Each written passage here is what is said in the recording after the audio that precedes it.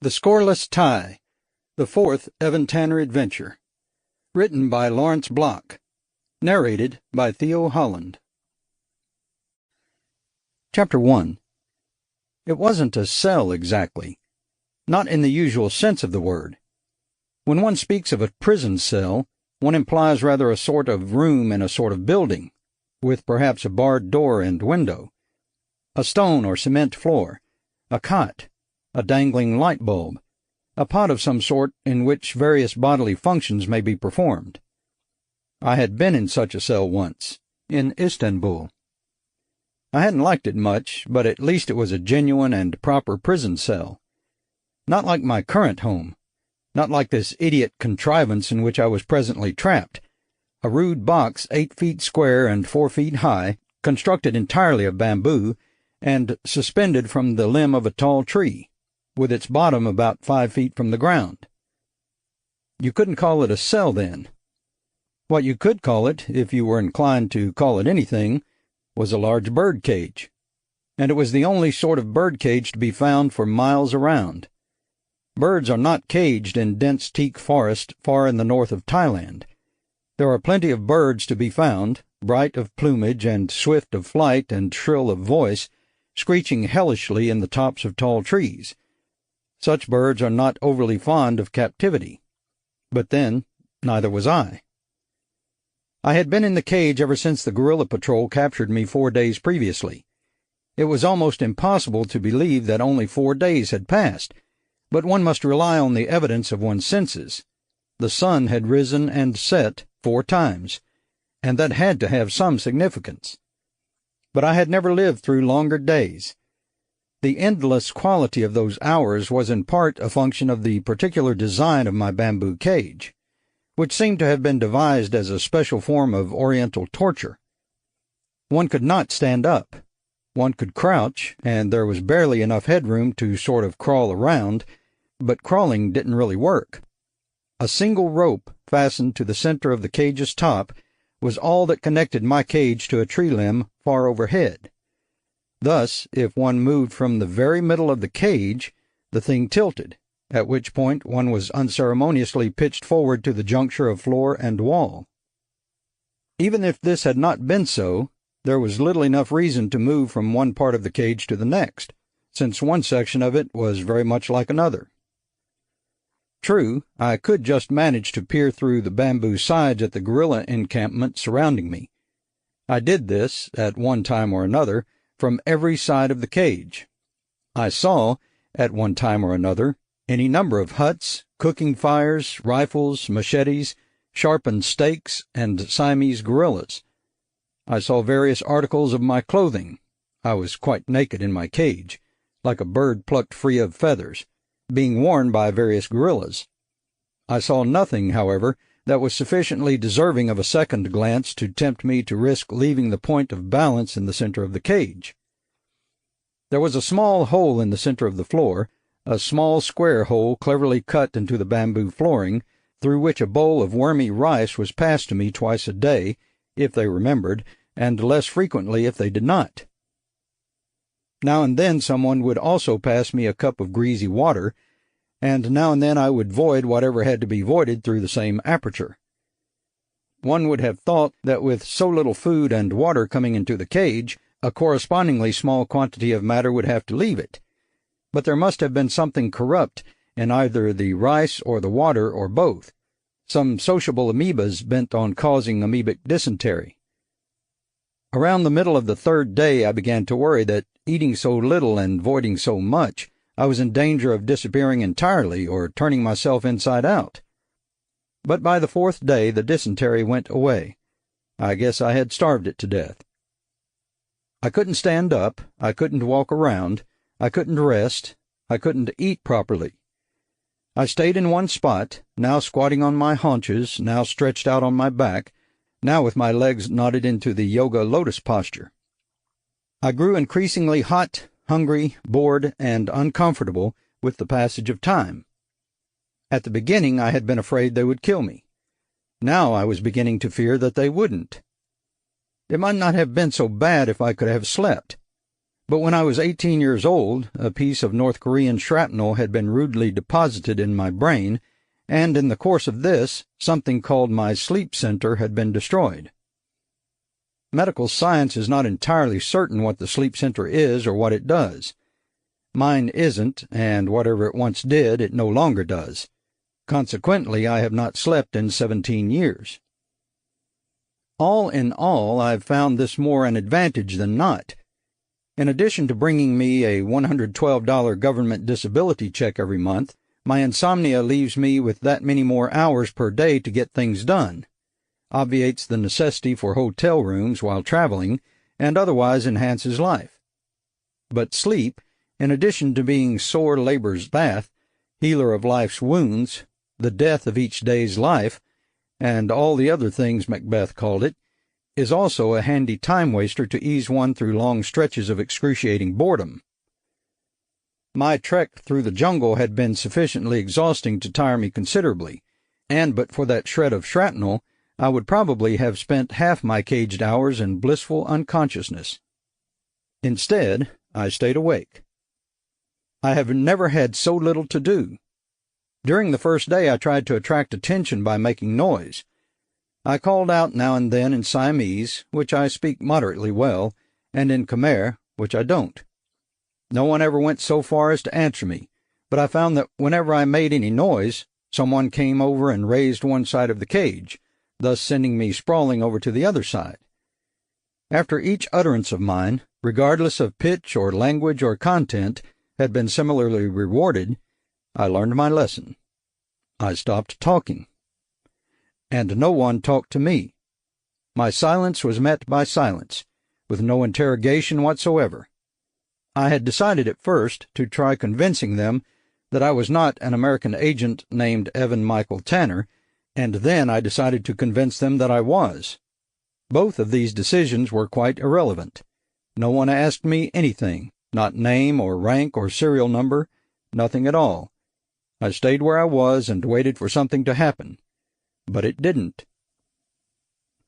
I don't know what I was waiting for anyway. Divine intercession, perhaps.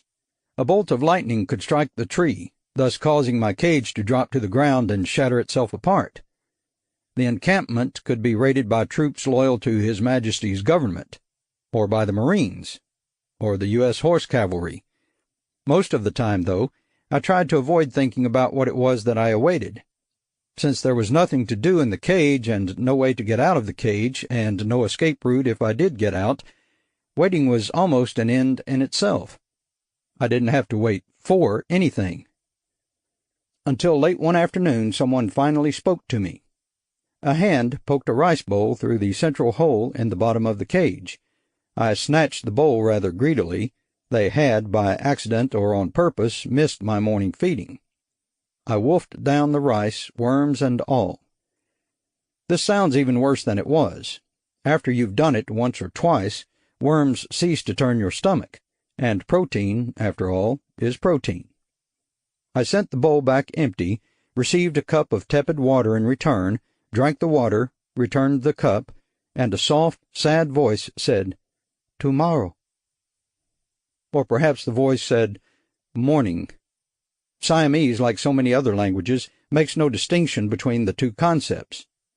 Whether my friend meant tomorrow generally or tomorrow morning in particular was indeterminable from the single word spoken. So I said, "Tomorrow or morning?"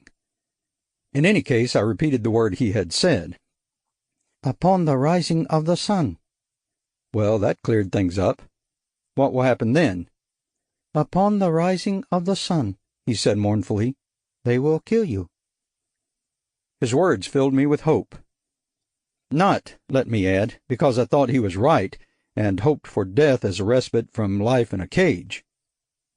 Uncomfortable as my bamboo home might be, the alternative he proposed seemed even less desirable. The cause for hope stemmed not from the information I had received, but from the way the message had been couched. It was not what he said, but how he said it. Consider, not "we will kill you," but "they will kill you," thus implicitly disassociating himself from any personal involvement in the act, either active or passive. and his tone of voice accentuated this.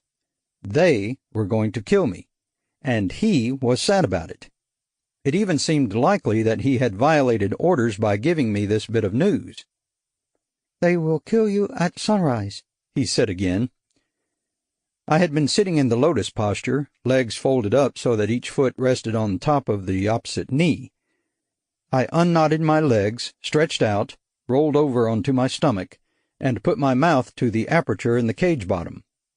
The cage tilted slightly, but I remained fairly well balanced, physically if not emotionally, and I was able to see my informant clearly in the twilight. He was in his late teens, short and slender, with neatly cropped glossy black hair, and the clean, doll-like features prevalent throughout that part of the world. "There was talk of getting you a woman," he went on mournfully. "Usually, when a man is condemned to die, he is first given a woman. It is the custom. Formerly it was done only for men who had fathered no children of their own, so that they might have a final opportunity to perpetuate their seed. But then it was said that no man can ever be certain that he has sired children, and so it was decided that every condemned man should spend the night before his execution with a woman." Imminent death is supposed to have an aphrodisiacal effect. It certainly didn't this time. I didn't want a woman. I didn't even want a good meal or a glass of whiskey. All I really wanted was to get the hell out of the cage. "But," he continued, "there will not be a woman for you. It was decided that you are a capitalist imperialist dog and a white devil, and that your seed must not be mingled with the love juices of our women. It is what they have decided." They again. I started to say how good it was of him to tell me, but he was not interested in such pap. He had more important things on his mind, and I was in every sense a captive audience. "I have never had a woman," he said. "Never?" "Never in all my days. I have, however, spent many hours thinking about such a thing." "I can imagine." "I look at the women," he said dreamily. "I watch them walking, you know. The shapes of their bodies, the legs, the tilt of their heads, the tinkling sounds of their voices, like little brass bells. I think about them a great deal." He fell momentarily silent, perhaps to think about them some more. His brown eyes were very large, and beads of sweat formed on his smooth forehead. "There are times," he said suddenly, "when I can honestly think of nothing else." "And you have never had one?" "Never." I felt like the Playboy advisor. "Well, why don't you, go and get one?" "How?" "Well—" "Women do not like me," he said, "and when I am near one of them, I become nervous, my hands sweat, and my mouth goes dry, a dryness in the back of my mouth and in my throat, and words die in my mouth like fish flapping themselves to death upon the shore, and my knees turn to water, and my head spins." He certainly had a problem. Under less restricted circumstances, I probably would have been a good deal more sympathetic. But I, too, had a problem, and mine had a temporal urgency his did not share. Another few hours of celibacy would not kill him, while a few more hours in my bird cage would resolve itself in hanging or decapitation or whatever sort of fun and games was on tomorrow's agenda. "I suppose you have had women?" "Oh," I said, yes, I have." And so I had, and it was the possession of one such, Tuppence Ngawa by name, that had brought me to Thailand in the first place. "Many women?" "Not too many." "What are they like?" "Better than ham." "Pardon me?" "Never mind," I said. It was a reference to an old joke about a priest and a rabbi, a joke that couldn't make much sense to a Thai. Besides, it was a diversion. The main thing now was to find a way to escape, and the only hope was this unhappy virgin, and, of course. "There is nothing on earth to match the embrace of a woman," I said. "I am not without extensive experience in such matters, and I can tell you that no other sensation is its equivalent." The soft, sweet texture of female flesh, of breasts and legs, of hungry lips and tender doe-like eyes, the taste of a woman, the subtle but pungent aroma of a woman. I went on in this vein for quite a while. It had the desired effect. The poor clown had a fairly short fuse to begin with, and this was sheer agony for him. "Stop," he said at last. "Please stop." "It is unfair that you have never known such joy. If only I were free, I would do something about it." "You would?" "Of course, my friend." "But what would you do?" "I would help you find a woman." "You could do this?" "With ease and with pleasure." He hesitated for a moment. "It is a trick," he said suddenly. "It is a capitalist imperialist trick. A trick." And he went away. I slapped a mosquito and said something obscene in Siamese. At sunrise they were going to kill me. I didn't know how and I didn't know why, but it hardly mattered. I had to get away, and they were not going to let me get away, and my little virginal friend had decided that he did not trust me. I hadn't slept in 17 years, and tomorrow I would go to sleep and I would never wake up. I could barely remember what sleep was like, but the way I remembered it, the best part of it was waking up refreshed, and that was a part I couldn't look forward to. They were going to put me to sleep, and that would be the end of it. "You would really get me a woman?" He had returned. It was darker now, and his voice was more urgent now, and I could guess what he had been spending his time thinking about. Capitalist imperialist trick or no, I was his one chance, just as he was mine. Alliances have been forged upon less than that.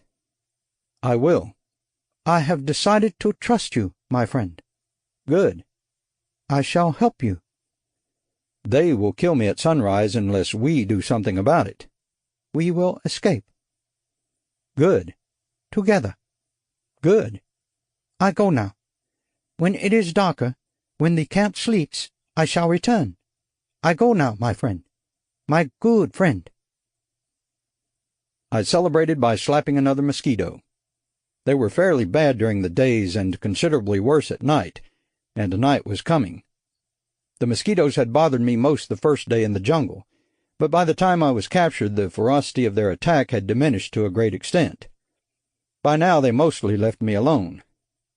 What with my diet and my dysentery and the raids of earlier mosquitoes, I must have been running out of blood.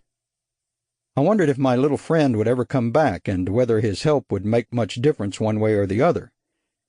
The cage could only be opened by lowering it to the ground, which in turn could not be done without making a hell of a racket and waking the entire camp. Furthermore, sentries stayed awake the entire night, so that even if I escaped from the cage, I would probably be caught trying to sneak out of the camp. And if I wasn't caught, I would have a whole jungle to walk through. I wondered if the Land Rover still worked. It had been at about the end of its tether anyway. The path that had brought me the last little bit of the way to the guerrilla encampment was barely wide enough to admit the car, and was so overgrown in spots that a less rugged vehicle would have given up miles earlier. So even if the Land Rover were still operable, which was doubtful, I couldn't count on it to take me anywhere. Was there anything of value in the car? Nothing much, really. The extra clothing I had brought would have been appropriated by the guerrillas, just as they had taken what I was wearing. They probably would have left the butterfly collecting equipment alone. The spreading board, the killing jar, the butterfly net, all the little accoutrements designed to cover my presence in the jungles and rubber plantations of Thailand, and all quite wasted now.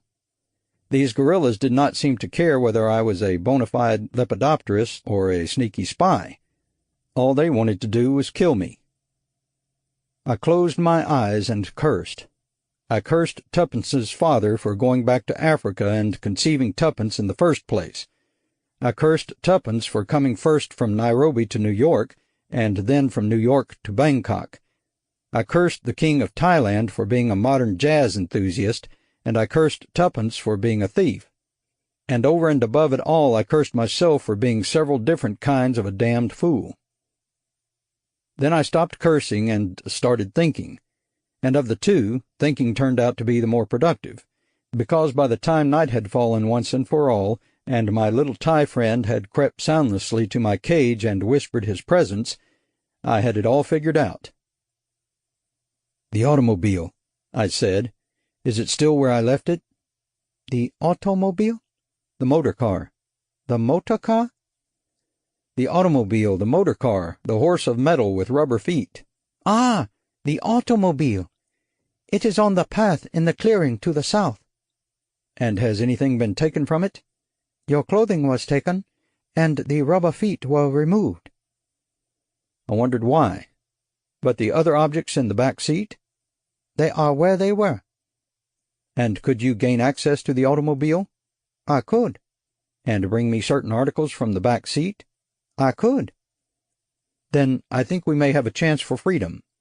You will have many tasks to perform between now and the rising of the sun, but if you work very hard and if luck is with us, I think there is a fair chance that we may succeed."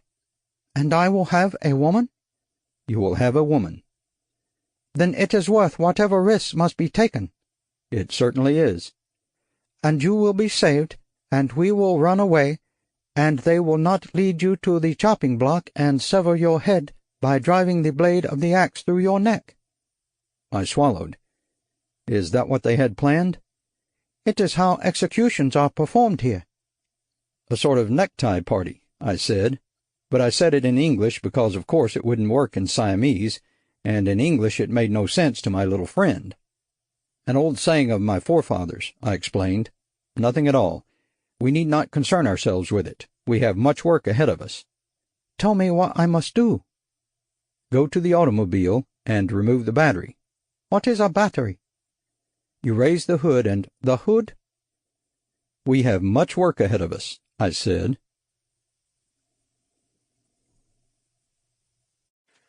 Chapter 2. My first meeting with Miss Stepani Ngawa took place at a Paul meeting held on a rainy Thursday night in a storefront church on Lenox Avenue at 138th Street. I lived several blocks and a few light years away on 107th Street, near Broadway, and so I walked to the meeting through the cold, impartial rain, which fell alike on black and white, and through the cries of "Hey, Whitey," and "What you doing up here, Mr. Charlie?" Paul is the Pan-African Unity League, and what I was doing up there, Mr. Charlie, was going to a meeting of it. The climate at the meeting itself was drier and warmer in every respect. There was a brief report on the slaughter of Igbos in Nigeria, a somewhat more extended lecture on conditions in the Congo, and finally, a report by Miss Ngawa on social and economic progress in Kenya. When the meeting ended, she and I went out for coffee. We had an immediate common bond. I was the only Caucasian at the meeting, and she was the only African. All the others in attendance were American Negroes. "The back to Africa bit," she said. "Bwana and Semba and the bloody drums in the bloody jungle. She it, baby. Like it is all something else, you dig?" As a man is, so does he speak. Tuppence, being a highly unorthodox combination of things, spoke an English all her own. She was the only child of a Kenyan mother and an American father. Her father, one Willie Jackson, had been a follower of Marcus Garvey and an African nationalist. The army sent him to North Africa during the Second World War, where he rather promptly deserted and headed south. He changed his name to Willie Ngawa, married Tuppence's mother, and conceived Tuppence. Later, during the Mau Mau uprising, Willie Ngawa was sentenced to death for miscegenation. Like most American Negroes, he had a certain amount of Caucasian blood in his veins and arteries and capillaries. Thus, an extremist wing of the Mau Mau felt that it was criminal for him to marry a full-blooded negress.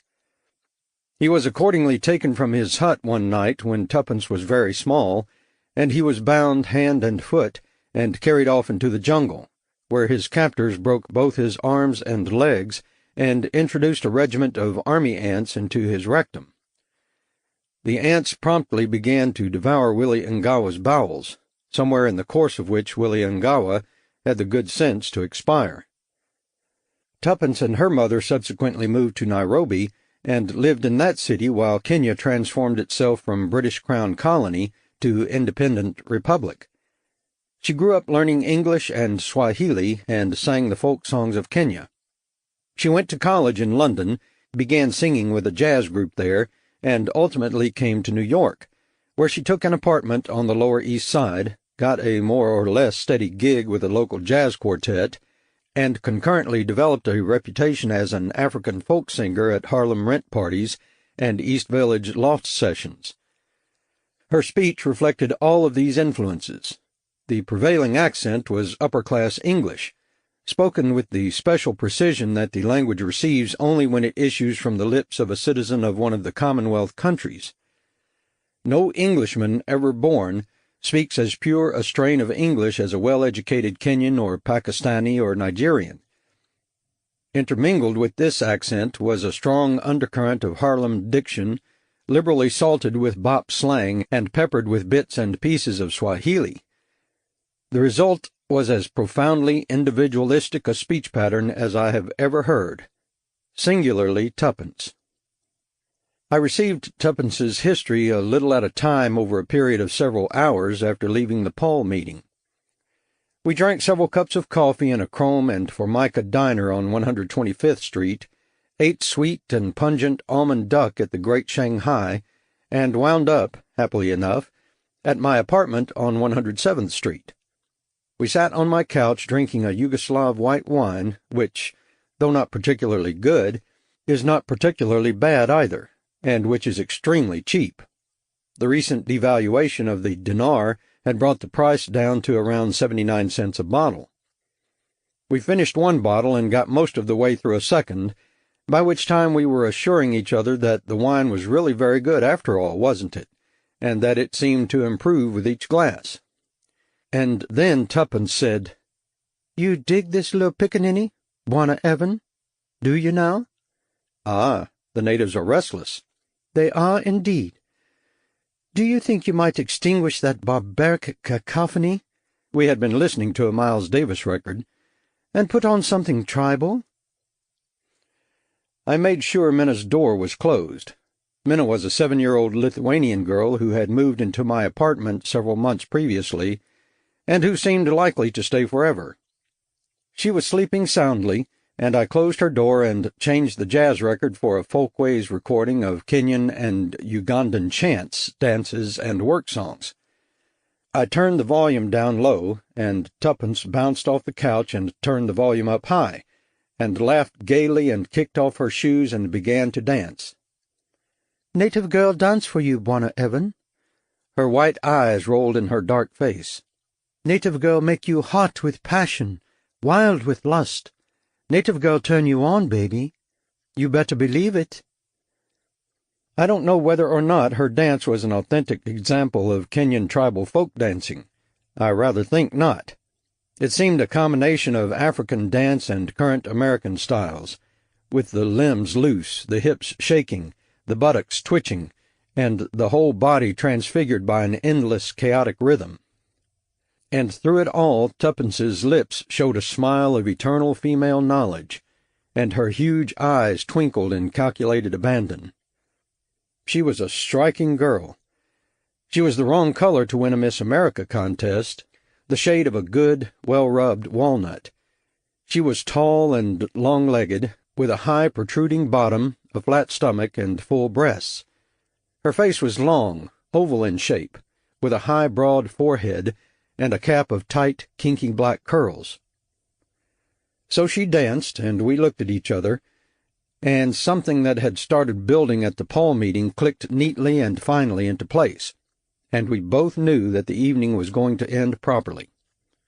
Because the special magic was there. It is not often present, and without it there is really no reason on earth why a man and a woman should bother having anything to do with one another. But when it is there, it is a very welcome thing indeed. It was there now, for both of us, and we both knew it, and we both seemed happy. "This step shows that the villagers are rejoicing that the Great Father has sent down rain." "The record jacket says it's a war chant." "You may believe what you wish, Bwana. "You're a fraud, Tuppence." The record went on, and Tuppence went on dancing, and I moved around the room turning off lights until only the shallow glow of one small lamp illuminated the room. My couch is one of those clever contrivances that turns into a bed when the occasion demands it. The occasion demanded it, so I pulled the proper levers and effected the desired metamorphosis. Then Miss Stepani Ngawa changed the leitmotif of the dance slightly, incorporating within the structure of basic African tribal rhythms certain dance patterns generally associated in times past with Union City, New Jersey, which is to say that she took off all her clothes. Bwana approve? Bwana approve. Ah, what Bwana doing? Bwana going to integrate you, I said. Oh, wow. Her skin was black velvet. I stroked her, and she purred. We are about to miscegenate, I explained. Oh, groovy, she said. Oh, like, wow. Bwana sure do know how to miscegenate. Ooh. Minna was particularly regal the next morning. She comes by it honestly, being the sole living descendant of Mindaugas, the last and only king of independent Lithuania. Mindaugas shuffled off this mortal coil some 7 centuries ago, and with Lithuania incorporated in the Union of Soviet Socialist Republics, there is no overwhelming demand for Lithuanian queens. When I first found her in Lithuania, Minna was being kept in a cheerless basement room by a pair of old maids who calmly awaited the restoration of the monarchy. I smuggled her home with me, and since then she's been queening it in my apartment. She refuses to go to school, turns aside all thoughts of placing her in a foster home, chatters now and then in Lithuanian or New York English or Puerto Rican Spanish, and is generally fun to have around. I'm glad you're going to live with us, she told Tuppence gravely. Evan says that a child needs both a mother and a father. Can you cook? Not very well. I suppose you can learn, though. Where are you from? Kenya. That's in Africa, Minna said. I learned that from Evan's books. He has thousands of books, and he said I can read as many as I want. I learn a lot of things from them, more than I would learn in school. Mikey says that school is a crock of shit, but I'm not supposed to say that. Mikey lives downstairs. I don't have to go to school. You'll start school in the fall, I said. She ignored me. This is a good place to live, she told Tuppence.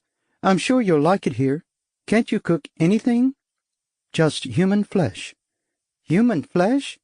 That's all we eat in Africa. Human flesh. I think, Minna said carefully, that you're putting me on. Tuppence laughed. Central Park is only a few blocks from here, Minna went on. There's a zoo there, but you can't go by yourself. It's not allowed. It's a children's zoo, you see, and adults are not allowed. Oh. They can only go, she said, if they are accompanied by a child. If you'd like, Tuppence, I could accompany you. I mean, I've been to the zoo before, of course, but since you can't go without a child, I would be willing to accompany you. Why, that's very sweet of you, Minna. Just let me comb my hair. Minna's hair is long and blonde and very fine, and has a tendency to snarl. I wish my hair were like yours. I bet you never have to comb it, do you? Never. You're lucky, Minna said. You're nice. I'm glad you're going to live with us. She smiled at me. I'll be back soon, Evan. I have to take Tuppence to the zoo. Tuppence did not live with us, of course. She had an apartment of her own and a job of her own and a life of her own, and we both felt it would be best to keep it that way. Her quartet got a 3-week engagement at a downtown club, and sometimes I would pick her up after work and bring her back to 107th Street, and sometimes she would drop up during the day, generally getting trapped into taking Minna to the zoo.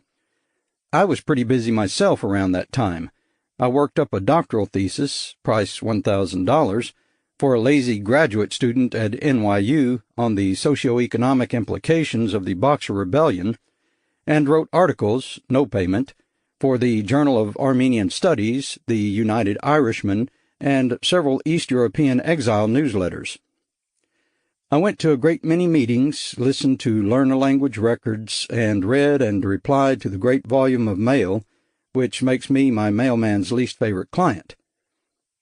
I sent money to Greece to be smuggled into Yugoslavian Macedonia for my son, Todor. I received a coded newsletter from a friend in Bulgaria, decoded it, and had it mimeographed for dissemination to Bulgar exiles in the States.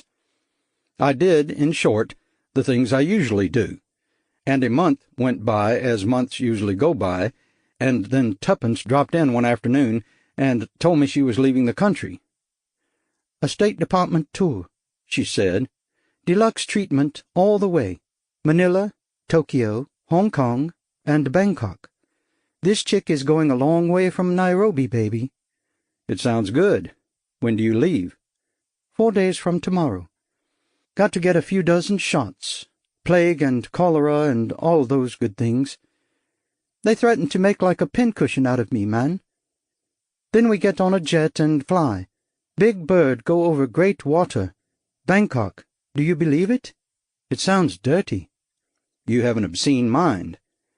"I'm hip, and don't you love it? We're supposed to have a command performance for the King of Thailand. The word is that he's a swinger. He plays the clarinet or some such. Can you feature the king himself sitting in and wailing, and this little girl vocalizing? A long, long way from Nairobi. Wow." She sat down, then hopped up again, and did a fast two-step. "This State Department cat mentioned something about going to Vietnam to entertain the troops, and Jimmy wanted to know which side. He said he'd rather entertain the Viet Cong.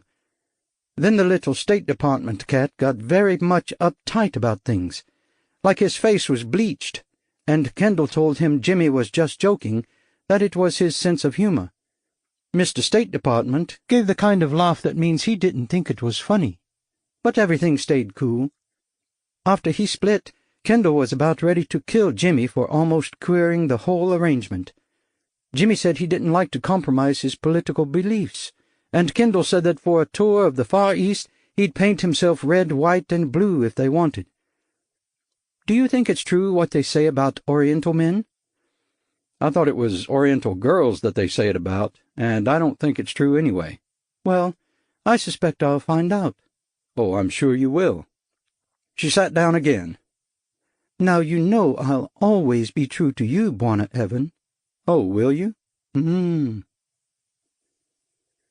I saw her plane off at Kennedy Airport. There was a postcard from Manila, another from Tokyo, and a third from Hong Kong.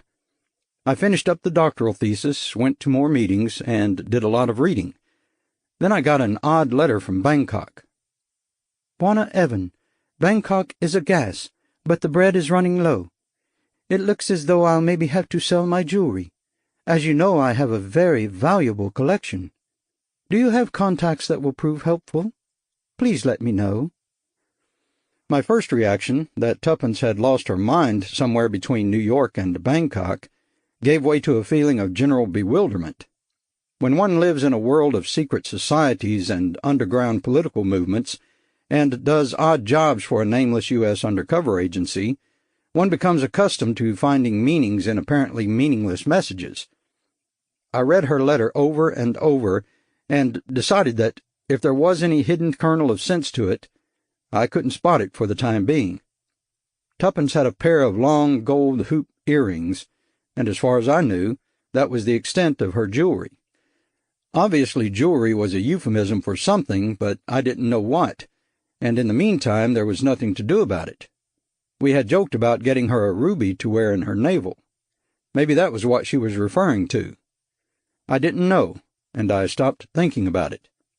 Until 2 days later, the Times ran a story on page 5 that stated that the Royal Gem Collection of Thailand had been stolen in its entirety, that the thief or thieves had made good their escape, that it may or may not have been an inside job, and that preliminary estimates placed the value of the gems in excess of $250,000.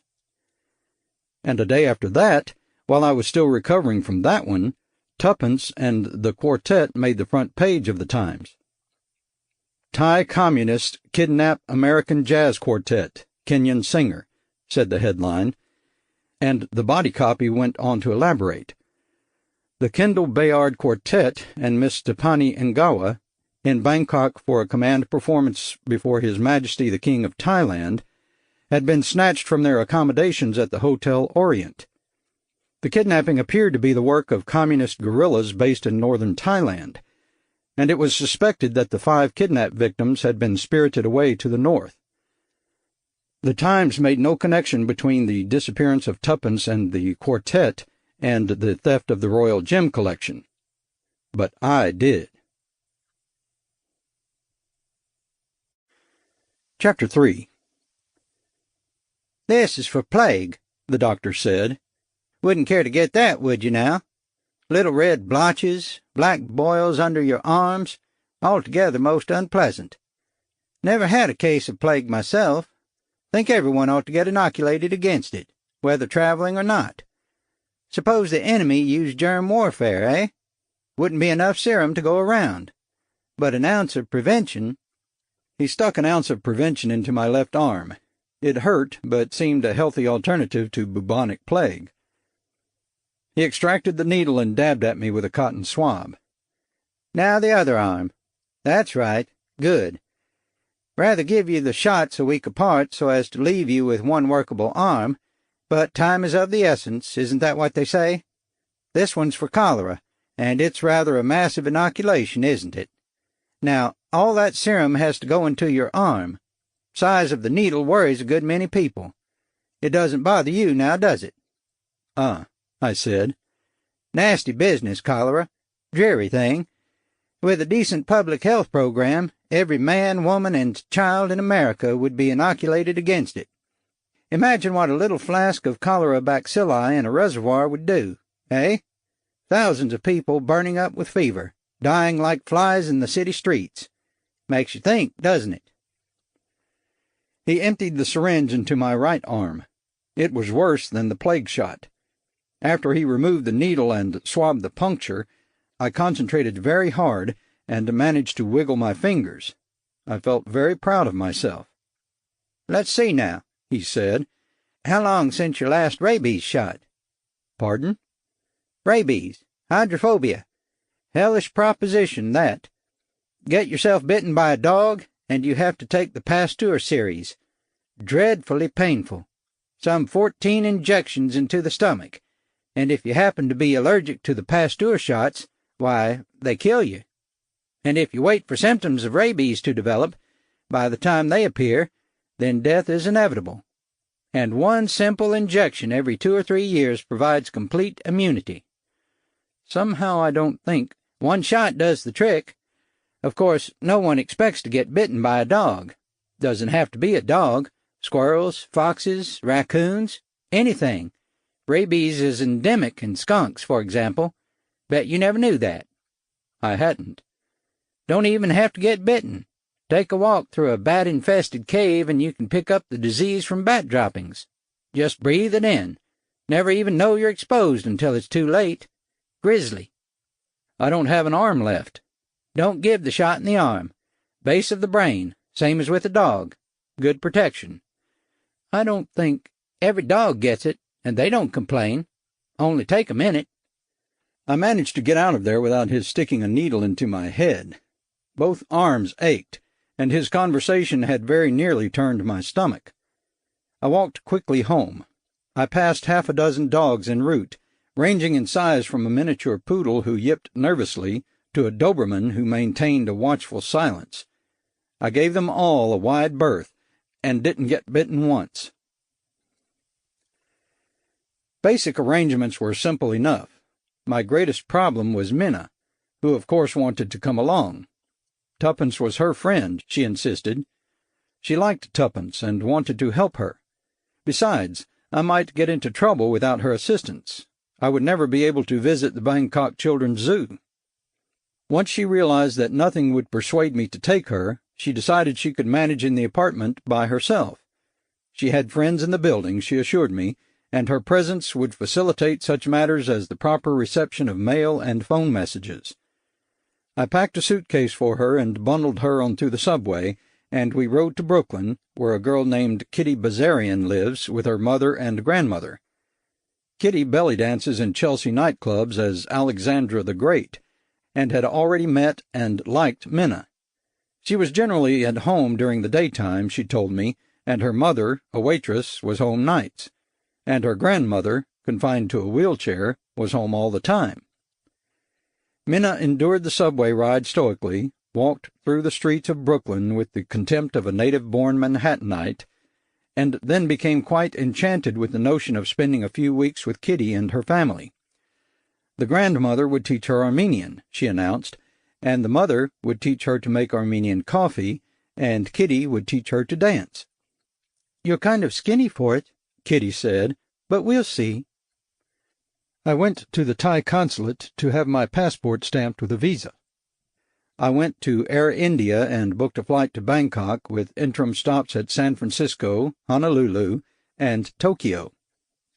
At Deek & Company on Times Square, I turned some American money into Siamese bahts. The baht was holding firm at 4.78 U.S. cents, the clerk told me. On West 45th Street, I visited a rare coin dealer and bought a couple $100 worth of common gold coins, mostly British sovereigns. The baht is a relatively stable currency, and the American dollar is highly desirable, but gold is good anywhere, at any time. And Bangkok is a center for the illicit trade in precious metals. Gold or silver may be exchanged there for anything: teenage concubines, opium, guns, anything. At my apartment, I tucked the cash into a flat nylon money belt and fastened it around my waist beneath my clothing. The gold pieces, 22 of them, fit into the casing of a flashlight battery with just a little room left. I added cotton to fill and put the battery back in the flashlight. I was packing the flashlight and a variety of other things in a pair of suitcases when the phone rang. I answered it, and a girl with a French or Belgian accent wanted to know if I was the Blue Star Hand Laundry. I said I wasn't, and the girl said she simply had to get in touch with the Blue Star Hand Laundry, and hung up. At the beginning, when the chief first started using me for unusual assignments, I often failed to get the point of odd calls like that. My natural impulse, when some clown gets a wrong number, is to hang up, sometimes with a friendly word, sometimes with a curse. The chief, I don't know his name or exactly what he does, but he seems to think I work for him, and now and then I do. The chief, at any rate, is indefatigable. He knows that the CIA taps my phone and the FBI reads my mail, or else it's the other way around, so he sends me cryptic messages that may or may not fool the CIA and the FBI, but almost always fool me. Once an operative of his had to hand me a gum wrapper twice before I actually read the little message on it instead of flipping it into the litter basket. This time, though, I understood immediately. I picked up the Manhattan Yellow Pages and looked up laundries and found a listing for the Blue Star Hand Laundry at 666 Fifth Avenue. Since it seemed unlikely that some mad Chinaman would open a laundry, hand or otherwise, in the Tishman building, I guessed that the Blue Star was a telephone front for the chief's organization, whatever it might be. So I closed the Yellow Pages and went on packing. There was no point in answering him. He would probably want to send me sneaking off to Poland or Hungary on some unpleasant task, and I couldn't because I had to go to Siam. I didn't want to try telling him why I had to go to Siam. I didn't want to tell him anything at all. I wanted to wait for the 56 hours before I could board my Air India flight, and then, as unobtrusively as possible, I wanted to fly to Bangkok. I finished packing. The phone rang again, and it was the same woman, but this time she had an Italian accent. Sometimes the chief has all the subtlety of a pneumatic hammer. I said, "No, damn it, you have the wrong number," and added a string of curses in Italian, which I rather hoped she understood. I banged the phone down, and when it rang again 20 minutes later, I let it ring. I stayed in the apartment for 4 hours, and the silly phone went on ringing intermittently. I found that it took a startling amount of willpower to ignore a ringing telephone. This should not be so. The simple fact that some dolt possesses one's phone number and a dime should not compel one to answer the thing. But we are all of us brothers of Pavlov's dogs, quick to respond to that bell, with feet and hands if not with saliva. Held captive, too, by the idiot notion that the call might be something important. After 4 hours I couldn't stand it any more. I left the apartment and went out for a walk. Some nut followed me. I may have been followed before, but this was the first time I ever realized it. When I left the building, there was a short, dumpy, middle-aged fellow on the other side of the street. He was watching some of the neighborhood kids play stickball. I walked uptown on Broadway and stopped for coffee at a Nedick's, and I saw him again, studying ties in a store window. I didn't really pay much attention to him. I doubled back to the apartment to pick up a book I'd been reading on nationalism in the Far East, and when I came out, there he was back at his first post, watching the stickball game. When I saw him for the third time, I decided that it was an odd coincidence, and I kept an eye out for him from then on. He wasn't very good. After that, every time I turned around, there he was. I wondered to whom he belonged. If he was from the CIA or something like that, I could let him follow me forever, and it wouldn't much matter. If he was one of the chief's men, and this seemed more likely, then sooner or later he would make contact. That was the last thing I wanted. I could always lose him, I thought, but I would have to do so in innocent and casual fashion, or the chief would wonder why I was ducking him. I used the subway, slipping through the door at 59th Street at the last moment, as if I had almost forgotten my stop. It was a nice try, but my man had been standing near another door and just made it out in time. I went upstairs and jumped in a cab, and he caught another cab and stayed right behind me. That there should be 2 empty cabs on hand at that hour struck me as a piece of particularly bad luck. I let my cabbie take me down to the village. The other cab followed close behind.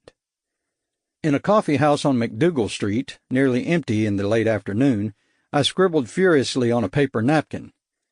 He came in right on my heels, caught my eye, winked. He had to be one of the chief's men, I decided, and he was ready to make contact. He took a table near mine. I stood up, walked past his table, dropped the napkin in front of him, and kept going to the lavatory. The writing on the napkin said, "There's someone following both of us. I'm going to skip. Cover me." I glanced back at him. He winked at me again, crumpled the paper napkin, and turned a wary eye on the doorway. He would stay there like a faithful guard dog until I dropped his leash. Now, I thought, it would be simple. I had invented a fairly plausible reason for my own departure. I wasn't ducking out on him, but on someone else. I locked myself in the John. The window opened out onto an alleyway that cut across to Minetta Lane. All I had to do was climb through it. I spent 5 minutes struggling with that window. I don't think it had ever been opened since they built the building. They certainly hadn't done so when they painted the last time, or since then, because the damned thing had been painted shut. When someone began knocking impatiently on the John door, I gave up and went back to my table. My shadow was where I had left him. He said in a whisper, "The chief." "No time," I said. "Come on, cover me." I left, and he walked beside me. We headed south toward Bleecker. He looked around, then spoke to me out of the corner of his mouth. He said, "Who's on our tail?" There were 2 boys in field jackets a few paces behind us. Near them was a long-haired girl carrying a guitar. Behind her, a young executive type with attaché case. "The one with the briefcase," I said. "I didn't notice him before." "Surprising. He was on me while you were watching the kids playing stickball." "Never even spotted him," he whispered. "You go ahead, Tanner. I'll take him out." I kept walking. My erstwhile tail slipped into the shadows of a doorway, let the 2 beat types and the guitarist pass him, then moved out just in time to get a foot in front of the young executive, who promptly dropped the attaché case and sprawled on top of it. "Clumsy bastard," said my tail. The executive apologized, and my man roared, "Watch what you say about my mother, fella," and hit him in the side of the jaw, and I ducked around the corner on Bleecker and caught another taxi. I spent the rest of my waiting time with Ramon and Felicidad Abrillo. Ramon is an old-line syndicalist who left Spain after the Civil War and who occasionally boarded Spanish anarchists and Trotskyists who were in the States illegally. He let me spend the next 2 days in his apartment, and he sent his nephew Felipe to fetch my bags from my place.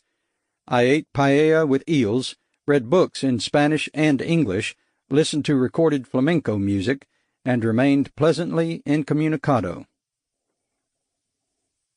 My flight was scheduled to leave Kennedy Airport at 11:35 Thursday night. I took a taxi to the airport and checked my bags at the Air India flight desk. On my way to the passengers' lounge, a fat man with a wide striped tie collided with me. I said, "Sorry," and he said, "Go to the men's room, Tanner." I looked at my watch. My flight would be boarding in 20 minutes. I could brazen it out, go to the lounge, and try to get to my plane before they bothered me any more. Or would the chief have the plane stopped? It was possible. Anything was possible. But I really didn't want to talk to him. I headed on toward the flight lounge, and as I approached the desk, I reached into my breast pocket for my ticket, and it wasn't there. Beautiful. So I went to the men's room. The chief was there, washing his pudgy hands at the sink. As usual, he was wearing an expensively tailored suit that did not fit well on his plump frame. He smiled broadly at me, then began drying his hands with one of those machines that blows hot, moist air at one. "We're quite alone," he said. "We may talk." Anyone could walk in. "Not at all. One of the lads will hang an out-of-order sign on the door. There's your ticket, by the way." He nodded at it, and I went over and collected it from the shelf over the sink. He said, "You led us a chase, Tanner. Bangkok, eh? What's in Bangkok?" "It's just a personal trip." He chuckled. "Oh, come now, Tanner," he said. "I know you better than that. Why didn't you make contact?" "I was being followed. I didn't want to risk it." "You could have given us a call, you know." He was still drying his hands. Those machines never work particularly well and occasionally don't work at all. But the places that provide them often don't have towels, so one has no choice. He kept rubbing his hands together in the air spray. Finally, he gave up and wiped them on his pants. "All I wanted to know," he said peevishly, "is why you're going to Bangkok. It's not as though I had some other place to send you. Things are rather quiet at the moment, as a matter of fact. But when one of my boys heads for Southeast Asia, I do like to know about it." "Well, I like to encourage individual initiative, Tanner. You know that. My men don't type up reports. They don't have to clear it with me before they clean their fingernails. Nothing of the sort. I never tell a man how to do something. I rarely ask how it was done." "I know." "But Bangkok is a forbidding place, you know, and while my men are on their own, sometimes it's possible for one to give another a hand. Why are you going to Thailand?" "I have a few contacts there." "I'm not surprised. You appear to have contacts everywhere. Go on." "You know, of course, that Bangkok is a center of the narcotics trade. Raw opium from Red China is processed there into morphine and heroin. I understand that something like 40% of the illicit heroin supply passes through Thailand." "I didn't realize it was that much." "Neither did I, but it seemed like a good working figure. Some people I know, friends actually, have been exploring the possibilities of launching a large-scale opium operation in one of the new African states." "Refining it?" "The whole operation, growing it and processing it." I glanced at him, and he seemed very interested. I was encouraged. "They need connections with purchasers, of course, and they need details on processing and distribution, all of that. Of course, the opium trade is very important economically to Peking. If the Chinese growers suddenly found themselves operating in a competitive market—" "Interesting," he said. "I don't suppose much will really come of it. Nothing, I thought, could possibly come of it. But it seemed worth the trip. As I said, I know a few people in Bangkok. I can get a certain amount of access to some peripheral figures in the opium market. But I don't want anyone to know the purpose of the trip." "Of course not. You'll have a good many hostile forces to contend with, won't you? The Chinese, the Thai refiners, just about everyone connected with the Bangkok operation." He thought for a moment. "Well, you'll need a cover. Bangkok swarms with agents these days. Half the town spies for the CIA and the other half spies on it. Let me see now. The agency will have to know about you, but no, they'll be on to you at once anyway. Best if they have advance information. We'll leak it to them that you're connected with a pilot study of guerrilla activity in Thailand. How does that sound? We're thinking of increasing the U.S. military commitment to Thailand, and you're being sent there to determine how acute the situation is. They've been doing the same thing, of course, and they'll think you're being sent to determine the accuracy of their reports. They'll never guess your major interest is opium." He lit a cigarette. "Of course, this is just the sort of operation the agency would like to take over for its very own, and you can imagine what they would do with it. If it ever got out that agents of the U.S. government were helping to establish a narcotics industry in Africa, it would be hell, and the agency just can't seem to do anything without splashing it all across the world press. I can see why you've emphasized secrecy. Which new African state, by the way?" "I'm not certain." "You don't even want to tell me, eh?" He chuckled. "Probably not a bad idea. You'd better go now. They'll be calling your flight any moment. Incidentally, you got our man in a bit of a jam. That fellow he tackled wasn't following you at all." "Oh? I could have sworn." "And his attaché case spilled open in the ruckus, and it turned out that it was filled with obscene photographs. The police arrested the fellow, and our lad has to be a witness at the trial. He's been planning a little trip south of the border, and now this. Just an inconvenience, but it shows the way things can go awry for the oddest reasons." He checked his watch. "Better get on that plane," he said. "I'll just duck in here for a moment." And he locked himself into one of the toilet stalls so that no one would see him when I opened the door. I boarded my plane with a few minutes to spare. A doe-eyed stewardess with a half-moon on her forehead bowed me to my seat. The takeoff was reassuringly uneventful. I leaned back in my seat and thought about the cover story I had invented for the chief and the cover story he in turn had devised for the CIA. Opium and guerrillas. Mine seemed even less plausible than his, but it was close. But consider reality. I was rushing in, a little higher than the fools, a little lower than the angels, to liberate Siamese jewels and a Kenyan jazz singer. I wasn't at all certain that the jewels and the jazz singer were together or where either of them might be found. Nor did I know just what I would do with the jewels when I found them. I had a fair idea what I'd do with tuppence. The passengers on either side of me fell asleep. I didn't, and envied them. The plane flew with monotonous efficiency. I thought of all the things that might go wrong, and the more I thought, the more things occurred to me.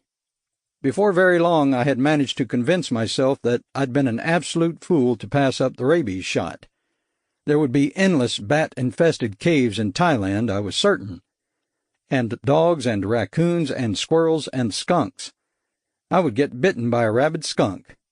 Alone in Thailand, stranded, no jewels, no tuppence, no Pasteur shots, and cornered by a rabid skunk.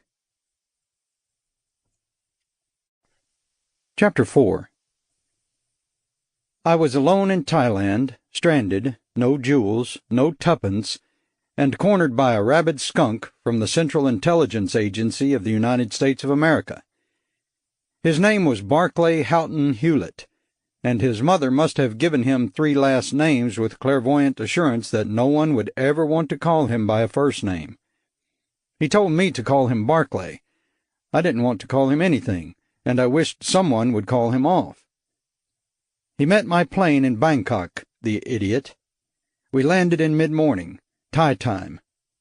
I had been too long in the air and had seen the insides of too many airports to know what time it might be in New York or just how much of my life I had devoted to the process of getting from hither to yon. Somewhere along the way we had crossed the international date line, a concept I understood hazily in the abstract and not at all in the concrete.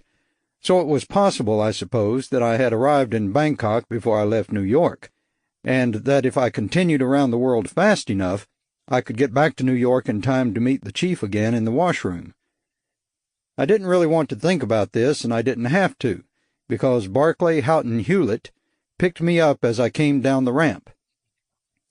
He spoke my last name and smiled, and spoke all three of his own names, followed by his organization's three initials, and told me to call him by his first name, and thrust out his hand, which I shook. A reflex, like answering telephones. "You'll want to stay at the Orient, of course. I've booked a room for you, took the liberty. Private bath, tub, and shower, fully air-conditioned, quite nicely furnished. 10th floor, so you'll have a splendid view. Give you some perspective on the situation here. Ha-ha." He was small and pink. He would have looked quite pink anywhere, and in Bangkok he glowed like a sore thumb. He told me that one of the boys would see to my bags, ha-ha, and I said that I would just as soon see to my own bags, ha-ha. "Oh, ho-ho, I guess you would. Top secret and all that, eh? You have the documents, ha-ha." They unloaded the airplane, and I collected my baggage and followed it through customs. A narrow, bespectacled Thai asked me to open my bags, and Barclay Houghton Hewlett began waving cards at him, dropping winks at him, and urging him to let me through directly. The customs man said he would have to clear this with a superior. People were beginning to pay far too much attention to us. Already, as a result of Barclay Houghton Hewlett's greeting, at least half the population of Bangkok knew who I was and what I was supposed to be doing there. Now the fool would only succeed in assuring them that I had something classified in my baggage, with the result that my room would be searched and something, no doubt, stolen. I opened the suitcases. The Thai, perhaps to save face, went through everything. There was not much beyond clothing and toilet articles. He picked up the flashlight and hefted it. "Damned silly," Hewlett said. "We could have avoided all this, Tanner. Hardly a royal welcome for you, ha-ha." The Thai unscrewed the back of the flashlight and poured the batteries into his hand. One dropped and bounced on the floor. I closed my eyes briefly. When I opened them, the Thai had recovered the battery from the floor and was replacing it and its fellow in the flashlight. He replaced the cap and flicked the switch. Predictably, nothing happened. "Must have put the damn thing in backwards," Hewlett said. "You fouled up the man's flashlight, son. If you're bent on wasting everyone's time, why not waste some of your own and repair the damage? I'm sure it functioned properly before you—" Barclay Houghton Hewlett. We got the suitcases repacked and left the customs shed without further incident. The taxi Hewlett had waiting was no longer waiting. We got another one, eventually, and proceeded directly to the Hotel Orient. The streets in the central part of the city were crowded, more with bicycles and pedestrians than with cars, and our taxi moved slowly and tentatively through the maze. I had never been to the Far East before. I could speak and understand the language, but I had never before heard it as a city's background music, humming around me as verbal white noise. Every city has its own music and its own smells, and I would have to get the feel of this one if I was to accomplish anything in it. I rolled down my window and looked and listened, and BHH of CIA did what he could to spoil it by supplying a running commentary. "Just to help you get your bearings locally, ha-ha." The Hotel Orient was steel and glass on the outside, nylon and plastic within. The entire staff and most of the guests spoke English. My room had a thick carpet, a huge bed, and an air-conditioning unit that had rendered it uncomfortably cold. I turned it off and opened the window, and Hewlett looked at me as though I had left my mind somewhere over the Pacific Ocean. While I unpacked my suitcases and put things away, Hewlett babbled. He was personally so pleased I had come. The situation in Thailand was crucial, no doubt about it. A good government, a good solid government, but one had to keep on one's toes, ha. Of course, the agency kept close tabs on everything. The agency liked to maintain a position of dominance in Thailand. This was Marlborough country, ha. Good, though, that I was coming around to dig up data and present an impartial report.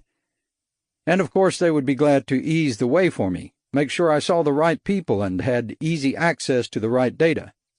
The correct data, that was to say, ha. There would be a car and a driver at my disposal, needless to say, and if I wanted appointments with any officials in the Thai government, why, I need only ask. And in fact, they had taken the liberty of arranging a luncheon with. I suddenly saw how I had been cast. I was the junketing congressman, out to have a good time and to get the big picture, and to be handled with kid gloves, and supervised to death. The cover that had been provided for me was grand protection. It fit me like a noose. I had been ostensibly dispatched to study a CIA operation and return with conclusions that would either confirm or conflict with their own, and the chances of their leaving me alone were about as good as the chance of Barclay Houghton Hewlett ending a sentence without a nervous little laugh. I had to get the clown off my back. "I've spent too much time on planes," I told him, cutting in between one ha and another. "I need a shower and a shave and a good 10 hours of sleep. Leave a number where I can reach you." I had evidently hit the right tone. He scampered. That was just what he did. He left his card and he started to say something but stopped, and then he scampered.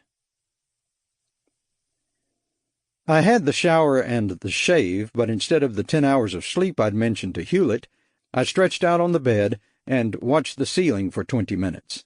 I needed a place to start, and Abel Vaudois seemed promising. He was a Swiss who divided his time between Bangkok and Macau, buying and selling almost anything. We had corresponded a few years earlier when I had written him on behalf of the Latvian army in exile to inquire into the possibility of running guns into the Baltic states. Vaudois had been very cooperative, and seemed delighted to know of the existence of the Latvian army in exile, an organization hitherto unknown to him. Since then we had exchanged perhaps half a dozen letters, and although I had serious doubts that we would ever launch a revolution in Latvia, I felt I could call on him for information. If anything valuable was stolen anywhere in the Orient, there was a fair chance that he would know something about it. I put on clean clothes and rode the elevator downstairs to the lobby. Hewlett was sitting on a lounge chair with the Far East edition of Time on his lap. I got back into the elevator and went back to my room. This, I thought, would never do. I called room service and asked for a bellhop, and a slim-hipped boy appeared shortly thereafter at my door. "A special favor," I said, and passed him some Siamese notes. He made them disappear. His smile was eloquent. "Gel?" he said hopefully. "Yon gel?" "Just a favor." In Siamese I explained that there was a gentleman in the lobby whom I rather wished to avoid. Was there, perhaps, a service entrance through which I might leave the hotel? There was, he told me. He would have to go to another room to pick up a breakfast tray, but if he might return in a moment, he would be pleased to lead me to the service entrance. He was back a few moments later. I followed him down the corridor to the freight elevator and rode downstairs along with a stack of folding chairs. The elevator wheezed and creaked. We went straight on down to the basement and made our way through a maze of packing cases and garbage cans into the underground parking area. At the foot of the ramp I handed my guide a few more bahts. His smile widened. I left him and climbed the ramp and stepped out in— This audiobook is free for you to enjoy. If you'd like to support me, please take just 1 minute to listen to this relaxing music. Thank you so much.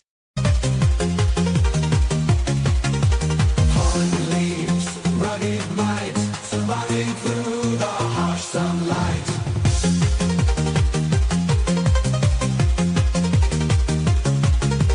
Cacti's God, firm and bold, weathering heat, stories told, coarse and stiff, life's embrace, leaves of strength, a resilient place.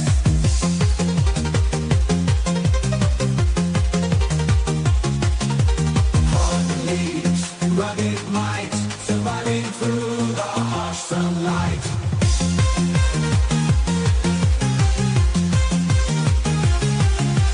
Rough and tough, he is born, leads endure, standing tall. To the sunlight. I turned left, walked half a block, and heard a familiar voice at my elbow. "I say there, Tanner. Couldn't sleep after all, eh? Luck running into you like this, ha-ha. Ready for lunch? Fine little place just around the corner. Nothing fancy, ha-ha. But they serve a fine businessman's lunch." My lunch consisted of a glass of unidentifiable fruit juice, a plate of excellent spiced beef and rice, a root vegetable that tasted a little like parsnips, and a dreary dish of caramel custard. My tea was jasmine-scented and very strong. I would have enjoyed the meal a good deal more if I had been alone. But Barclay Houghton Hewlett, ha-ha, was a constant reminder of the bellhop's perfidy. He was a perfect gentleman, never mentioning the fact that I had tried to dodge him. And he picked up the tab, which seemed no more than fair. I had spent more than the cost of the lunch on the treacherous bellhop. I wondered if the boy had been merely enterprising or whether he was a regular employee of the CIA. After lunch, wandering through the narrow streets of Bangkok with Hewlett, I began to get the feeling that half the town consisted of more or less regular employees of the agency. Hewlett went on pointing out drops and meeting places and fronts, a travel agency, a tabo shop, a cocktail lounge, a restaurant, all, he assured me, fully staffed by competent agency personnel. I'm not certain whether he was trying to reassure me of his outfit's competence in Thailand or to warn me of the impossibility of slipping my leash. Perhaps a little of both. Ha-ha. What really bothered me, though, was the great quantity of people who were watching us. An unusual number of natives and Westerners were taking a surreptitious interest in Barclay Houghton Hewlett and me. We were followed, studied, glanced at, appraised, and, I'm sure, photographed time and time again. It seemed highly unlikely that all of the watchbirds could be CIA people. There would be agents of other powers as well, French and British and Russian, and what BHH called Chi-Coms. And, given the sort of city Bangkok had become, there would be no end of freelance operatives and double agents and triple agents ad infinitum. In the middle of the afternoon I developed a convenient headache and had to return to the hotel. Hewlett, who would have made a dandy shepherd, escorted me to the Orient in a taxi. I called down for a bottle of scotch and some ice. The same bellhop brought my order, and he and I both pretended we had never met before. I tipped him not at all. If he had been my size, I would have taken the scotch bottle and clouted him over the head. I wouldn't have done this purely out of animosity, nor was it some gentlemanly restraint on my part that let his size protect him. But I could have used the bellhop's livery in my size. If they were going to keep a batch of men on me, some sort of disguise would help. A uniform provides the best sort of anonymity, but I would have had to lose many pounds and shrink many inches to fit into his. I sat around the room drinking until it was time for dinner. The hotel restaurant had a French chef who did a creditable job with coq au vin. I thought of going backstage to compliment him in person, buying his white coat and hat, and slipping out through the staff entrance. Instead, I went back to my room and put in a little more time with the whiskey bottle. Around 9:30 I left the hotel. Barclay Houghton Hewlett had departed, but there were at least 2 men on me, perhaps more. I wandered aimlessly around the downtown district, and a stiff-spined American and a slouching Thai both kept me under rather close observation. I was not sure whose side they were on. The question seemed academic. The night air was warm and damp, the sky clear. The keyed-up atmosphere of daytime Bangkok had yielded place to a gently throbbing aura of sweet decadence. The air did not actually smell of incense, but one felt that it ought to. Innocent doorways managed to convey the impression that opium dens lay within. I walked farther south and past bars filled with U.S. military personnel. American jazz blared forth from American jukeboxes. I went into a darkened nightclub on the Street of the Seven Sisters. The hostess who took me to my seat had her skirt slit almost to her waist. A waitress in sequined panties and halter brought a drink that was mostly water. The music was recorded, the stripper uninspired. I might as well have gone to Chicago. A girl came to my table. She was dark and slender, her eyes many years older than the rest of her face. She said, "You buy me a drink, soldier?" I nodded. The waitress appeared almost immediately, put the usual B-girl drink in front of my new friend, and took some of my money. The girl gulped her drink and put her hand on my leg. "I like you," she said. I found that difficult to believe. "You like me?" "Sure." "You want go upstairs? Very special place." "Well, do fuck with me." I looked around. My Siamese tail was at the bar, my American a few tables away. Both were being very careful not to look directly at me. I turned my eyes to the girl, who was giving some details of just how glorious it would be to accept her suggestion. She was a pretty thing, quite full in the breasts for such a slender girl, with skin of a warm golden brown. I wondered if there was a polite way to tell a girl that one did not want to do fuck with her. "I am sorry, my dear, but I was, wounded in the war." No, that wasn't quite right. "We go upstairs now?" "Fine," I said. I followed her between the tiny tables, around the side of the stage.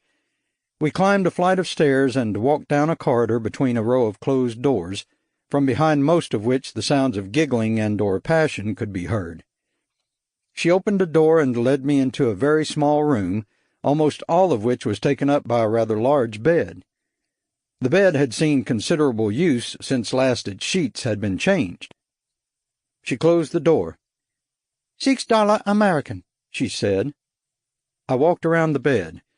The room was at the back of the building, and the window opened on a narrow air shaft. My tails would be waiting for me downstairs. They would stay where they were until the girl reappeared. Of course, there was always the chance that she was an agent for someone or other. But if I could get out the window— $6, honey, then fuck. I turned to her. She had taken off all her clothes, which is to say that she had removed her dress. She had a lovely little body. I took a $10 bill from my wallet. "You no have $6? I have to get change later." "Are you Siamese?" "I am Siamese, honey, but I am no twin." She said this with a hopeful smile that indicated she had no idea what it meant, but some soldier had taught her it was funny. In her own language I said, "There are men downstairs who would do evil to me. I must leave by this window. You may keep the entire $10. Remain in this room for some time after I have gone." She looked at me, then down at herself. "You speak Siamese," she said. "Yes." "You do not wish to make love with me? There is something wrong?" "I have to—" She put her hands on her breasts. "You want another girl? I will get another girl if you wish it.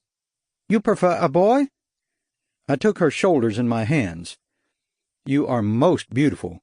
Your body is pleasingly shaped, and you have a good aroma. But I am in danger and must ask your help. When I return to you, then there shall be time for love-making." "Ah." "Will you help me?" Her eyes were different now, softer, more youthful, the brittle gloss of commercial love gone from them. "You speak the language of Siam well. Have you been long in Bangkok?" "I arrived today." "It is rare to meet an American who speaks Siamese. You have been with many Siamese girls?" "No, I have never been with one." She began unbuttoning my shirt. She had tiny hands, and the tips of her fingers were very soft. "First be with me," she said. "Be with me, then I will help you." It was the language that made the difference. In English, with all her talk of fuck, I had found her quite lacking in allure. She had then matched the dirty bed and the sordid little room. Now, speaking naturally in the liquid tones of her own tongue, she was somehow more a woman and less a whore. And, after all, her body was pleasingly shaped, and she had a good aroma. I undressed. She draped my shirt over the lamp so that the room was filled with a dim light. In bed, she showed herself to be a creature of great wisdom, given to clever movements of hands and body and possessed of enviable muscular control. Afterward, we took the sheet from the bed and tied one end of it to the bed rail. I kissed her, and we told each other how much pleasure we had found together. Then I let myself out the window on the sheet. It carried me most of the way to the ground, and I dropped the rest of the way without spraining an ankle. She pulled the sheet back inside the window and blew me a kiss. "Stay in the room for another 10 minutes." "I shall." "Goodbye, my love." "Take care, my cherished darling." I threaded my way through an accumulation of defenestrated garbage to an alley alongside a building at the far end of the air shaft. I hoped she would wait at least a few minutes before going downstairs to select another cherished darling. Or would she be downstairs already, prepared to sell me out? I darted down the alleyway and emerged on a street I hadn't been on before. A cab cruised by almost at once, and I hailed it and gave the driver Abel Vaudois' address. No one followed us. Chapter 5. "I will be able to learn some of what you wish to know, my little Evan. The information industry is of prime importance in Bangkok, and my sources are of the best. But if you will accept some advice in addition to what information I can supply—" "Of course." "Then it is this, and of course you are free to disregard it. But it is this. Remain in Bangkok and enjoy yourself, and play whatever games you may amuse you with the clutch of spies who infest the city. And then, by all means, return to New York.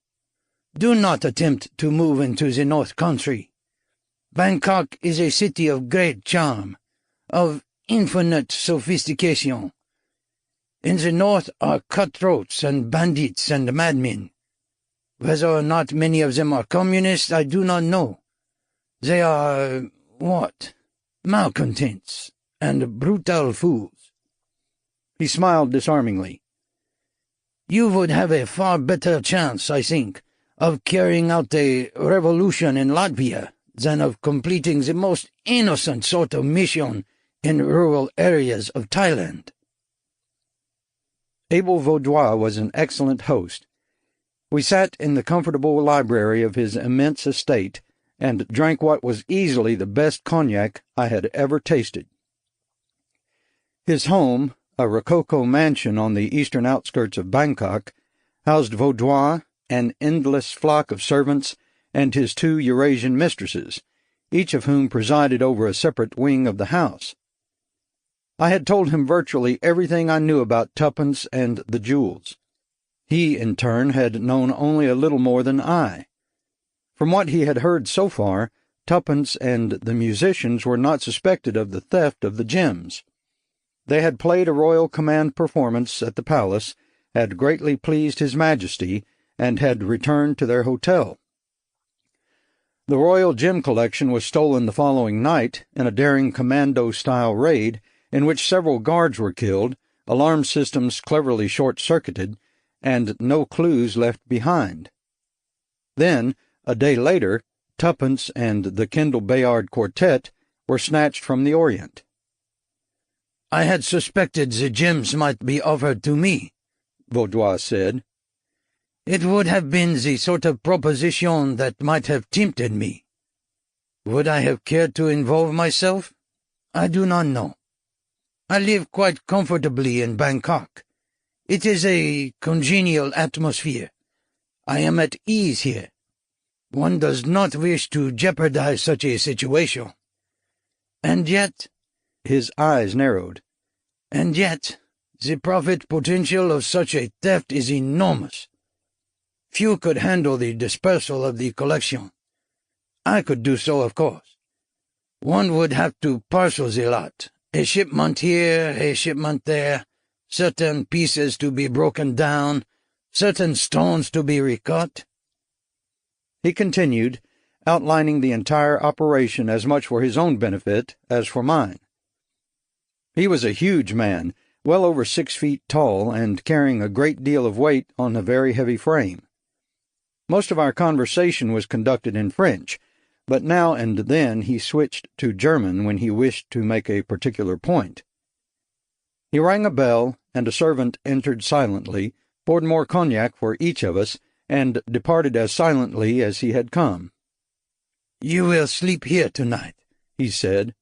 "I gather you have no great desire to return to your hotel?" "None." "Good. I am sure you will be comfortable here, and tomorrow will be time enough to see what can be learned about your friends and the king's gems. But tell me, have you been to Europe lately? I cannot return, as you must know. Tell me." We talked a while of Europe, our conversation broken now and then by the bell summoning the boy with more cognac. Then we talked of the increasing complexity of international travel, of the many organizations with their extensive dossiers, of the endless paperwork involved. It had been a simpler matter in the old days of the Orient Express, he assured me. In those days the individual had been all. Now everyone was a cog in a machine, a component in a computer network. "This fool you spoke of," he said, "I gather he believed your tale of opium?" "I think so." "Incredible. You were correct in saying that Bangkok is a center for the trade. Bangkok, Beirut, Macau, Istanbul, those 4 are of considerable importance. Imagine establishing an operation in Africa. I have never even heard of such an idea. One frequently hears talk of developing new refineries in the Middle East. There was even a plan, some years ago, to attempt opium cultivation in Iraq. Some preliminary inquiries were made, and then the government changed hands, and nothing ever came of it. But Africa, I wonder now. The right climatic conditions would be found without difficulty, would you not say? Of course you would require a nation with a properly permissive government, and a government with some degree of stability. A problem, that. Africa. "You sound interested." "Ah, my little Evan." He smiled disarmingly. "Let us say merely that I find the notion amusing." I spent the night in a comfortable bedroom on the 2nd floor after having declined my host's offer of a parlour-maid's companionship for the night. Instead, I took the cognac bottle and a few books upstairs with me. I reread an early Eric Ambler novel in French. Vaudois was right, I decided. It was simpler then. I read a book on Indochina, also in French, written about the time that the French were being forced out of that unhappy land. The author had concluded that European influence could not possibly be maintained in Southeast Asia, and that it ought to be yielded up as gracefully as possible. I wanted to put stamps on the book and mail it to the State Department. The sun came up. I looked out my window at an expanse of formal gardens, lush with subtropical vegetation. The sky overhead was a brilliant blue. I waited in my room until a servant knocked to summon me to breakfast. I ate alone, and a giggling Chinese girl brought me a plate piled high with eggs and bacon and sausages and fried potatoes and a pot of particularly good coffee seasoned with chicory. I was on my 3rd cup of coffee when Vaudois entered the room. "I hope you found this to be a typical American breakfast?" "A little better than that," I said. "Potatoes, in particular, are difficult to obtain locally, but I find them so welcome a change from the endless rice. You slept comfortably? I am glad. I have taken a liberty, Evan. I have been presumptuous. I hope you will forgive me. I sent one of my men over to the Orient to pack your bags and bring them here. Everything awaits you in the library. It occurred to me that you might not wish to return to the hotel and the watchful eye of Mr. Hewlett. Was that his name? I would have asked you first, but this was more easily accomplished early in the morning, and I did not wish to disturb your sleep. You are not angry with me? I'm delighted. I didn't want to go back to the Orient. I thought not. And now as to the jewels and your girlfriend. I have made inquiries. Not productive, but not entirely fruitless either. First, the gems. He heaved a sigh. The business of the theft, as you may have gathered last night, was carried out in a genuinely professional manner. And yet no local professionals in that line of work seem to have been involved. Nor have any known professional jewel thieves from outside been recognized in Bangkok of late. Nor, finally, have any of the jewels made their appearance on the international market. This last point is not of great significance, I do not think. Had I been concerned with the theft, a wistful sigh, I would not have attempted to dispose of the gems for some time. 2 or 3 months at the least. Of course, many persons prefer to move more rapidly. It is a question, I suspect, both of temperament and of organization. Now, as to the musicians, it does seem very likely that they were taken away to the north.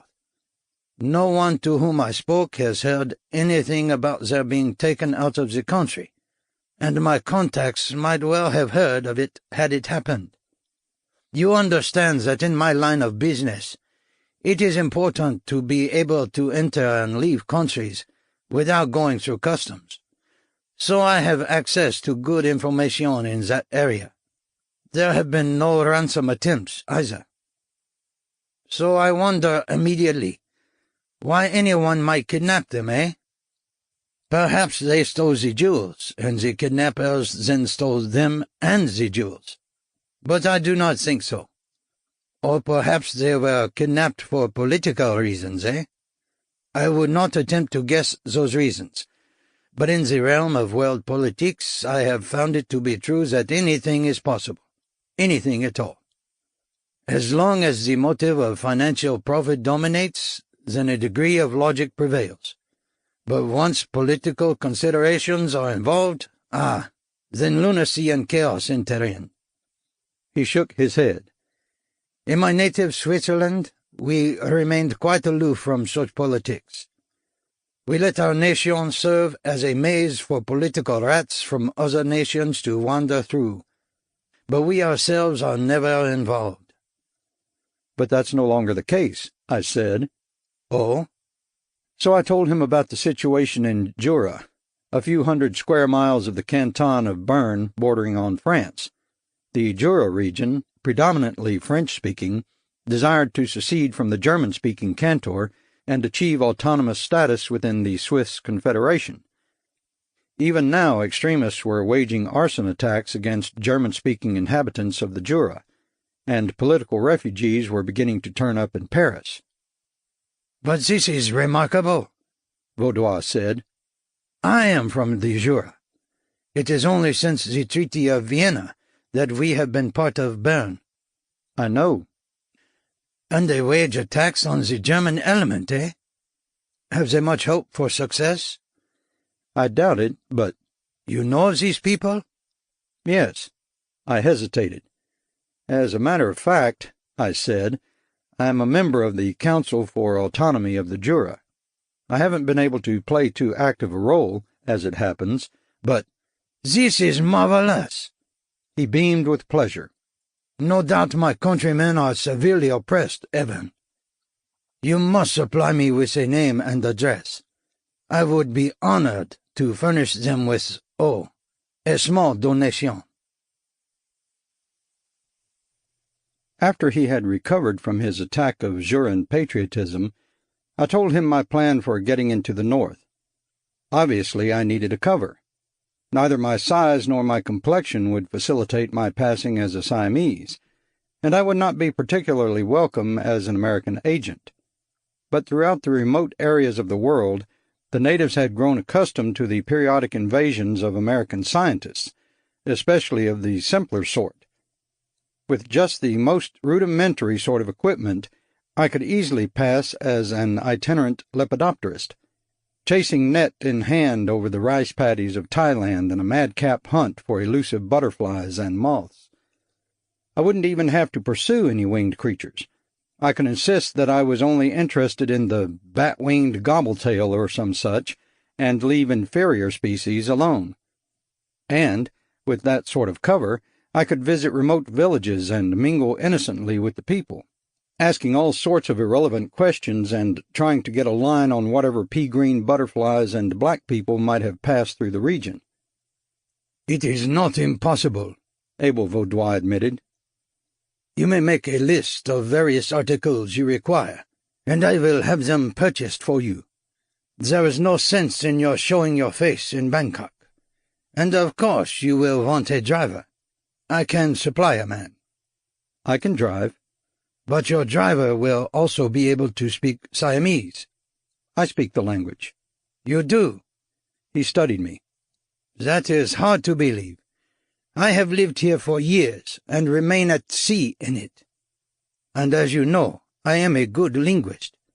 From birth I spoke German and French and Italian, albeit with a heavier Switzer accent, and I am fluent in several other European tongues.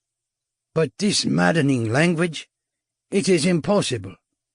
I say cow when I wish some rice, but the same syllable also means badly, or white, or old, or news. One little syllable with 5 meanings." "It is all a matter of inflection. For rice one would say cow. For badly one would say cow. For news one would say cow. For white one would say cow. For old one—" "Stop, stop! You will give me a headache. Each time it sounds quite the same to me." "When you have the ear for it, the words sound quite distinct." "And you have such an ear?" "I can get along in Siamese." "Then this will be of great help to you. Ah, Evan, should you ever tire of working for this chief of yours—" "I don't work for him exactly." "Well, should you ever desire to work for me—" "I am honored, Abel." "My good little friend, such a madness, from Latvian armies to Siamese jewels to Negro singers. And opium in Africa, eh?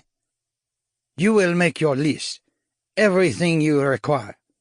But first you must come for a look at my gardens.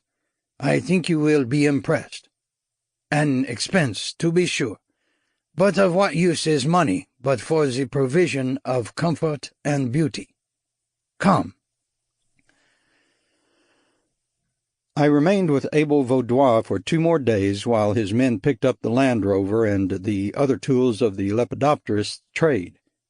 Abel even thought to include a half-dozen beautifully preserved specimens of local butterflies, each neatly mounted in a glass frame. I took the net into the garden and practiced catching various flying insects. I let them all go, and after I'd done some damage to a clump of late-blooming hyacinth, I gave up insect hunting in the garden.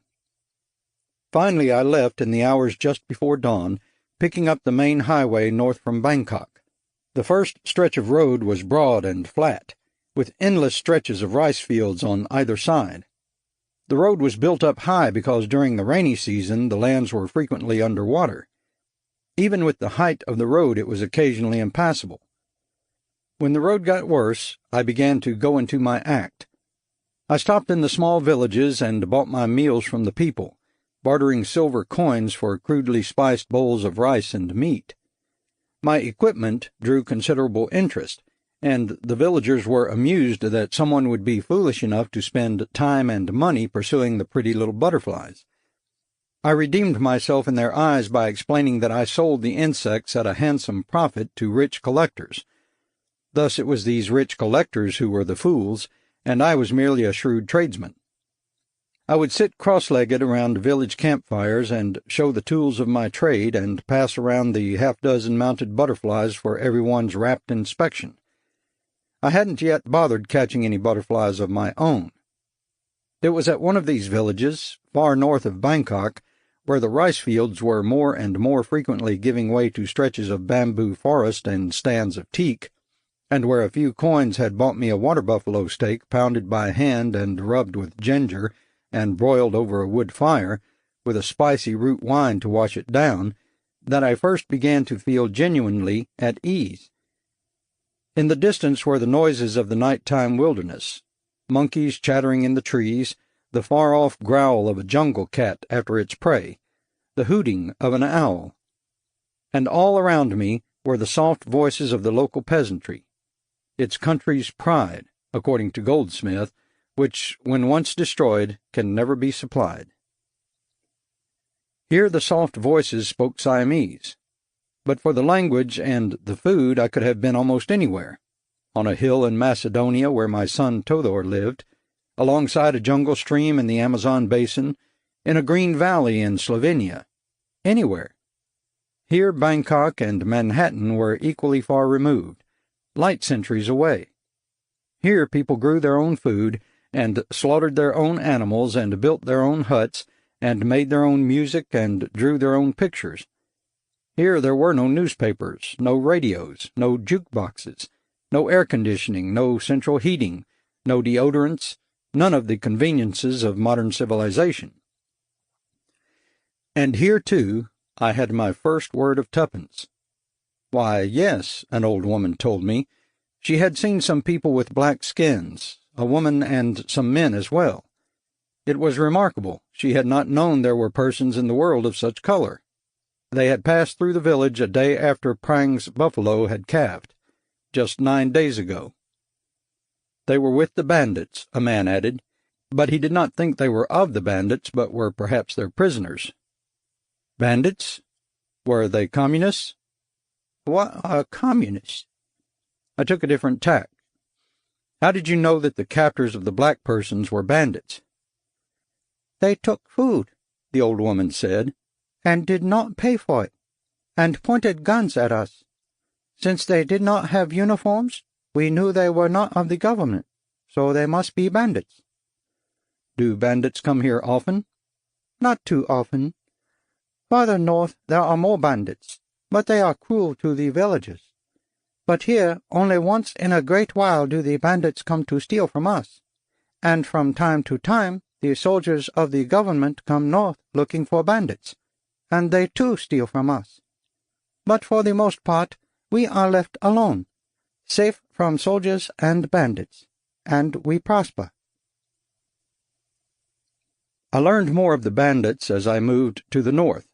There were many groups of them, I was told, and sometimes they fought among themselves, and other times they battled the government forces. The bandits hated the government, I learned, and the government had vowed to exterminate the bandits, and it was the peasants who suffered most, as is usually the case. Often the bandits would raid a village and behead the chief of the village and force the young men to go off with them. And if a village chieftain cooperated with the bandits, then the government troops might raid the village and take the young men off to join the army, and the chieftain who had cooperated with the bandits would be shot by an army firing squad. The government had announced that some day all the bandits would be dead, and the bandits had announced that the government would be destroyed, and the land would belong to the people, and the villagers sincerely hoped that some day all of the soldiers and all of the bandits would succeed in killing one another. I heard scattered reports of tuppence, nothing too certain but bits and pieces picked up here and there. I left the main road and took a road that was not main at all, and only the engineering marvel that was the Land Rover enabled me to keep on going. Until at last one fine day I emerged in a clearing and suddenly found the Land Rover utterly surrounded by armed men. They were not in uniforms, so I knew they were not government soldiers and guessed that I had found some bandits. I spoke to them in Siamese. I spoke to them in Khmer. They did not answer. And the next thing I knew, I had been stripped naked, divested of clothing and socks and shoes and money belt, and tucked unceremoniously into that horrible bamboo cage. Now, according to the only bandit who had deigned to talk to me, they were finally ready to kill me. Chapter 6. The forest began to come awake about half an hour before sunrise. The sky turned from black to gray, and early birds set off in full-throated pursuit of early worms. I crouched in my bamboo home and waited for the bandit camp to wake up. I was beset by the sort of nervous impatience of a toothache victim in a dentist's waiting room, anxious to relieve one pain but a little apprehensive of a greater agony. They planned to sever my head from my body.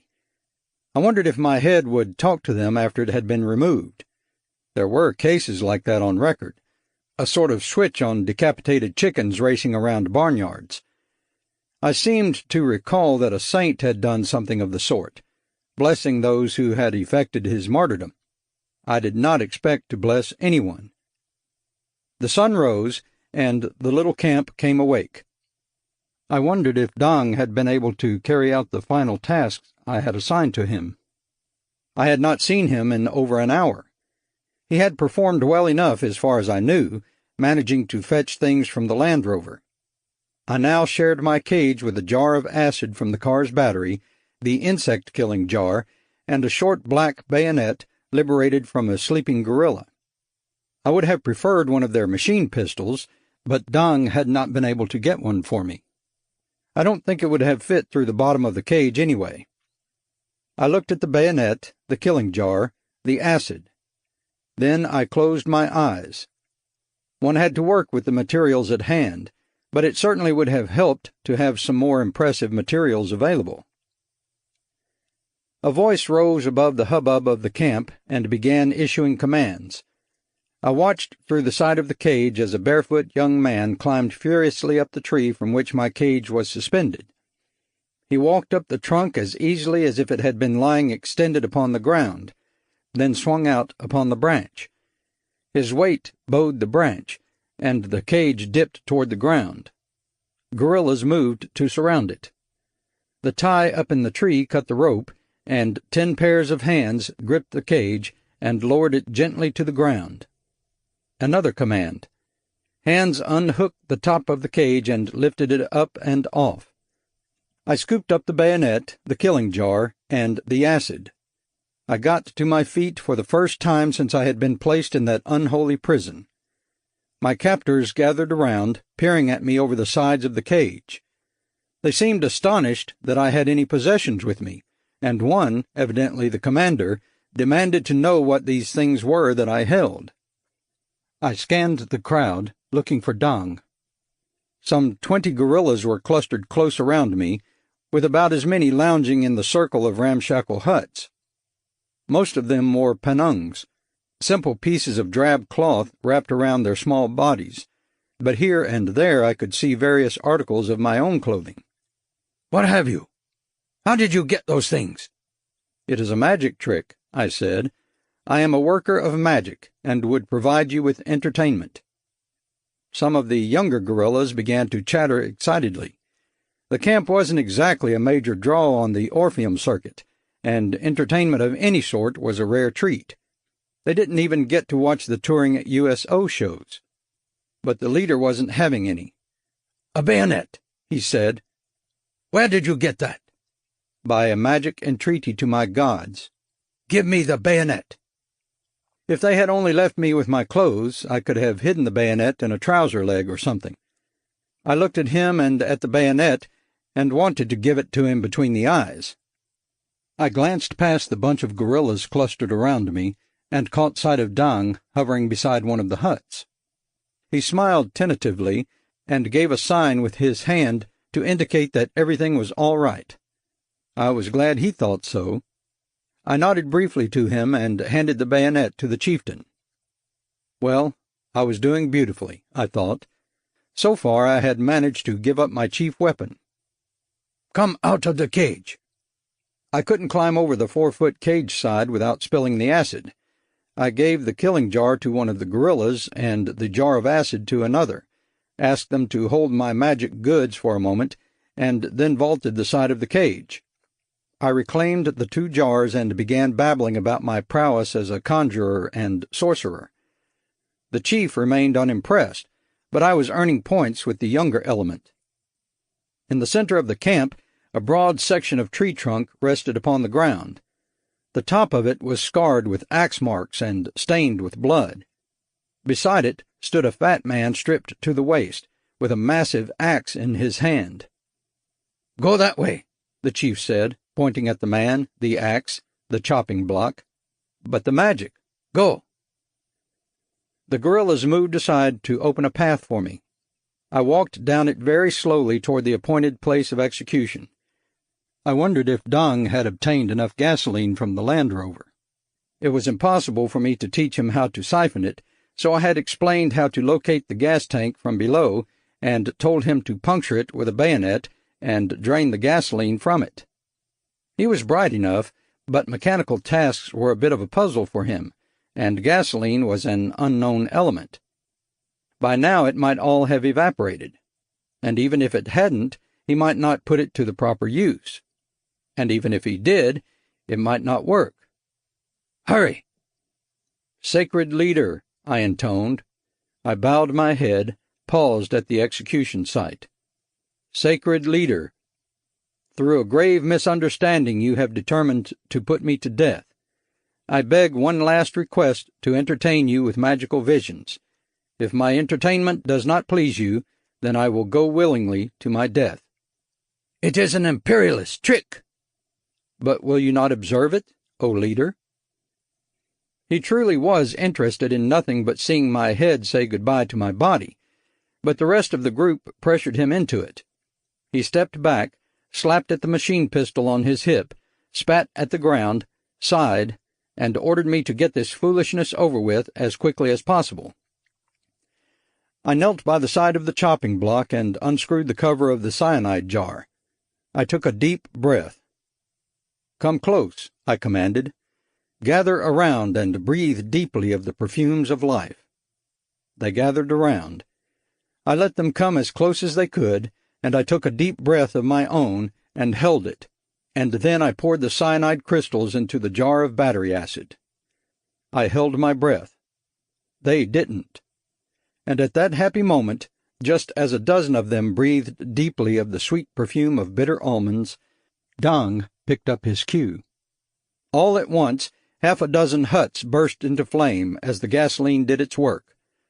Blue-faced guerrillas dropped around me, their lungs filled with cyanide gas. All around the encampment, screams burst forth as men fled the burning huts. The chieftain spun around to look at the huts, turned again to look at his men falling like flies. He grabbed at his pistol. I kicked him in the stomach and chopped at the side of his neck and took the pistol away from him. Across the way, a young guerrilla fired wildly at me with a rifle. I saw Dang loop the butterfly net around his head and knock him off balance. Another man, cursing hysterically, approached Dang with a machete. I cut him down with a burst from the machine pistol, then spun around to spray a burst of shots at another batch of little men. The pistol was a jerry-built affair. After I had fired the second burst, it was too hot to hold on to. I threw it aside and snatched up a machete. The fat man, the executioner, came at me with his axe. He swung and missed, and I flailed at him with the machete. It sliced halfway through his throat. It's hard to say just what happened after that. Dang was off to one side, taking pot shots at his erstwhile comrades with the rifle. I was in the middle of everything, swinging the machete at anyone who got particularly close to me. Around us the fire had spread to all of the huts, encircling the camp in a solid perimeter of fire. Evidently one of the huts was used to store explosives, and when the fire reached it, everything went off at once. That did it, as far as the remaining guerrillas were concerned. I guess they had had enough of magic, especially the sort of sorcery that made smells that put men to sleep and caused huts to explode with the force of an earthquake. They scattered like dandelion seeds in a hurricane, racing through the circle of fire and out into the comparative safety of the jungle. I went to Dong. He clapped his hands jubilantly and swung into a mad dance of triumph. "We have destroyed them," he shouted.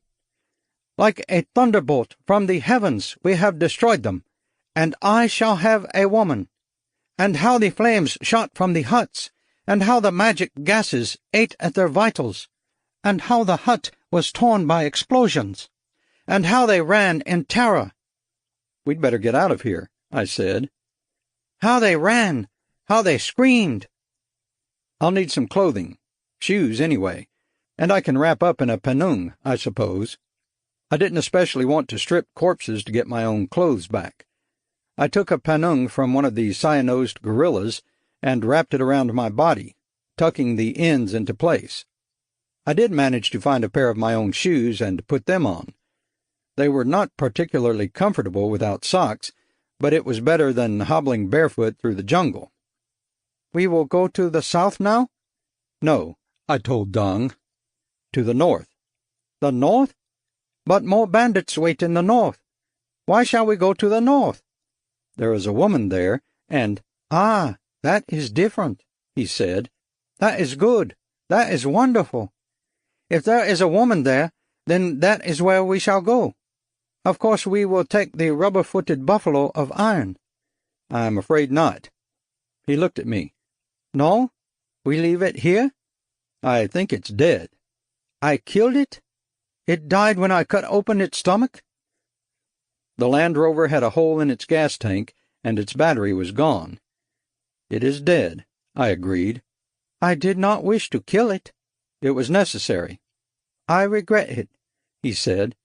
"It is one thing to kill men, but to slaughter such a useful creature."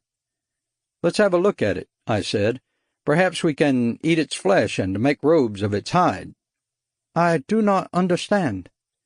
"Let's have a look at the car. Perhaps we can salvage something." "Oh." Chapter 7. "Yevon!" I turned. "Not Yevon," I said patiently. "Evan."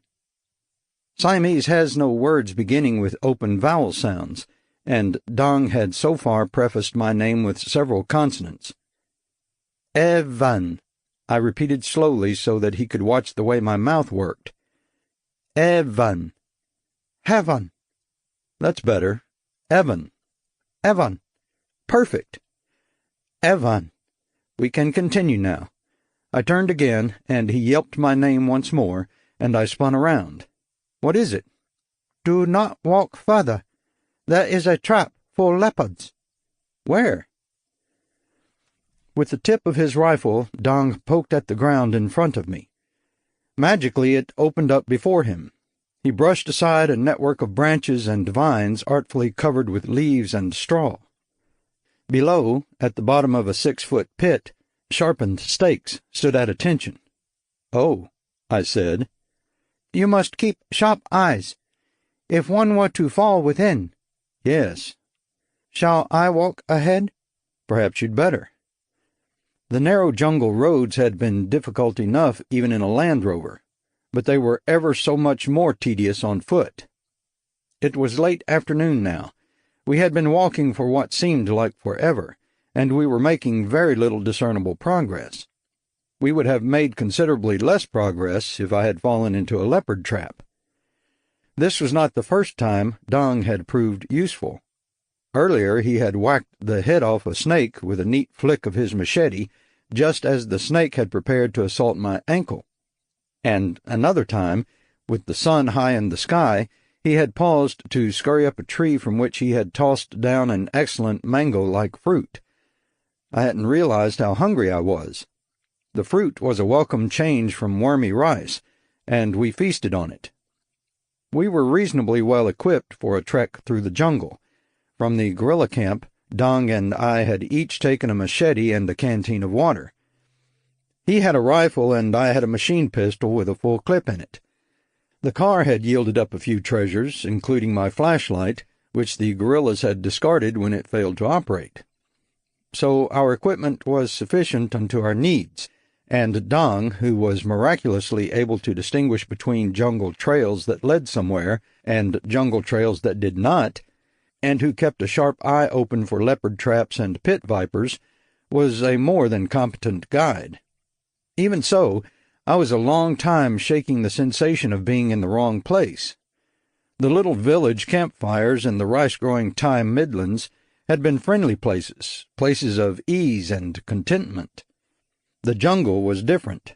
It was dense, it was overgrown, it was blindingly green, and it was alive with any number of animals that emitted menacing noises, some from far away, others too close for anything resembling comfort.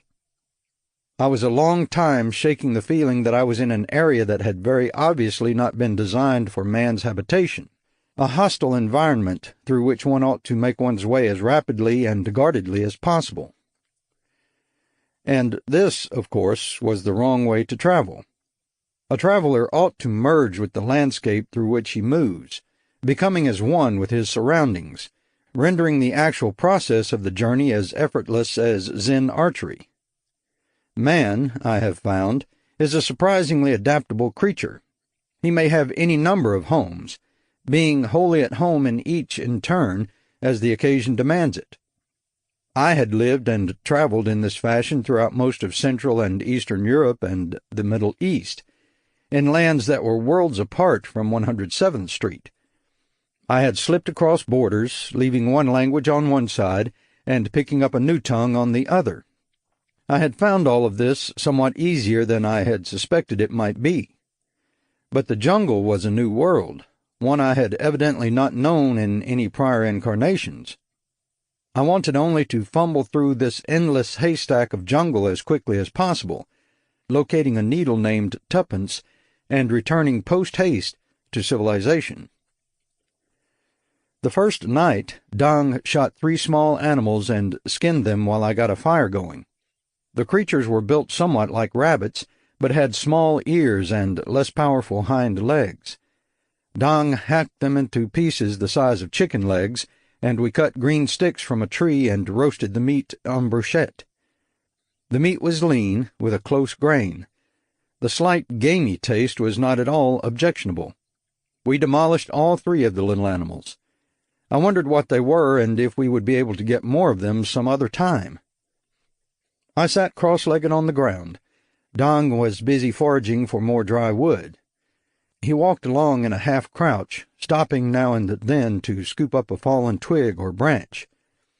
He came back with an armload of wood and set it down a few paces from the fire. "We must keep the fire burning all night," he said. "It will keep animals away, and bad spirits."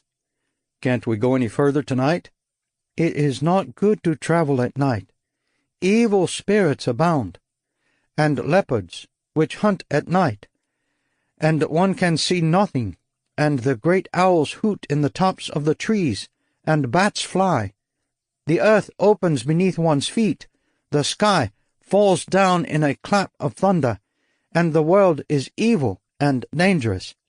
At night the wise man stays in his hut." "But we do not have a hut."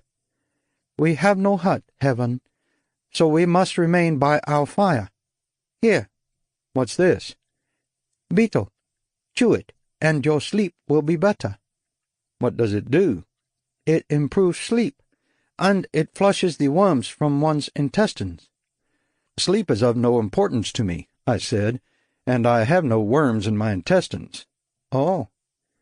"And does it not blacken the teeth?" "It does, yes." He looked hurt. "You do not wish beetle, then?" I thought for a moment. Among its properties, betel nut contains some substance with a mild narcotic effect, and it occurred to me that such an effect might be a help through the long night. Then, too, there was the when in Rome aspect. If I wanted to fit into my surroundings, I might as well chew betel nut like everyone else. I couldn't shrink in size or change my skin color or the shape of my eyes. but I could at least have blackened teeth. And as far as the intestinal worms were concerned, well, who was I to decry the vermifugal properties of beetle? I thought of the bowls of wormy rice I had recently ingested. I imagined the effect they might now be having upon my alimentary canal, and, with words of gratitude, I accepted the proffered slice of betel nut. The betel nut is the heart of the fruit of the areca palm, boiled, sliced, dried, and wrapped up in a leaf of the betel vine. Dong handed me such a leaf-wrapped slice, and I popped it into my mouth and chewed. It had been flavored with turmeric and cardamom. Underneath this flavoring, the nut itself had a slightly bitter taste. I chewed it like a stick of spearmint, and my mouth was suddenly overflowing with saliva. I spat, and the saliva was a deep ruby red. For a terrible moment I thought I was bleeding to death. Then I realized that a rich flow of ruby saliva was a byproduct of betel chewing, and no cause for alarm. Beside me, Dong chewed solemnly on another piece of betel, sighed, spat, closed his eyes, and resumed chewing. I fed the fire with scraps of wood he had collected. It was very dry and burned with little smoke. I chewed and spat and chewed and spat. "Soon we will reach the village," Dong said. "The village?" "Tomorrow, or the day after. A village in the north country where they may know of your friends. It is not a camp of bandits, but a village that lives in peace. The young men from the village join the bandits, but the others are not molested. Perhaps they will have word for us." "Why did you join the guerrillas, Dong?" He looked intently at me, then arced a stream of red saliva at the fire. It hit the mark and hissed. "They told me to come," he said, "and I went." "They forced you to go?" "Not force." He considered. "They said there would be food, and all of us would be together as brothers." Chew, spit. "There was nothing of interest in my village. They said that if I went with them, I would be issued a rifle. I had never had a rifle, and could not get one in my village." Chew. "I thought perhaps," spit, "that there might be women. My village was small, and of the women in it, many were my cousins and sisters. I have never had a woman. Never.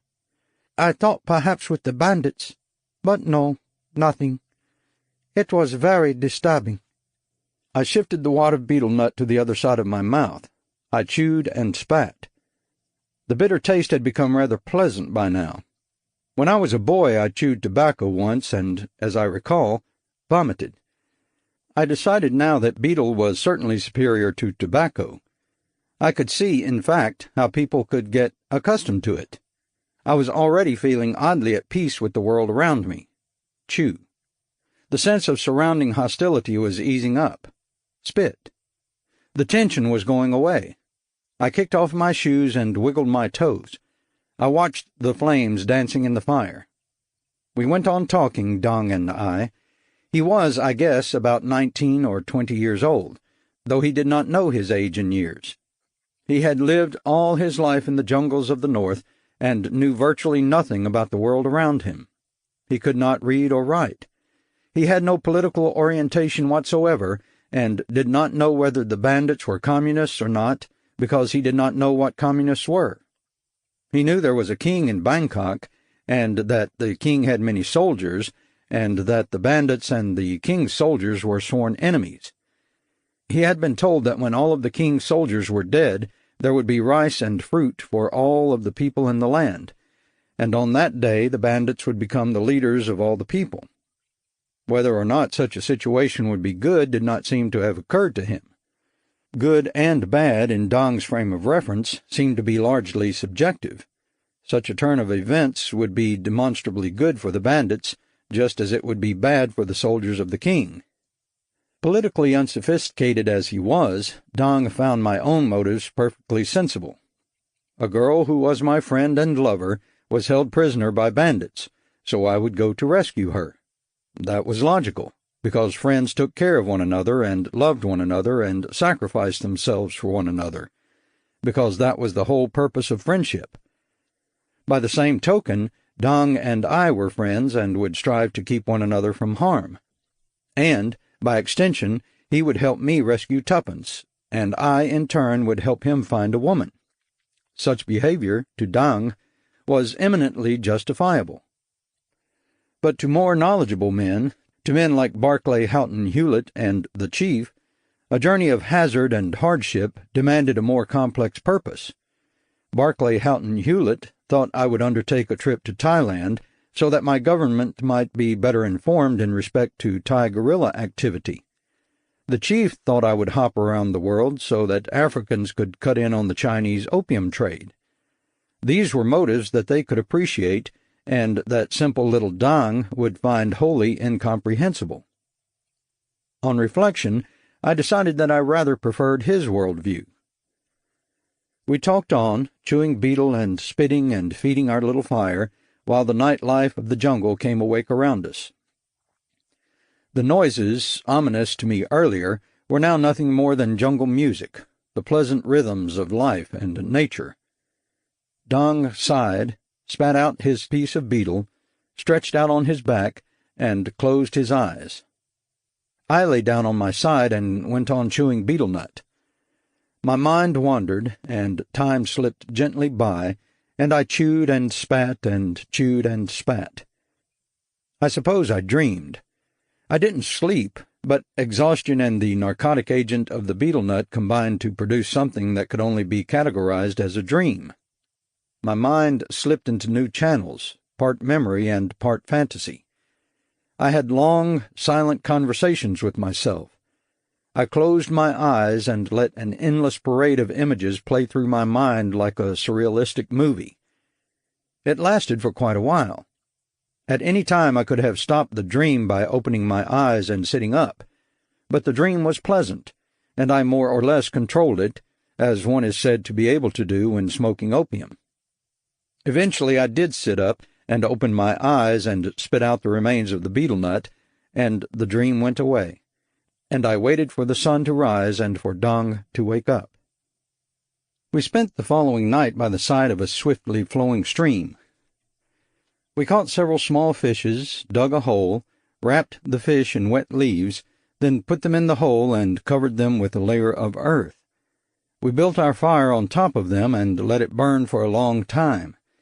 The fish baked beneath the fire, and when we pushed it aside and dug them up, they were perfectly cooked, tender and flaky and delicious. We ate well and talked of women, and then Dong slept while I treated myself to another betel-inspired dream.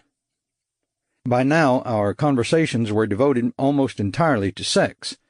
Dong would say, "Tell me about the women, Evan," and I would feel like George telling Lenny about the rabbits. But I would talk, and he would listen intently, interrupting now and then with a question. Dong's original approach to love-making was only slightly less primitive than the jungle around us. As he understood it, one located a woman, threw her on the ground, removed her panung, kneed her in the stomach until she opened her legs, and then raped her. If one had a wife, of course, matters could be more simply managed. Then one's woman submitted voluntarily to rape, and force was unnecessary. The concept of mutual cooperation in love-making was a new one to Dong. At first he didn't know what to make of it, and was not certain whether or not I was telling the truth. For a while I felt like a Peace Corps worker explaining the American governmental system to a Borneo tribesman. At first my listener thought the whole business was unnecessarily complex, and then he began to realize its infinite possibilities. So I taught him as much as I could, given the circumstantial limitations. One of these was language. While my command of Siamese was fairly good, there were certain words that simply do not turn up on linguaphone records. I made do by teaching Dong the English equivalents. He had the excellent verbal memory of the illiterate. When one cannot rely on reading and writing, and when one's mind is generally uncluttered with excess facts, one learns to remember what one hears. So Dong learned the English words for the more interesting parts of the body and the functions they performed, And, since it seemed unlikely that he would ever have to worry about conducting himself properly in polite English-speaking society, I didn't bother teaching him euphemisms. Instead, I taught him good old four-letter words. Of course, there was another handicap. For the time being, as long as we were stuck off in the jungle, his education was hopelessly academic. It was a little like learning to swim in the middle of the Sahara Desert. On the theory that a picture was worth 1,000 words, I scratched occasional pornographic graffiti in the earth with the tip of the machete. But a live model would have been worth at least 1,000 pictures, and I had the feeling that, unless we found one soon, Dong would begin frothing at the mouth. Still, he slept well that night. Perhaps the betel nut helped. By the time he awoke the next morning, I had caught fresh fish for breakfast. We ate, washed ourselves in the stream, and pushed onward. For a stretch, the jungle trail was overgrown to the point of impenetrability, and we had to hack our way through a dense cover of vines and shrubbery. But eventually the growth thinned out, and we made fairly good time again. By mid-afternoon, we reached a large clearing in the jungle, the village Dong had told me about. Some 40 huts were pitched around the perimeter of the clearing. In the center, all manner of activity was going on. A youth was carefully slitting the throat of a buffalo calf, a trio of old women were washing clothes, and another woman was grinding rice to paste for the preparation of rice cakes. The village came to life at our appearance, with men emerging from the huts, most of them armed with spears or machetes. Siamese was not spoken here. Dong talked with one of the village leaders in a dialect of Khmer.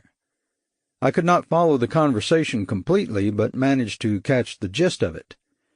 Dong explained that we came in peace, that we were not bandits, that we had destroyed a bandit camp to the south, and were forced to flee for our lives.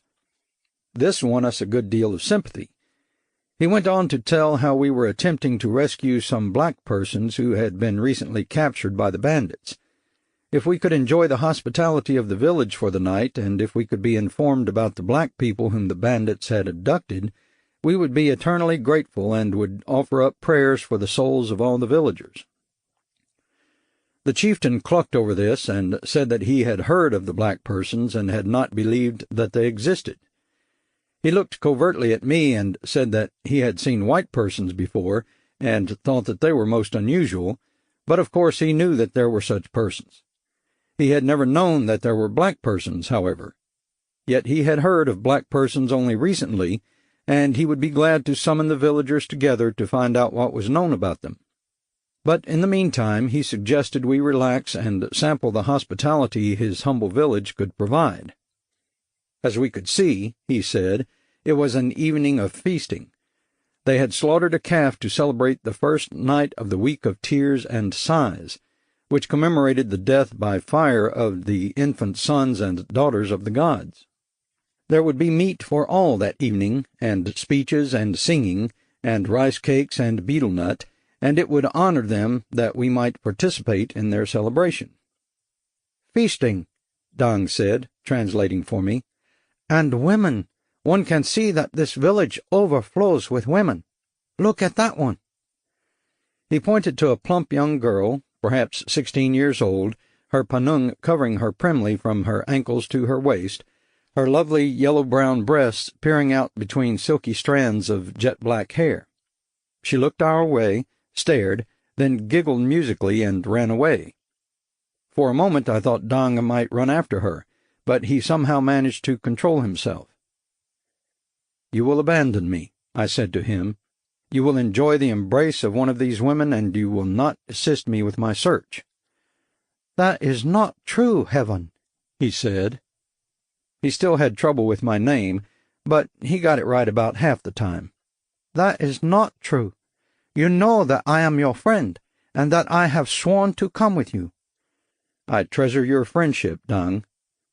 "But perhaps we can linger in this village for an extra day. It would not mean so much, a single day. A day to exhaust ourselves with the women, and then we can continue with the search." It seemed reasonable enough. The village chief had evidently decided that our coming on the feast day was providential, and that we were thus to be considered guests of honor. In that capacity it stood to reason that Dang would be furnished with female companionship for the evening. With 2 nights and a day to sow wild rice, he would be able to travel again and would be unhampered by the frustration that was currently knotting him up. Of course, if he ran true to form, he would be as intent upon talking about what he had done as he now was upon talking about what he had not done, but that would at least provide a refreshing change of pace.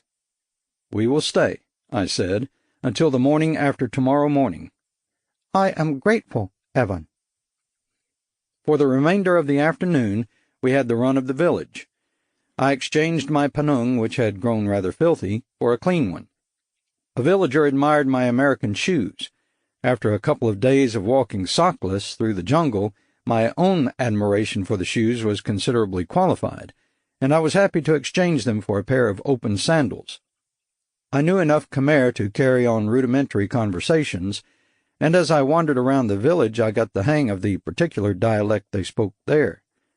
I wasn't exactly fluent in it, but I could make myself understood and could occasionally understand the replies to my questions. No one had the whole story on Tuppence and the quartet.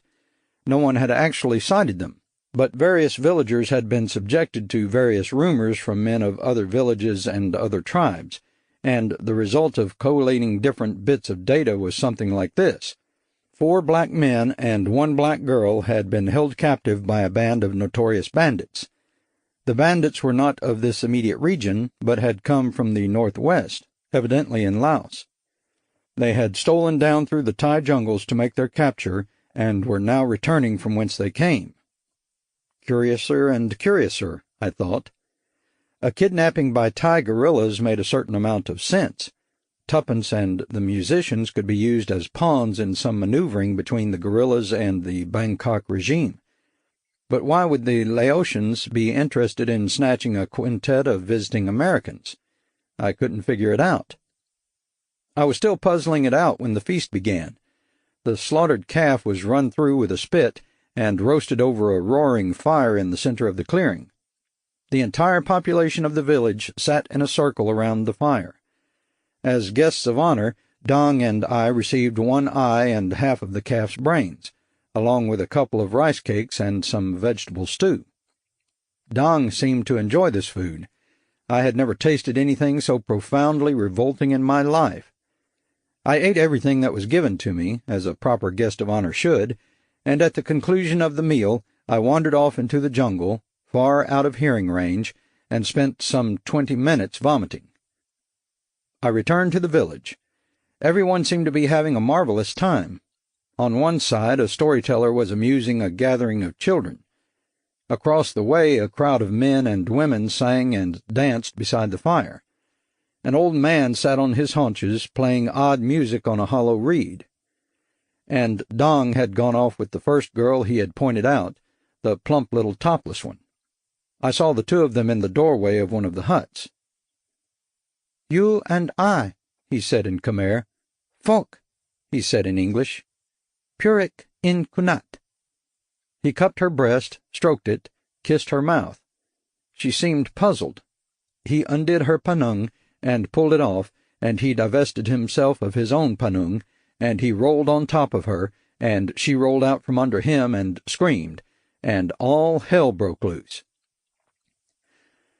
The elders of the village immediately surrounded him. The girl was led away by an old woman, and the men pointed their spears at Dang and seemed prepared to kill him at once. I ran through the crowd to his side. He stood with his mouth hanging open, naked, defenseless, his only weapon a spear designed for another sort of combat entirely. "So this is how you repay hospitality," the old chief said scornfully.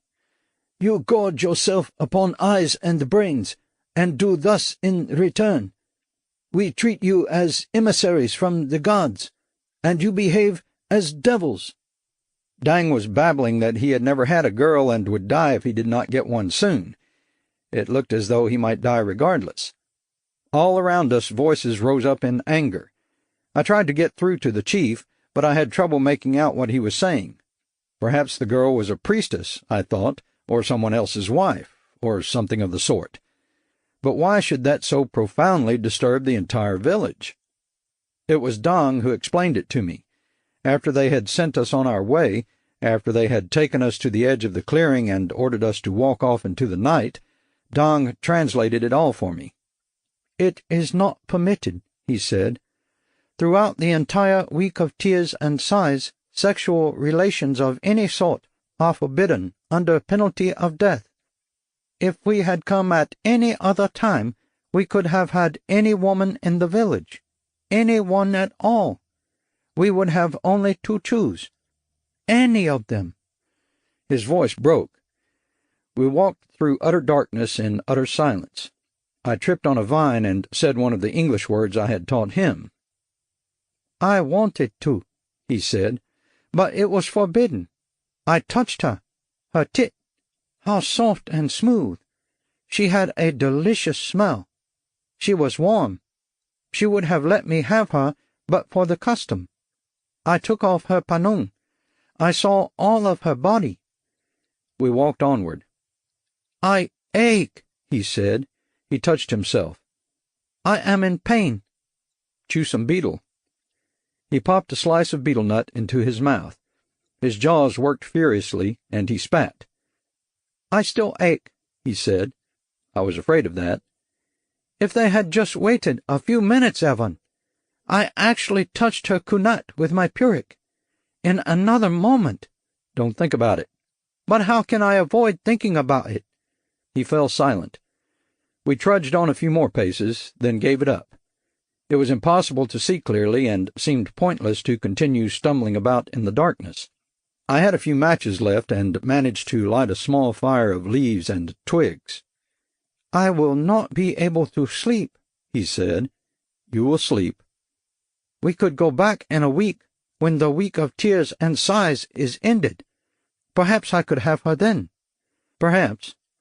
"No. They think we are devils now. They say that we are barbarians. I shall never have that girl, Evan." "There are other girls." "Ah," he said. "But where?"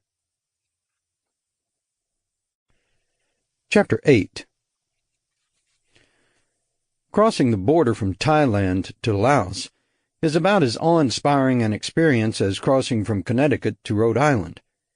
When you go into Rhode Island, at least there's a sign that welcomes you to the state and tells you what the speed limit is and all the terrible things that will happen to you if you exceed it. And you know exactly when you cross that border, too. The surface of the road changes to show you where the Connecticut road crew stopped paving and where the Rhode Island crew took over. None of those formalities are observed when you sneak across from Thailand to Laos. One morning we were in Thailand, and that afternoon we were in Laos, and somewhere along the way there had been a border that we had crossed, but the exact moment of our crossing remains undetermined. We had come a long way, Dong and I, and it had been an equally frustrating journey for both of us, albeit for different reasons. Dong was still a virgin, and I was still uncertain as to Tuppence's whereabouts, or whether she was alive or dead, or precisely why she had been kidnapped in the first place. We had met occasional natives who had heard occasional rumors that pointed us down a particular jungle trail in pursuit of the 4 black men and 1 black woman, but I had been no more successful in getting precise information from the natives than had Dong in finding a woman. We had made progress of a sort. We had moved from a portion of Thailand that was vaguely and ineffectually dominated by vaguely communist-oriented guerrillas to a portion of Laos that was quite thoroughly controlled by the forces of the communist Pathet Lao. We had, in other words, successfully worked our way out of the frying pan and into the fire, had wriggled off the spit and dropped into the coals. We kept moving. The jungle thinned out and gave way to level land with a scattering of trees here and there. At a river bank we stopped to drink and wash ourselves. A stranger looked back at me from the water's surface. I had not shaved since leaving Bangkok, and my beard was thick and wild. The sun had done a good job on the unbearded portions of my face, and the betel nuts that I had been chewing more and more frequently of late had turned my teeth quite black. I did not look much like myself, but neither did I look like someone indigenous to the region. I looked as though I ought to be lurking on a mountain in Bhutan or Nepal, waiting to terrify passers-by. There was no snow around, but I certainly looked and felt abominable. We pressed onward across the plateau and into the craggy mountainous country. The path widened into a rude sort of road, and a few miles further on, the road was paved after a fashion with loose gravel. We stopped at a roadside hut to ask directions to the nearest town. The woman who answered our knock looked at our weapons and my beard and shrank in terror. Dong explained calmly that we came in peace, that we were holy men, that we wished to know the route to the nearest town. She told us haltingly to follow the road for about an hour's time to the city of Taodan. "Too old," Dong said. "What?" "The woman. She was too old, and her skin was wrinkled." "There will be younger women." "Perhaps," he said, and fell silent. We walked for what seemed like a good deal more than an hour, until, from the top of a hill, we saw the town of Taodan in the distance. It was a fairly sizable city, a great change from the hut-encircled jungle villages we had passed through. A town of that size meant policemen and sundry officials, which in turn meant that I would draw an uncomfortable amount of attention. It was unsafe to go there, but at the same time the town seemed the most logical place to get word of tuppence.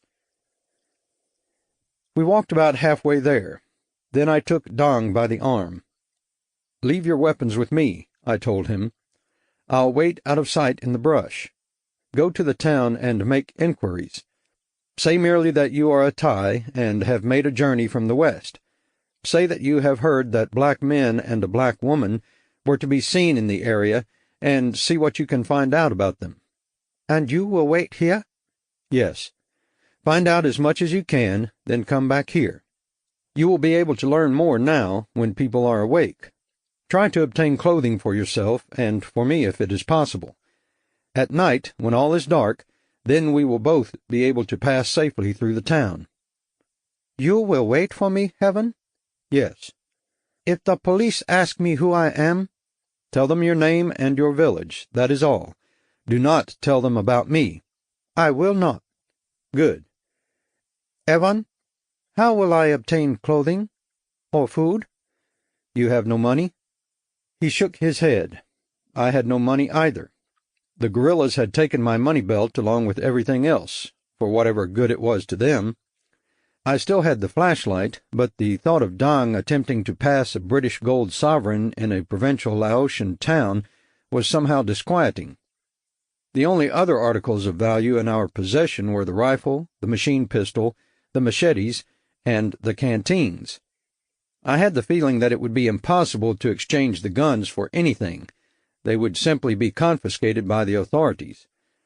I asked Don if he thought he could use the machetes and the canteens for barter, and he said he thought he could. "I'll keep one canteen, though," I said. "I'd hate to run out of water. And you'd better leave me some betel nut." It was surprising, I thought, how quickly habits could develop. Be cautious with your questions.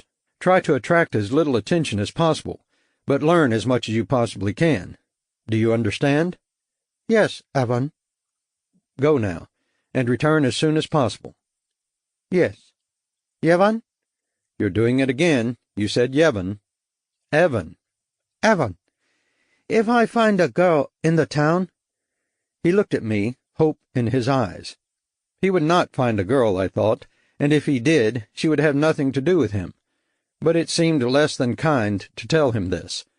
Nor was there any point in ordering him to come directly back to me without wasting his time on whatever woman he happened to locate. If I told him to, he would still follow his instincts, and then might be so dismayed at having disobeyed me that he would desert me altogether. The secret of command, I decided, lies largely in giving orders that are apt to be obeyed. "If you should find a woman," I told him, May the gods grant you enjoyment. But do not dally too long with her, and come back to me when time permits." I watched him head on down the road, a machete in either hand, a canteen slung over one shoulder. He did not cut a particularly heroic figure, that little man bobbing along, lost in the immensity of the Laotian landscape. His own self-confidence was at that moment the only confidence he inspired.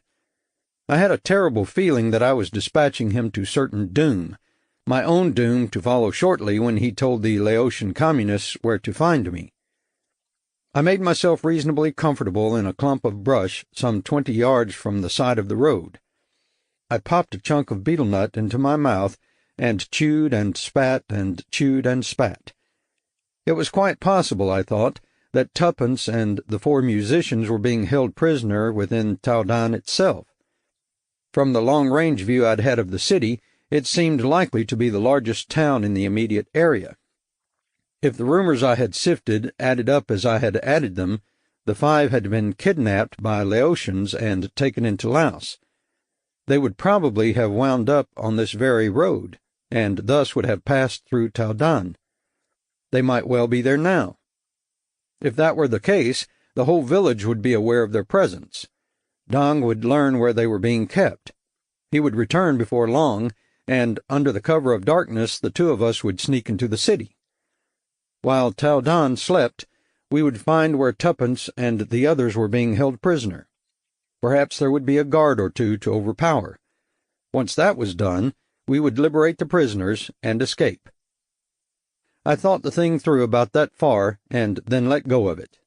The details to follow, just how we would escape and just where we would go and so on, I did not want to think about for the time being. It was simpler by far to sit back comfortably and chew the betel nut. And then, after a long time of sitting and chewing and spitting, I heard the jeep. It was just a low rumble at first, like the droning of a persistent insect. Then it came closer, and I recognized the sound as a car of some sort. I had been a long time in the wilderness, and this was the first mechanized vehicle I had heard since the guerrillas had halted my Land Rover. I peered through the underbrush and watched as a U.S. Army jeep came into sight at the crest of a hill. For a hysterical moment I thought that I was being rescued by a detachment of Green Berets. Then reality intruded. Evidently the vehicle was one that had been captured by the Pathet Lao's troops during the fighting in the Plain of Jars. The jeep passed me and headed on toward Towdan.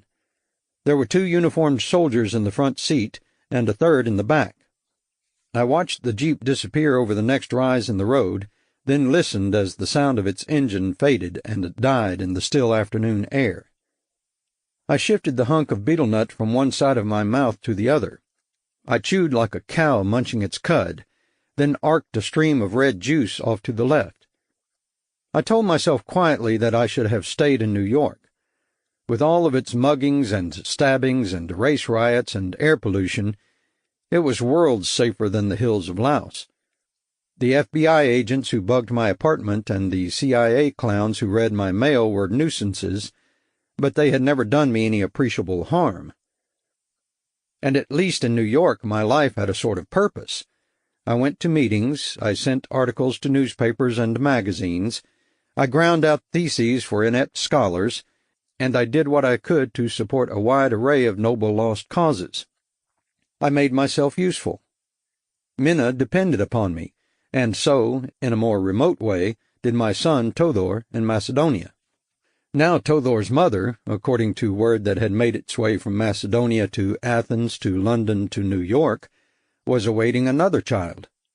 What good would I be to that unborn child or to Tothor or to Minna or to anyone if I managed to get myself killed chasing wild geese in Laos? I chewed. I spat inexpertly, and ruby saliva trickled through my beard. I wiped it away and said one of the English words I had taught Dang. Somehow the sight of the jeep had brought reality home to me in an uncomfortable way. We were out of the jungle now. We had returned to a mechanized world, a world of cars and planes, of rapid-fire automatic weapons, of uniformed soldiers, of passports and visas and sundry documents. If Tuppence were a prisoner in Tao Dan, she was no doubt a well-guarded prisoner. They were not a band of primitive guerrillas. They would not have her hanging in a bamboo cage. I could not dance naked among the uniformed guards, babbling of magic tricks and gassing them with cyanide. Nor could I expect the town of Tao Dan to be sleeping when I visited it in the dead of night. There would be men on duty all night long, and one glance at me would assure them that something was wrong, and they would either shoot me or capture me, or both. I uncapped my canteen, took a sip of water, and rubbed the tip of my index finger over my blackened teeth. I stretched out on the ground and closed my eyes and gave myself up to a veritable orgy of betel nut mastication. The narcotic properties of the nut could not begin to cope with the general wave of paranoia that was beginning to engulf me. I divided my thoughts into rumination over what had already gone wrong and speculation as to what would go wrong next. The waking dreams that the betel nut provided were fantasies of terror and betrayal. Dong would sell me out, I decided. He had one thing on his mind, and one thing only, and he would do anything to get what he wanted. After all, one had merely to look at his past performance chart. Once I promised him a woman, he promptly betrayed his guerrilla companions and cheerfully joined me in annihilating them left and right. Now, in Tao Dan, he would stick to form. He would go to the authorities and explain that if they provide him with a woman, he would repay them by leading them straight to an American spy who was conspiring against the Pathet Lao. I couldn't really trust him, I told myself. For that matter, I couldn't trust anyone. Tuppence, for example. What did I know about Miss Stepani Ngawa, when you came right down to it? Blessed little. It had somehow never occurred to me to wonder whether the kidnapping had been the genuine article. But now that I thought it over, there was more than one possible explanation. Suppose she and the quartet had not been kidnapped at all. Suppose they had managed to steal the royal gems all by themselves, and suppose they had subsequently headed for Laos quite voluntarily, picking the northern retreat as the safest and simplest escape route. Any reason why that was impossible? None that I could think of. The more I thought it over, the more possible it became. I actually knew rather little of Tuppence's political leanings. Every type of political orientation was represented in Africa lately, and both the far right and the far left were to be found in such organizations as the Pan-African Unity League. Tuppence had given the impression of being generally apolitical, a sharp and fun-loving girl more interested in treble and bass than in left and right. Yet it might all have been a pose. What if Tuppence had been a communist all along? It was possible, I told myself. She could have come to the States as a communist agent ordered to infiltrate black nationalist political groups. Then, when the State Department sent her on a Far Eastern tour, she bided her time and waited for a chance to strike a blow at the West. She masterminded a plot to steal the jewels, thus driving a wedge between the United States and Thailand, and ran off to freedom in Pathet Lao territory in Laos. And then, after she was home free, some harebrained insomniac named Tanner was fool enough to chase all over Southeast Asia to rescue her. That would be the best one yet, I thought. Here the knight sets out in shining armor and winds up with his armor severely tarnished, and his lance broken, and his teeth black, and his beard itching murderously. And when he finally approaches the dragon's lair, it develops that the tender maiden has a thing for dragons and wants to stay right where she is. Beautiful. Understand, these thoughts did not come all at once. They spaced themselves over the hours, and they were broken up with other interesting observations. That I was getting hungry, that I was tired, that the sky was darkening, that I was very hungry, that I was very tired, that Dong had evidently disappeared, and, finally, that it was night. And he still hadn't come back. The night was cold and dark and damp, and gave every appearance of lasting forever. Clouds blotted out the moon and all the stars. I did not really have to remain hidden in the clump of brush. I would have been equally invisible in the middle of the road. It was that dark. After a while, I decided that one did not have to be paranoid to realize that Dong was not returning for me. If the darkness had not been so utterly impenetrable, I might have tried going on after him, but as things stood, it was out of the question. I hefted the flashlight and clucked at it. At that moment, I would have gladly traded it, gold and all, for a flashlight that worked. There was nothing to do but wait for daylight or for Dong, whichever appeared first. I curled up in the clump of brush and chewed betel nut and waited and hoped something would happen, and eventually something did. It began to rain. The rain didn't last very long. This was fortunate. A steady downpour like that one would have flooded all of Southeast Asia if it had lasted an hour or so. As it was, it rained on me without interruption for perhaps 15 minutes, at the conclusion of which time I was soaked through to the bone. There was nothing to do but sit there like an idiot and get rained on. The ground on which I sat quietly turned itself into a sea of mud. The rain pelted my panung until I thought the poor garment would dissolve. There was no cover available, no place to go, no way to see where I was going if I tried. I stayed where I was, and I got very wet, and finally, after a 15-minute version of eternity, the rain gave up. I sat through the rest of the night, shivering, shaking, now and then rending the still night air with a sneeze. I waited for Dong and for daybreak, with the certain feeling that neither would ever arrive. There was nothing to eat. I had run out of betel nut. Everything that could possibly go wrong had already gone wrong, and if someone had come up and shot me, it would have been anticlimactic. Chapter 9. When dawn broke, finally, I left my weapons and my canteen in the clump of brush and started down the road with the flashlight, a wet, feverish Diogenes with an inoperative lantern.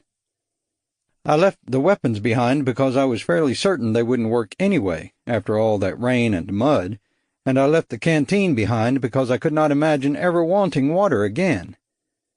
I walked off down the road in the general direction of Taodan, and I stopped at the first hut I saw.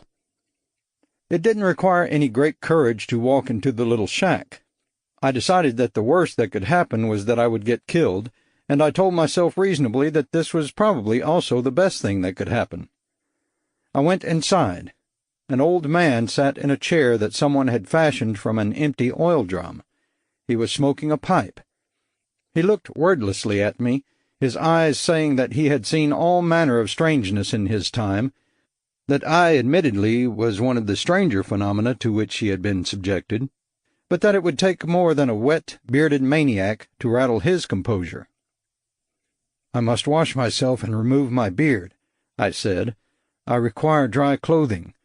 And food. I have not eaten in many hours and must have food." He merely looked at me. "I am hungry," I said. I made pantomime motions, one hand clutching an invisible rice bowl, the other shoveling food into my mouth. "Food, a shave, clothing." "You are not of this country." "No, I am not." "Parlez-vous français?" "Oui, je parle français." And off we went in French. I don't suppose I should have been surprised. French influence had been considerable in Indochina since 1787, and the French had held the area as a protectorate for many years before Dien Bien Phu. Still, I had been talking and thinking in nothing but Siamese and Khmer of late, and the sudden transition to an Occidental language was jarring. The old man spoke reasonably good French, and seemed delighted at the chance to show it off. "For years I worked for the French," he said. "I was a very valuable man for them. I was chief overseer on a large rubber plantation. They knew that I possessed the ability to keep the native laborers in line. I was well paid and performed my work with skill and diligence." He turned sad eyes on the mud-floored hut. "And look at me now," he said, "at what I have come to." "These are bad times," I said. "They are. That a man like myself should not be respected in my old age. The communists and anarchists run wild throughout the country. Ah, bad times, eh?" I thought to myself that the old man was lucky to be alive at all. After all the years he had spent serving the French colonial interests, it was incredible that he hadn't been killed after the liberation. Even more extraordinary that he was allowed to remain alive in Pathet Lao territory. Yet it was undeniable that his present life was a great come-down from earlier prosperity. The hut contained a straw pallet in one corner, a kerosene stove, a few pots and pans, the oil-drum chair, and very little else. "You are French, my boy?" Yes. My head was reeling. I am whatever you want me to be, I thought. Feed me, clothe me, let me sit by the side of the stove, and I will be any nationality you prefer. "From Paris?" That is correct. "What district? Saint-Germain-des-Prés? Montmartre? Montparnasse? Ah, you are surprised at my knowledge of Paris, are you not? And I will tell you something that will further astonish you. I have never been to the beautiful France. It has been my dream, but I have never been there. I live and die in this wilderness." He shook his head. "Once this devastation was a part of France, a part of the French Empire. Once it was on the road to dignity, to civilization, to life itself. Now—" I said, "Perhaps one day." Gallic fire burned in his wrinkled brown face. "Ah, I can see it now as I have so often seen it in my dreams. Mon General, Charles de Gaulle, leading battalions of French troops through all of Indochina, recovering lost territory, bringing my poor country back under the protection of the French flag. And at his side, those other brave soldiers of the beautiful France." And he named 2 generals who had been implicated in an OAS plot to assassinate de Gaulle. "Perhaps that day will come, old one." "That I may live to see it," he said fervently. "That I may live to see my poor country take her place among the lands of the French Empire, side by side with France herself, and with Algeria, and Senegal, and French Equatorial Africa, and Quebec." I stiffened at attention. I began, thin of voice and oddly light-headed, to sing Marseillaise. "Allons, enfants de la patrie." He jumped to his feet. "Le jour de gloire est arrivé," he sang out loud and clear, his hand over his heart. "To share with you my rice bowl and my razor, that is my pleasure," the old man was saying. "But clothing is another matter. My own would not fit you, and I have no other. Perhaps it would be possible to dry your garment by the fire." My garment was filthy as well as sopping. Besides, I had the feeling that a penung draped around me would render me fairly conspicuous in a town like Taodan. "I have money," I said. "I fear the money of France is no longer of use in this land." "I have gold." "Gold!" His eyes brightened. "Gold is another matter.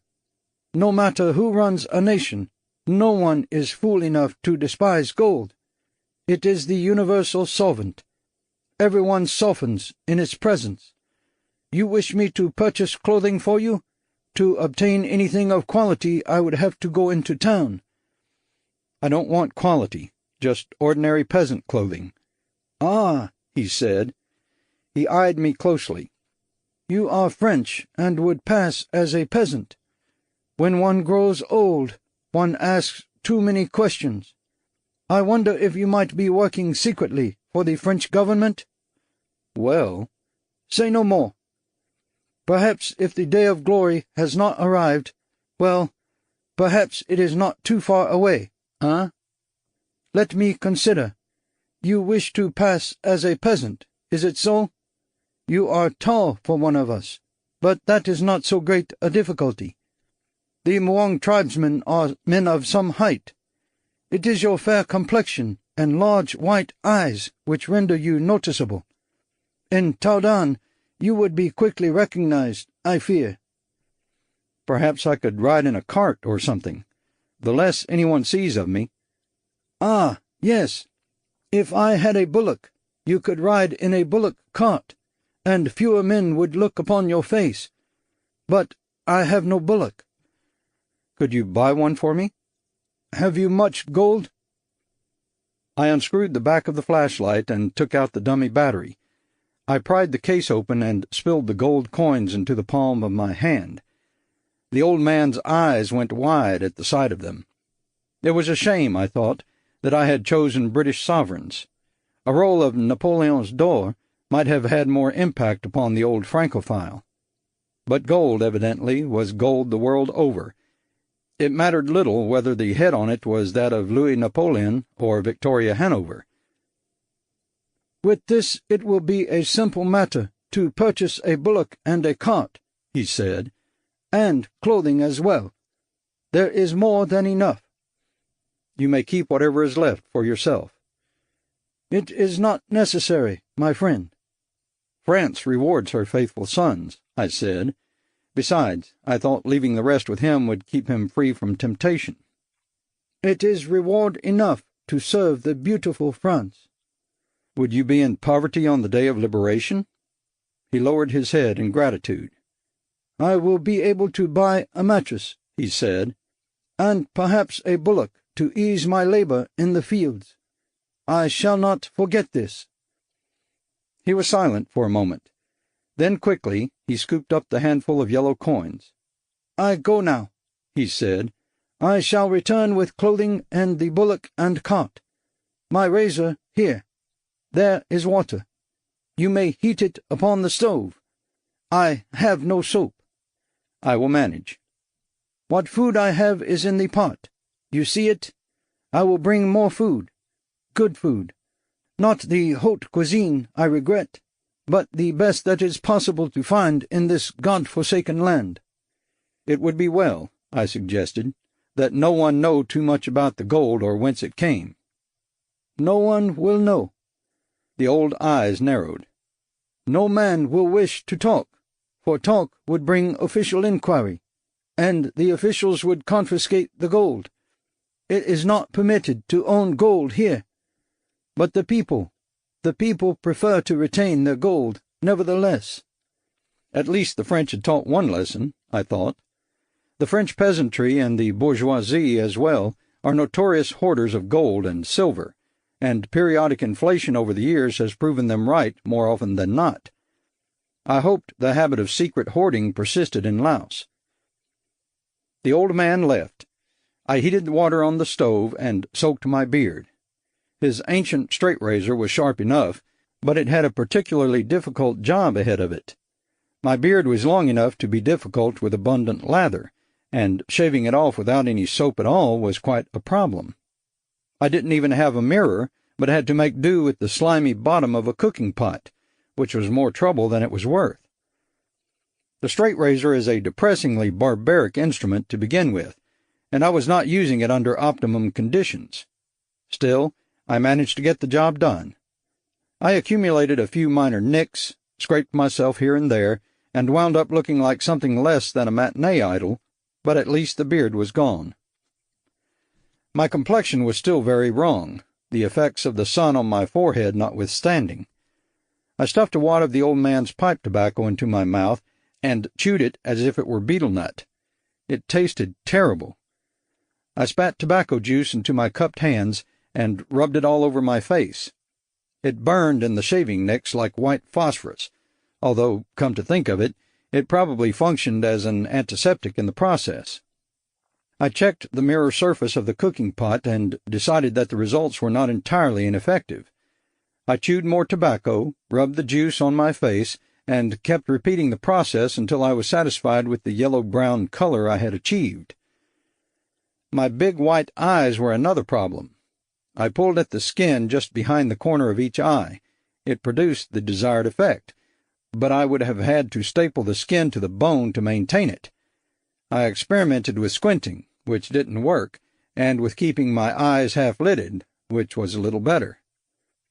The whole shape of my head was wrong, but there was nothing much I could do about that.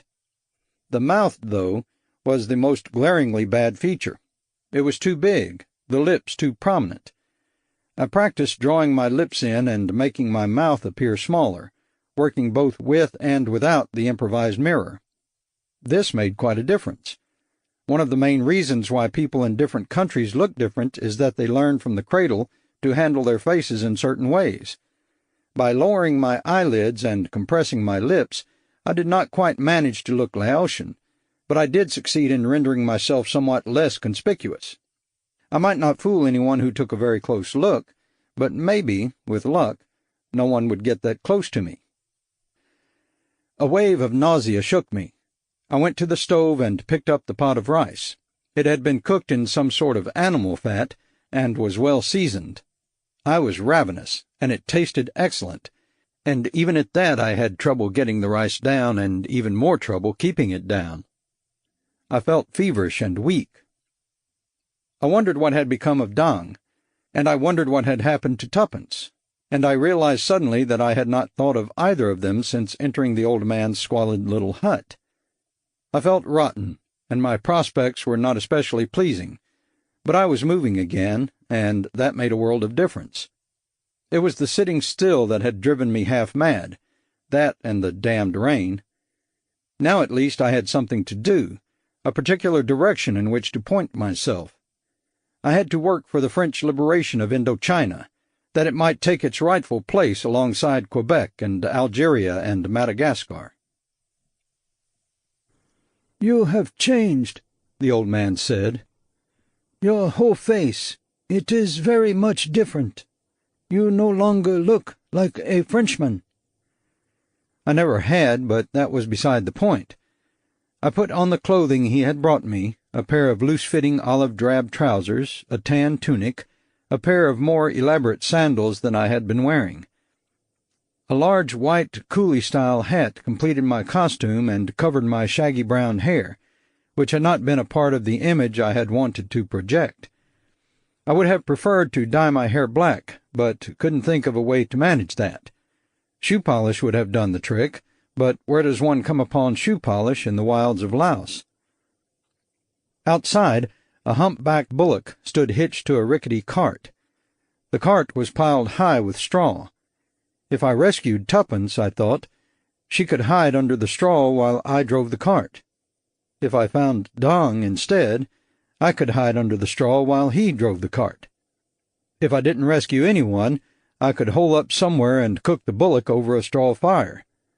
If I was captured, the bullock could work for the greater glory of the beautiful France.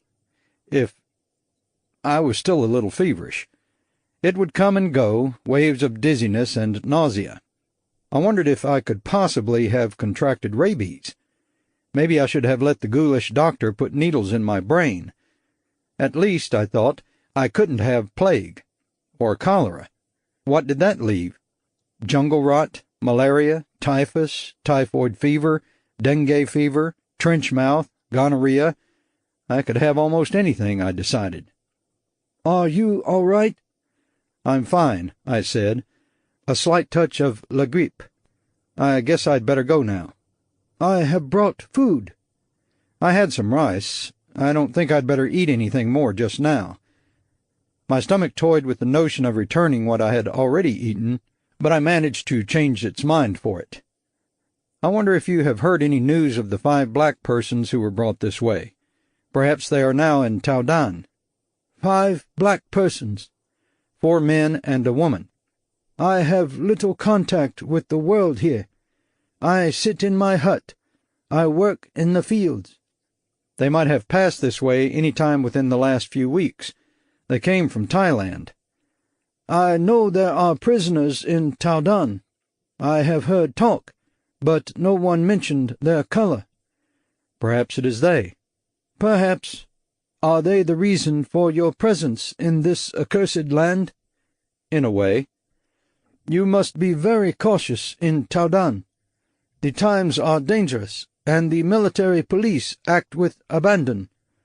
You speak the Khmer tongue, but when you came to the door of my hut, I knew at once that your accent was not of these parts.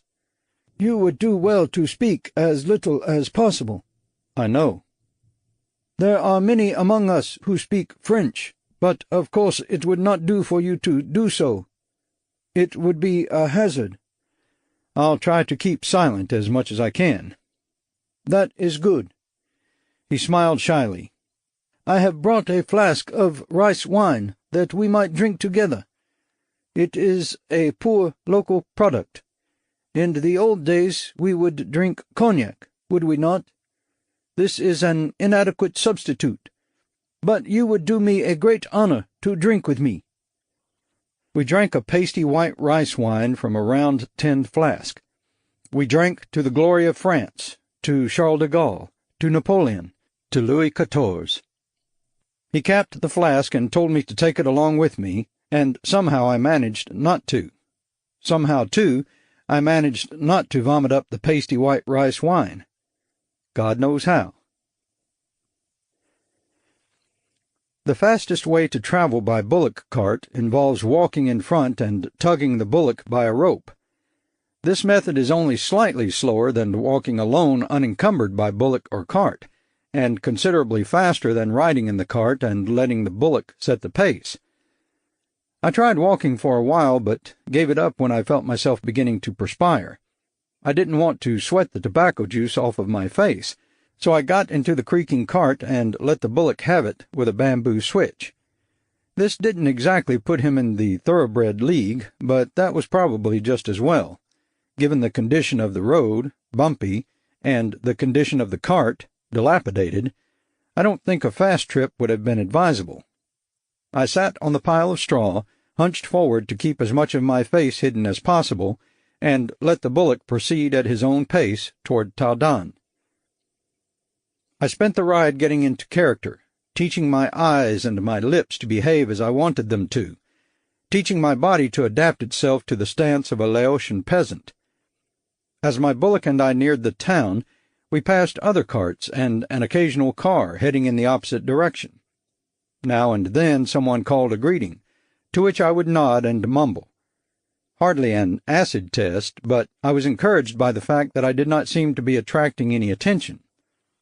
Taodan turned out to be a rather busy little town, the marketplace and seat of government for the surrounding countryside. Ramshackle round huts with peaked roofs alternated with squat buildings of whitewashed concrete block. The streets were very narrow and extremely crowded.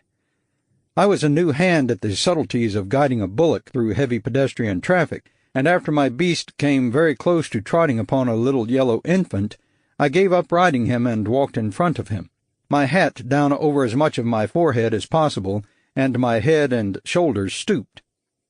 I made my way through a market street where old women sat selling bunches of indefinable vegetables, turned a corner, made my way through the local cattle market, shrugged off a variety of offers for my bullock, and generally drifted through the busy little town. It would have helped if I had known precisely who or what I was looking for, but I didn't. It would also have helped if I had felt better physically. I was perspiring again and was sure it would have an undesirable effect upon my complexion. I had the feeling that my digestive system might be ruined beyond repair, and my head was beginning to throb, a persistent ache that began at the base of my skull and worked its way forward from there. What had become of Dong? I decided that he must have found the object of his search, but it seemed unlikely that he could still be busy with a woman. Even taking his youth and the fervor of his desire into consideration, the fact remained that one could only continue that particular activity for a certain amount of time. Of course, I thought, if he had given full vent to his desires, he might well have driven himself past the point of exhaustion. Even so, a night's sleep would have brought him awake again. Of course, he might have resumed the original activity, but I hated to think it of him. We were friends, after all, and I couldn't believe he would leave me shivering in the underbrush forever while he screwed himself silly. What, for that matter, had become of Tuppence and the Kendall Bayard Quartet? I had the feeling that they were the prisoners of whom the old man had spoken, and that they were somewhere in Taudan. But where were political prisoners lodged in Taudan? I didn't know, and I didn't trust myself to ask directions. I found one street that was a little less crowded than the others, and hitched the bullock at the curb, tying his lead rope to a small concrete pillar erected for that express purpose. I shuffled along the street, then followed a small crowd of men into what seemed to be a cafe. Inside, men were drinking out of small, handleless cups of tea. I couldn't have any tea because I didn't have any money. I moved to the rear of the cafe and tried to stay as deep in the shadows as possible. A dozen conversations went on at once around me. I listened to them in turn. The dialect was difficult for me to follow, and most of the conversations seemed to revolve upon the various problems inherent in the life of a peasant in Laos. The agricultural trade terms were largely unfamiliar ones, and I was pretty much at sea. Until at length I heard a large, heavy man with a deep voice begin to talk about a criminal event that had transpired during the night. A small crowd gathered around him, anxious for details. I shouldered my way forward and listened to the storyteller. He knew his trade well, beginning slowly, letting the excitement build. "And so you know the girl of whom I speak," he said. "Her father is the commanding officer of the troop garrison. Just a young thing she is, with the softest and purest skin, and a waist one could span with one's hands, and breasts exquisitely shaped like cups of tea, and hair like fine black silk." He paused for a chorus of oohs and ahs. "And this stranger appeared, no one knows from where. A young man, crude in his ways, and followed the girl down the street. Some say she did not know she was being followed." He lowered his voice. "And others say she well knew a man was behind her, and let her hips sway from side to side, eh? Eh?" A low giggle rose up from the crowd.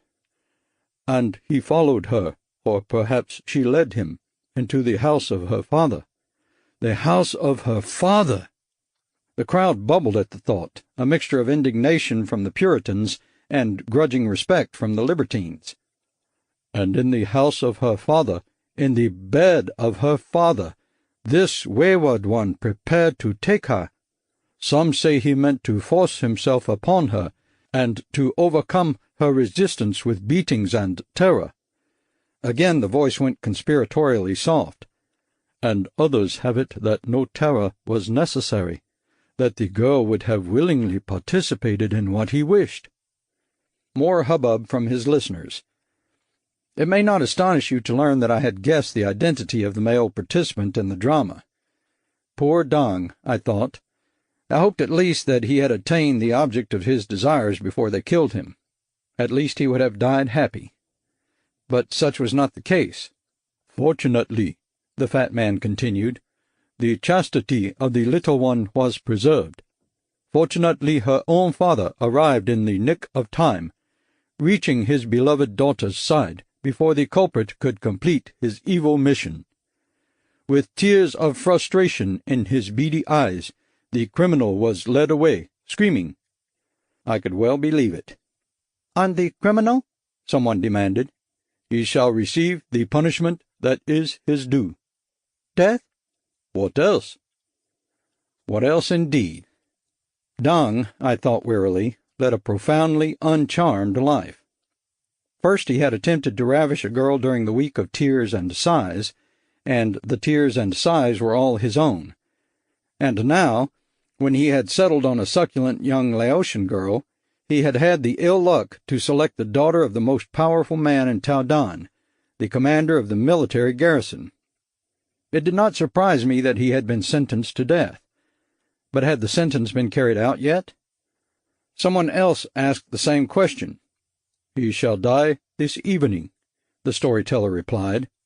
"By nightfall," he pointed off to his left, "his head shall decorate a post at the command headquarters."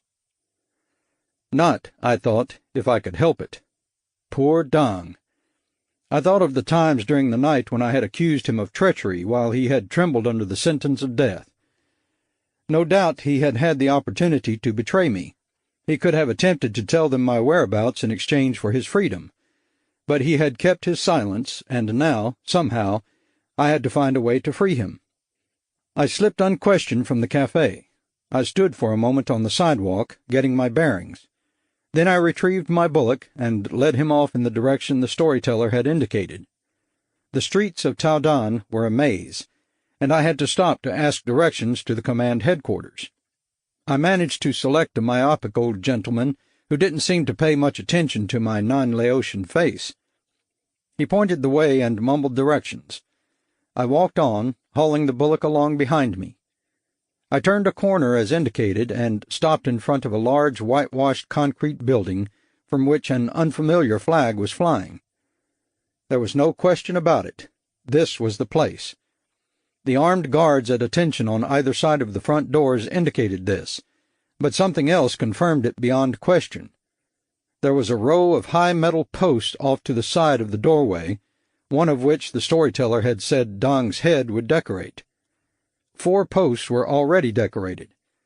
I stood, holding the bullock's rope with one hand and my own jaw with the other, and gazed horrified at the 4 disembodied black heads of the Kendall Bayard Quartet. Chapter 10. Bad as it is to discover a worm in an apple, it is considerably more unpleasant to find half a worm in an apple. By the same token, there is something infinitely more grisly in the discovery of a portion of a corpse than in stumbling upon the deceased as a unit. I stared at the heads of the 4 musicians, and they stared back at me. I blinked, but they did not go away. They went on staring. "American devil dogs," said a voice at my elbow. "Thieves and conspirators, captured by our noble soldiers. See how their sightless eyes shine with evil." I swayed on my feet. A hand gripped my arm. I turned shakily and looked down into the gnarled and wrinkled face. "You are so pale, young one," the old woman said. "Have you an illness?" "I do not feel well." She looked over my shoulder at the 4 black heads. "The spectacle bothers you?" "I have never before seen such a sight." "Nor have I. For all time I had thought that the American devils were white, like the accursed French. But now it seems that they are black devils. You have the pallor of a white devil yourself, young one. You are not of Towdan." "I have come from the north." "Ah, there is a northern touch to your speech. I thought I had recognized it. What is your village?" My mind whirled. "I am from the countryside," I said helplessly. "Which village lies nearest to your home?" Kaopectate, I said. The diseased spirit offers up its own unbidden puns. I said Kaopectate because, at the moment, I damned well needed it. But when I realized what I'd said, I wanted to crawl under a flat rock. The old crone was still clinging to my arm like a barnacle to a ship. A foundering ship in this instance. "I have never heard of this town," she said. "It is many days' travel from Towdan." "So it may be." I felt it might be time to change the subject. "They have told me that another devil is to be beheaded," I said. "A madman. He attacked a young girl last evening." "I was told that there was a woman, a black woman." The hag peered shrewdly at me. "Some say that this is so. Others say that it is not. There is little talk in Towdan of the black woman, and few have heard of her. Who told you she was within the command headquarters?" "There was talk in the village." "Oh?" I felt increasingly horrible. I didn't want to look at the old woman, who was behaving more and more like an agent for the Pathet Lao's secret police, and my only alternative was to watch the 4 heads baking in the morning sun. "The sex criminal," I said desperately. "When is he to be killed?" "Today." "At what hour?" "It is of no importance, young one. All executions are carried out within the building. Then the head is brought outside for display." She clucked her tongue in disappointment. "In old times, criminals and devils were put to death in the public square, where all could see. And it was not done with a single stroke of the sword, either. All executions began at noon, with the sun high in the sky, and often the condemned man would not draw his last gulp of air until the sun had set." She sighed, remembering. "And the entire populace would come to view the spectacle, and the peasants from miles around would make their way into Tardon. Much business was done on such days. The cafes carried on a great trade. It is with sadness that I witness the disappearance of the ancient customs." "But this criminal, when will he die?" She eyed me suspiciously. "Why does it concern you? Are you of the same blood as this crazed one?" "A wager. A man at the cafe. We wagered on the time of death." She nodded, at ease now. This made perfect sense to her. The Laos, like the Thais, will gamble on almost anything. Like the Siamese, they raise specimens of beta splendens, hazarding great sums on the outcome when two male fish attempt to assert their respective territorial rights in a small bowl.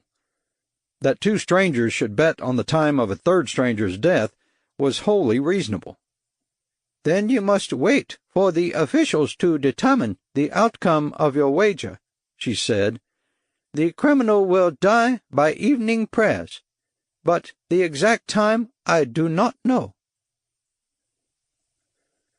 I managed to get away from her. I took my bullock's lead rope in hand and headed him around the corner.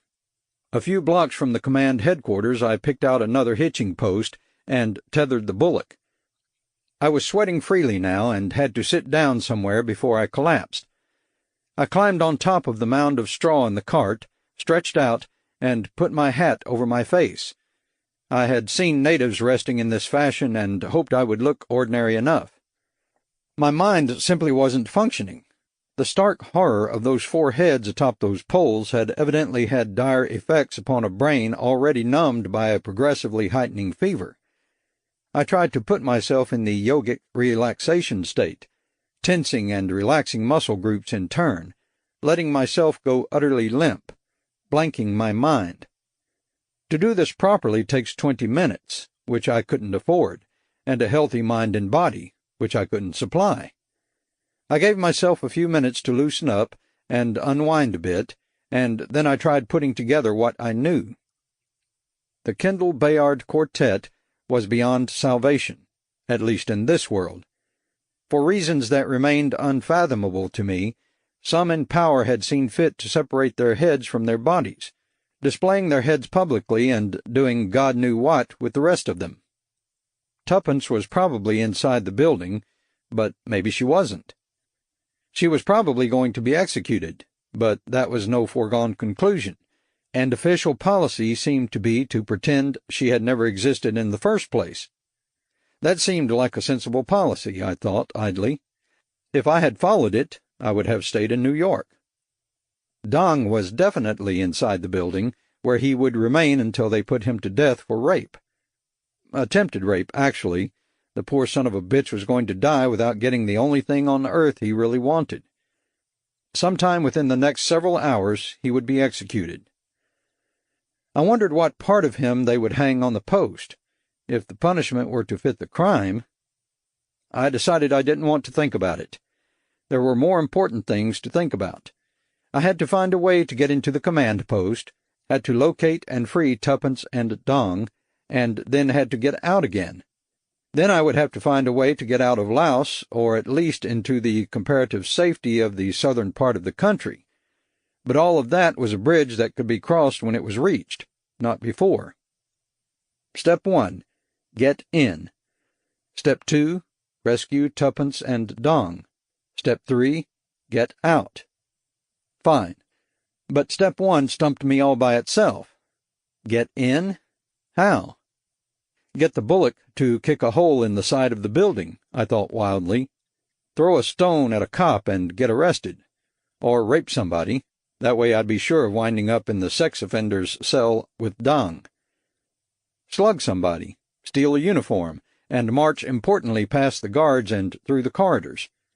Create a diversion, set fire to half the city, and when the guards ran to see what was happening, make a beeline for Tuppence and Dong. I sighed. Everything seemed quite hopeless.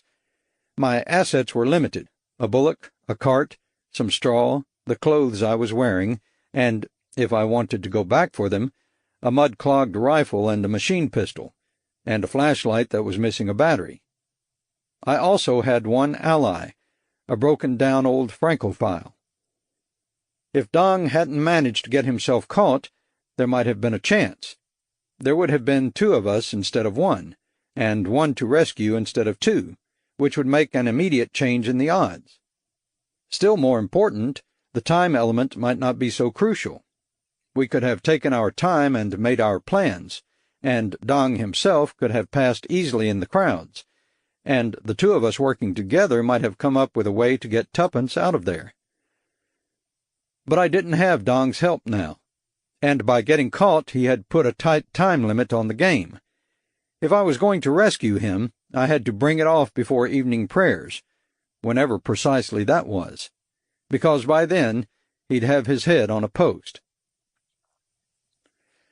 A chill caught me up, and I fought it, bringing my knees up to my stomach and wrapping my arms around them. I was getting fever cramps in my arms and legs, and my head felt like the before half of an aspirin commercial. James Bond never got sick, I thought resentfully.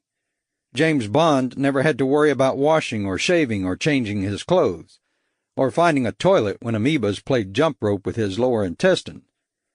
James Bond, in my particular situation, would pluck a button off his cuff and flick it at command headquarters, whereupon all of the enemy would be blown to bits to the tune of Rule Britannia. James Bond was a hell of a lot better suited to this sort of idiocy than I was. The old man drew on his pipe. Moisture gurgled in the pipe stem. He took it from his mouth and looked in turn at it and at me. In his heavily accented French he said, "My young friend, I do not know how I can help you." Neither did I. I had left Tao Dan to lead my bullock all the way back to the old man's hut, not because I thought he would really be able to help me, but because I couldn't think of anything else to do. He took one look at me and made me lie down on his straw mattress and cover myself with his few blankets. While I babbled wildly about Tuppence and Dong, he poured cup after cup of strong herb tea into me. It came out through my pores in rivers of sweat. My stomach calmed down after a while, and finally the fever broke. "You must sleep," he assured me. "You must spend a week doing nothing but sleeping and drinking the tea, or you will die." And then I had told him why I couldn't sleep. Not the medical reasons, but the immediate practical ones. A Senegalese princess and a Thai agent of France were under sentence of death in Tao Dan. It was my mission to rescue them and rush them to safety in Paris. In their hands, I said, they held the future of the French colonial empire in the Orient. Perhaps, I suggested, he had comrades in the area, other men who had known the glory of French leadership, other men whose thoughts and feelings were akin to his own, men who would help us in our noble task, men who would join with us to— As rhetoric goes, it certainly went. I don't think I could do it justice in English, but the French language is an ideal vehicle for the expression of such sentiments. The speech fired the old man's blood. It was even beginning to rouse me, for that matter, but at the end he merely shook his head. "I am such a man," he said unhappily, "but I know no others. This is a nation of slaves and fools and traitors, and the times are bad. Here there are only knaves who bow down to those in power, and peasants whose thoughts never rise beyond their rice bowls and their yokes and ploughs. If the communist sees a man's bullock, he puts the yoke upon his wife's shoulders. If they beat him, he apologizes. If they kick him, he polishes their shoes with his tongue. If we had just a few men. But there are none but myself. I sank back on the straw pallet. I had succeeded only in wasting more precious time, the time I had spent walking from the village, and the time it would take me to return to it. It was hopeless, and I should have known as much, but there was nothing else to be done, and no one else to whom I could turn. You say that this son and daughter of the beautiful France are in the command headquarters? I gulped herb tea. Hopeless, I thought. Better to stay on the old man's floor until the fever either ran its course or killed me. Better to keep out of Tao Dan entirely, and later to make my way back through Thailand to Bangkok. Better to let them lop off Dong's head and Tuppence's head. If you can keep your head when all about you are losing theirs and blaming it on you. My young friend, are you awake? Yes, why? You did not seem to hear me. I asked if your allies are being held in the command headquarters. I nodded. And there is how much time until the murder? A few hours. If you could gain access to the command post, if you could manage to slip inside, would you have any chance of success? Possibly. I don't know. But the guards— Perhaps I can dispose of the guards. How? He held up a hand and waved the question aside. An odd smile played on his thin old lips. I finished the tea, and he dipped my cup into the pot and filled it again. I sipped it and looked up at him. He was humming the Marseillaise. Le jour de gloire, he sang softly. His eyes flashed at me. Perhaps the day of glory has indeed arrived, my little friend. Perhaps it is so. Do you think it is possible? I don't understand. We must return to town, he said. Finish your tea. There is time. I will lead the animal, and you must ride in the cart. You will need your strength later in the day of glory. When you leave the building, how will you flee the town? Have you a plan? No. There is a river east of the town. If you had a small boat moored at the bank, it would be a great asset to you, would it not? Gold will buy a boat. There is enough left of what you have given me. But no time, not now. Finish your tea. That is a good boy. Can you get to your feet? I will help you. I can manage. Good, very good. And now we will go to town. But first you must darken your face once more. Was it my tobacco that you used? Yes. I hope there is enough left to do the job. Go ahead, it is all right. I will not need more now. Go ahead. The taste of the tobacco almost made me sick again, but I chewed it and rubbed the resulting liquid into my face. I gave my hands and forearms the same treatment. It didn't take so long this time, perhaps because the fever was beginning to endow me with a yellowish color all my own. And now we go, he said. You will mingle with the crowds. You will stay close to the entrance of the command headquarters. I will see to the rest. What time? You will know when it is time, my friend. I only hope that it can be done before it is too late. Chapter 11. I don't remember very much of the ride to town. I kept telling myself over and over again that I couldn't have plague or cholera, and that I had not yet been bitten by a rabid skunk. Nor had I walked through any caves cluttered with bat crap. I would tell myself this, and then the fever would pick up steam again, and I would become slightly delirious. I was in fairly good control of myself, however. Each time I had to vomit, I managed to lean over the side of the cart. In Taodan, the old man parked the bullock and took me into a little restaurant. He knew the proprietor and spoke rapidly to him before leading me to a small booth at the rear. Then he pressed a few well-creased little banknotes into my hand. "I have told him to continue bringing you cups of herbal tea," he said. "I have said that you have a weakness of the brain and cannot speak clearly. Thus it will not be necessary for you to say anything, and you may remain here until I return. No one will disturb you." I nodded. "I will be back shortly. I will arrange for a boat. I had thought to take you with me, but it may be more readily done this way. Then I will tell you how to find the boat after I return. You will wait here? You will not move?" "There is little time." "I know. I shall not be long." He left. I looked down at the tabletop. It was wooden, and the finish had long ago been worn away.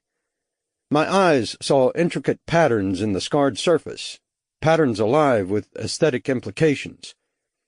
Fever does weird things to one's mind.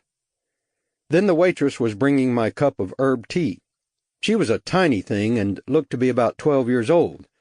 I thought at first that she was a very pretty child, but when I looked more closely, I saw that one of her eyes was missing. The empty socket was black inside. She smiled shyly and set the tea down before me. I tried not to look at her face. I felt tears welling up behind my own eyes and blamed them on the fever.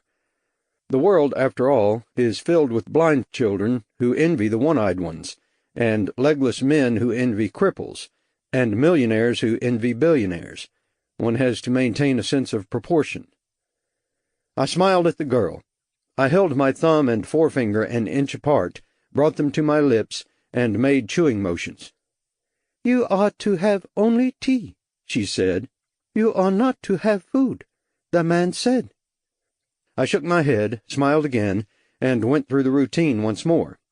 This time I made motions of chewing and spitting, chewing and spitting. "Not food?" I shook my head. She smiled, pleased with the game. "Show me again." I did. "Betel nut? You wish betel nut?" I smiled and nodded enthusiastically. "I will get it for you. I ask my father if you may have. You wait." She rushed away. In a few moments she came tripping back with a slice of betel nut wrapped in the usual leaf. The flavoring agent was different from that used in Dong's betel, but by no means unpleasant. I smiled my thanks, chewed, spat. The girl giggled happily, made a small but very courtly bow, and scampered away. I found myself thinking of Minna and hoping that she was all right. I knew that Kitty Bazarian would take good care of her, and I was privately convinced that the child was sufficiently adaptable to get along almost anywhere. She possessed both charm and pragmatism far beyond her years. But she was happiest at home with me in the apartment on 107th Street, which was why I would undoubtedly never get around to having her adopted, or sending her to school, or doing any of the things one really ought to do with a child her age. Thoughts of Minna drew me out of my role, and I caught myself letting my eyes widen and my mouth relax. I narrowed my eyes to slits once more and pursed my lips. I had to get out of this mess, I told myself. After all, I wasn't entirely a carefree adventurer any more. I was a man with responsibilities, Minna, Todor, another child on the way. I had to get a grip on myself. Perhaps the betel nut was an imperfect idea. I had ordered it because I wanted it, which seemed motivation enough at the time. But the slight narcotic properties of the betel nut seemed to be working in tandem with the fever. My head was doing unusual things. From time to time I would catch myself staring off into space with the purposeless intensity of a catatonic, spending endless minutes in stoic contemplation of nothing whatsoever, with not a thought passing through my mind. Then I would force myself to move an arm or a foot, to drink some of the ever-present tea, to chew and spit. When my teacup was empty, the girl returned for it and brought it back full again. I handed her all of the notes the old man had left with me. I didn't want to run up a tab higher than my bankroll. She started to give some of them back to me, and I motioned her to keep the lot. She smiled, and her eye brightened. She returned again in a little while, and slipped me a handful of betel, giggling as she did so, and either winking or blinking, whatever you prefer. I put the betel in the pocket of my tunic. My time sense was completely shot. When the old man sat down opposite me, I hadn't even noticed his approach, which shows how magnificently I was functioning. I had no idea whether he had been gone an unusually short time or an exceedingly long time. I really did not know. It could have been 15 minutes or several hours. In French he whispered, "It is arranged. I have purchased a boat. It is small, but I believe it will accommodate 3 persons, you and the Thai and the princess." "What about yourself?" "Do not worry yourself about me. Now," his finger traced lines on the scarred tabletop, "we are here. Here is the command headquarters. You see? The front of the building here. A rear entrance here. Down this way is a street that leads to the river. It runs just so. You follow me? You take that street and do not leave it, and it will lead you directly to the bank of the river. The boat is hidden in the rushes, perhaps 50 paces in this direction. You see the route you must take? This way from the building, and down the road to its end, and then to your left and along the shore perhaps 50 paces, perhaps 60. The boat is well hidden. I cut reeds and place them atop it. You will be able to find it?" "I think so." "I am sure that you will. There will be very little time. You must hurry into the building and liberate the 2 prisoners, and hurry out again as quickly as possible. You may find this useful." He put a hand under the table, and I reached to take what he handed me. It was a dagger with an 8-inch blade, razor sharp, with deep blood grooves running the length of the blade on either side. The hilt was covered with tightly wrapped leather. The dagger had not been washed since its last use, and there were traces of blood in the grooves. I concealed it as well as I could in the fold of the tunic. "Go now," the old man said. "We are in time. Your friends have not yet been executed. Get as close to the entranceway as you can. When the moment is at hand, seize it. Do not spend time watching me." "What are you going to do?" He looked at me, and over my shoulder, and miles past me. Perhaps he was seeing a parade in the Place de la Concorde. "I shall do what I must," he said. "But it is time." A smile. "The day of glory has arrived. Do not ask questions, young friend. Go now. The day of glory has arrived." I put both hands on the tabletop and pushed myself to my feet. The day of glory has arrived, I told myself. My knees buckled. I took a deep breath and walked unsteadily to the doorway. My little waitress blinked goodbye. I stepped out into the heat of the glaring afternoon sun, waited for a moment to get my bearings, then found my way quickly to the command headquarters. The 4 heads stared at me as before, but this time they had no effect upon me. Perhaps I was prepared. Perhaps the fever and the betel nut had combined to render me impervious to horror. I looked at the heads, and they looked back, and I walked past them to the side of the entranceway, where notices were posted on a bulletin board. Some were hand-lettered, others were printed, and all of them were equally meaningless to me. I can speak Khmer, but cannot read it at all, and after I had looked at a few notices, I found it hard to believe that anybody could read it. It has frequently occurred to me that the high illiteracy rate in certain countries is at least partially attributable to the impenetrability of their alphabets. It amazes me that people learn to speak at all, let alone read and write. I went on scanning the bulletin board. The fever caught me, then let me go. For a moment I was quite unsteady and didn't think I could stay on my feet, and I moved to one side and turned around, leaning against the building in what I hoped was a casual fashion. The street was beginning to fill with the local citizenry, all of whom seemed interested in the command post. Though public executions had been abolished, it was evidently quite a thing to watch new heads being installed on the ceremonial head posts. Perfectly reasonable, I decided. With no movie theater and no television, the people needed something to take their minds off their troubles. I slipped my hand under my tunic and touched the handle of the dagger. Its presence was somehow reassuring. I looked at the squat concrete building. If we left it by its rear door, we would have to run off to the right to the street the old man had indicated, then turn to the left and follow that street to the river, then look off to the left some 50 paces for the boat. I pictured his finger tracing the route on the tabletop, and I closed my eyes and fixed the image of his map in my mind. In the street, a jeep made its way through the crowd. The driver confirmed the popular notion of the Oriental view that human life is cheap, driving with a fine disdain for the throngs in front of him. Magically, the crowd melted aside just in time to let him pull to a stop in front of the building. The driver remained in the car. 2 men climbed out of the back seat. One of them was middle-aged and looked important. The other, younger and in a less impressive uniform, hurried to open the door for him. The guards stood aside, and the 2 men walked on into the command headquarters. Wonderful, I thought. By the time I made my move, half the soldiers in Laos would be inside the concrete structure.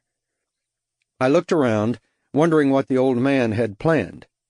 For a moment I had thought he might have organized some sort of riot, with the mob storming the building, but the crowd did not have the look of potential rioters. They were just a mass of bored yokels waiting for something to happen.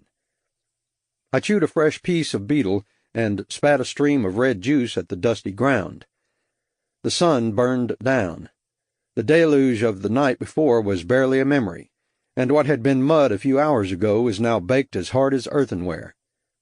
I chewed and spat, and, like the mindless crowd, I waited for something to happen. Then something happened.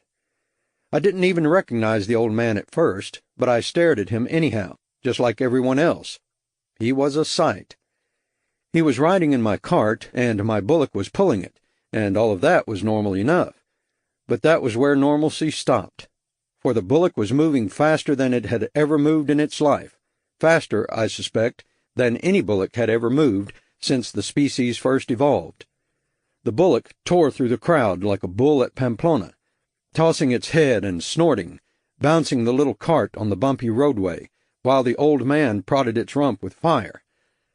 I do not speak metaphorically. The old colonial boy held a long stick like a shepherd's crook, and on the end of that stick was a rag soaked in kerosene or something of the sort, and the rag was burning. He kept poking the flaming end of the stick into the tormented end of the bullock, and the results were spectacular. All hell broke loose. The crowd stampeded. The jeep, parked in front, happened to be in the way, and the bullock came down on its hood and struck a mighty blow against the forces of automation. The animal caromed off the wrecked vehicle, tossed its head wildly, then charged for a mass of onlookers. They broke and ran. Some of them got away, and some of them did not. The guards didn't know what to do. They had drawn their guns and were now waving them uncertainly in the air, evidently feeling that the situation could be solved only by a show of force, but not knowing where the force ought to be directed. And through it all the old man prepared for his finest hour. The day of glory has arrived. He was in costume, for one thing. He wore the uniform of a French legionnaire. God knows where he found it. Perhaps he had kept it hidden as a relic of better times. It fit him like a glove on a pencil. The pants covered his feet, and the jacket's sleeves came down well over his hands, and the shriveled little old man inside disappeared completely. He paused, kept the fire away from the bullock's rear for a moment, and his voice rang out over the crowd. "Long live King Charles de Gaulle! Long live beautiful France! Lafayette is here! Long live Napoleon! To hell with Marx! To hell with Lenin! To hell with the Pathet Lao! To hell with Mao Zedong! Long live Jeanne d'Arc!" Everyone's attention was drawn to him. The doors to the command post were open, and soldiers from within crowded the doorway, staring out at the wild old man with the wild young bullock. I could have pushed through them without their paying the slightest bit of attention to me, but at the moment I was utterly transfixed by his display. Wild bullocks couldn't have moved me. Allons, enfants de la patrie! Singing the Marseillaise at the top of his lungs, he began waving a tin can around madly. He splashed something from it, soaking the straw around him, soaking the fine French Legion uniform, soaking the flanks of the unfortunate bullock. Then, still singing bravely, he brought the day of glory to its peak. He touched his torch to the straw beneath his feet, and as the straw and the cart and the bullock and the old man burst suddenly into flame, with the maddened bullock veering sharply to his right and crashing head-on into a cluster of ramshackle wooden huts, with bullets flying overhead, and with the final death echoes of the French national anthem sounding around me, I drew my dagger and rushed into the building. Chapter 12. Behind me the crowd hooted and wailed hysterically. Soldiers rushed into the mob to stare mutely at the spreading fire. Someone began shooting at something. I moved quickly, mind and body oddly disassociated. At the head of the stairs a soldier blocked my path and snapped a command at me.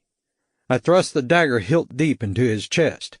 He gasped and died, and no one noticed. I drew the dagger free and entered the building.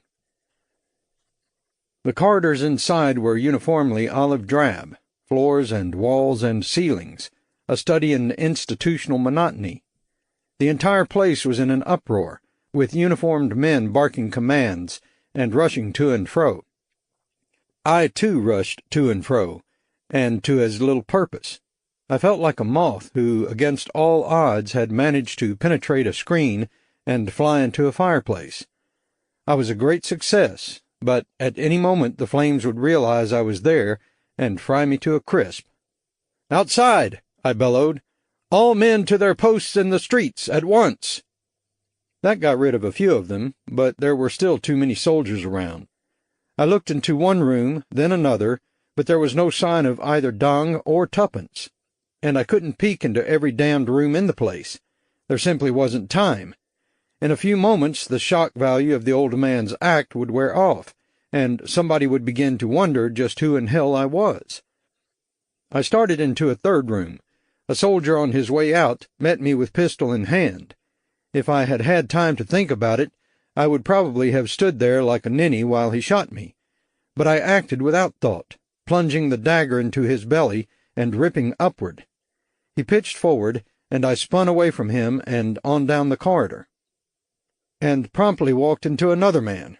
We bounced off one another, and I said, "Pardon me," and he said, "Who are you?" And I looked at him, and he looked at me. His chest was full of medals and ribbons. He was the important-looking middle-aged man who had recently dismounted from the jeep in front. He said, "Seize this man!" But I seized him first. I grabbed him by the shoulder and gave a yank, and he spun like a top and sagged against me. The top of his head came to just below my chin. I wrapped one arm around his chest, and with the other hand I held the tip of the dagger to his throat. "I just hope to God you're important," I told him in English, "or we're both going to wind up dead." He was saying something that I couldn't understand, which I guess made us even. A semicircle of armed men stood around us, their guns pointed at me. I worked my way backward so that my back was against a wall. I kept my grip on the important little man, and the tip of my dagger stayed within an inch of his throat. "If you do not cooperate, you will die," I told him, in Khmer this time. "Tell your men to throw their weapons down upon the floor. Do this at once." He said something unintelligible. The soldiers were still holding their weapons. "Tell them," I said reasonably.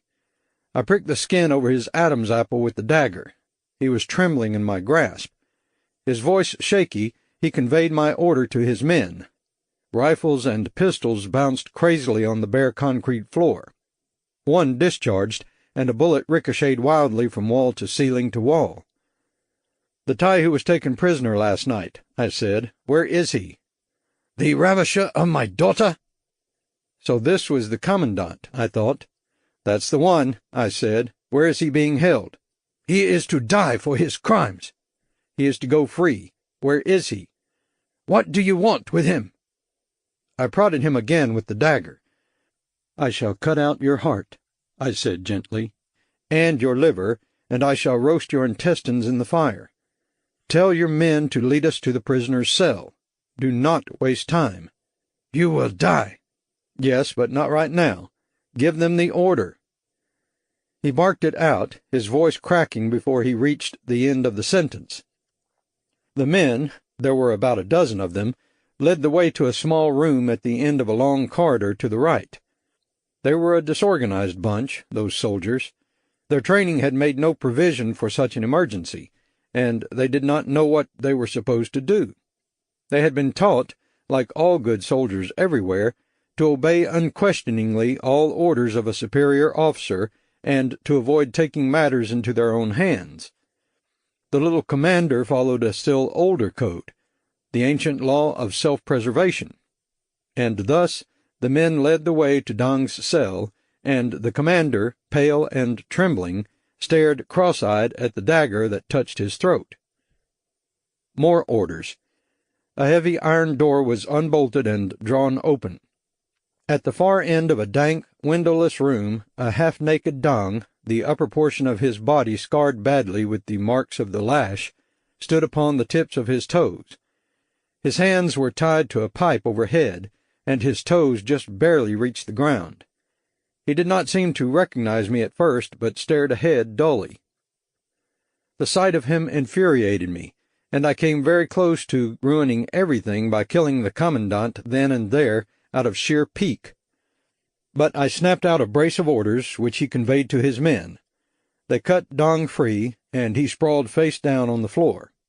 I shouted at him. He shook himself, looked up at me, then struggled to his feet. "Heaven! You have come!" I tossed him a chunk of beetle. He popped it gratefully into his mouth. "There's very little time," I told Dang. "We have to get out of here." I singled out one of the soldiers who was about Dang's height and build, and had the commandant tell him to get out of his uniform. He did this, and Dang dressed himself in the soldier's clothing. He didn't exactly look as though he had been born to wear a uniform, but it wasn't a bad fit. "I could have had her, Evan. So beautiful she was. And she wanted me, too. They said I tried to have her against her will, but in truth she wanted me. The commandant cursed and tried to make a lunge for Dang. I tightened my grip on him. "Such a sweet Kunat," Dang went on, "and in another moment she would have been mine, but then this pig had to intrude." And he cleared his throat and spat in the commander's face.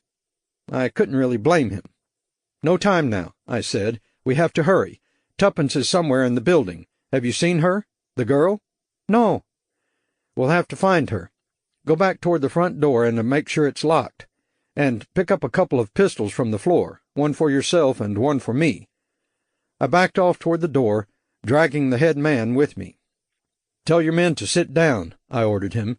"Tell them to seat themselves upon the floor and remain there until they are called."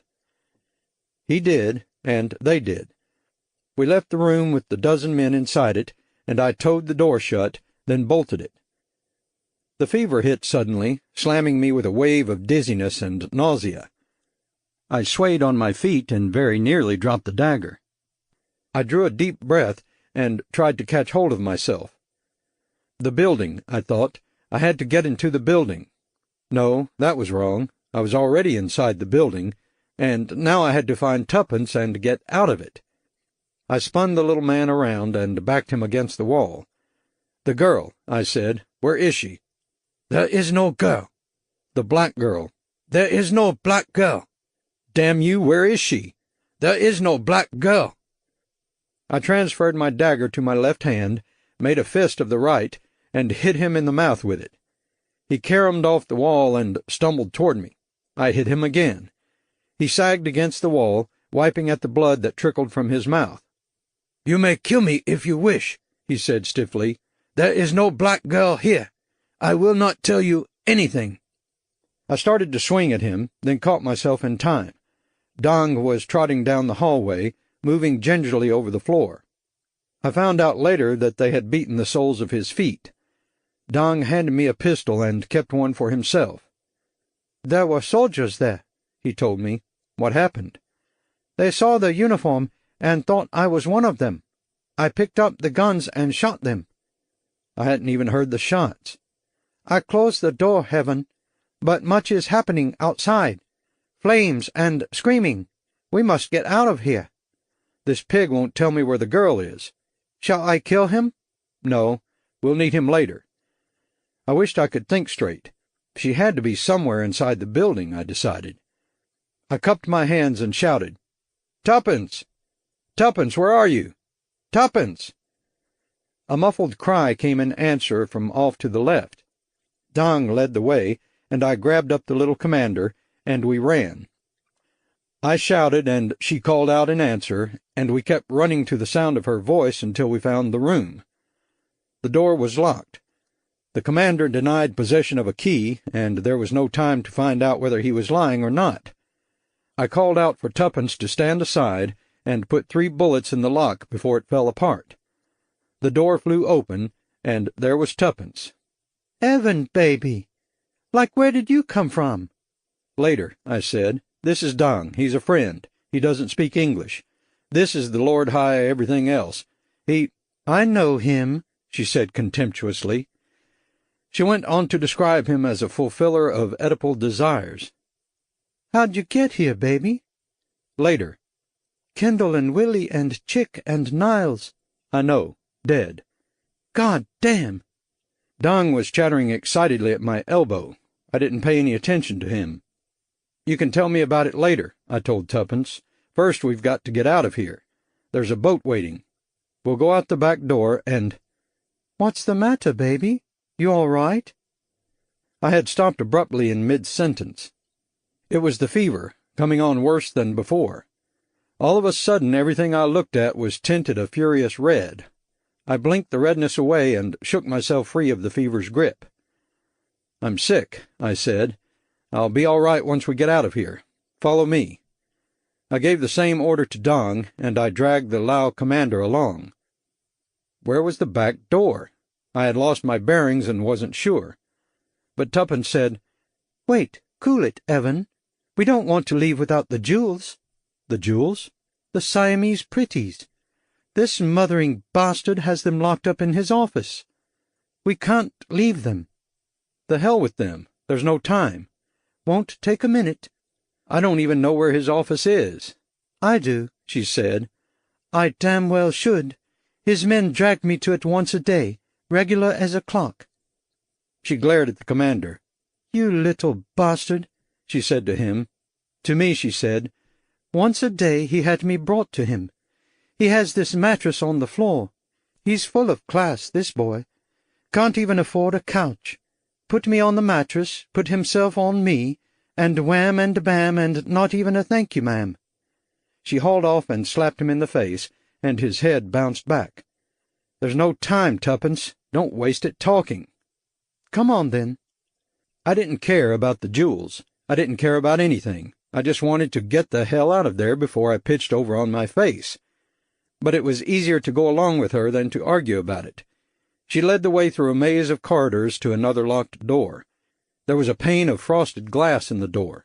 It was the only door I had seen like that, evidently a special luxury, a great status symbol.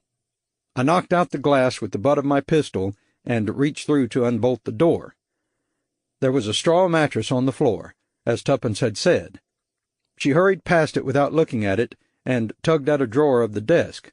It wouldn't open. The commander was making unhappy noises. He really didn't want us to get those jewels. Somehow this encouraged me. Anything that bothered him made me happy. I let Dong cover him and went around the desk. I shot the lock off — guns have a multitude of uses — and Tuppence yanked open the drawer and hauled out 2 leather sacks. "Wait till you get a look at these, Bwana. Your eyes shall roll in disbelief." Later. "Like a king's ransom." Or the ransom of a Senegalese princess. Huh? Later. Let's move. We moved. Tuppence took one sack of jewels, and Dong carried the other. I twisted the commandant's arm behind his back in a hammerlock, and propelled him in front of me, the muzzle of the pistol against the side of his neck. The fight had gone out of him now. With his men locked up, his prisoners liberated, and his jewels gone from his desk, he had lost all will to resist. We located the back door. I hesitated in front of it, certain that we would open it to find ourselves surrounded by soldiers. There couldn't be too many of them, I decided. It seemed unlikely that too many men would be garrisoned at Tao Dan, and with several dead and a dozen locked inside Dong's cell and more fighting the fires that the old man had started, I didn't expect too much of a welcoming committee. Dong thrust the door open, and we went through it. There was no one there. The noise from the other side of the building was deafening. Shouts, screams, the staccato snapping of small arms fire.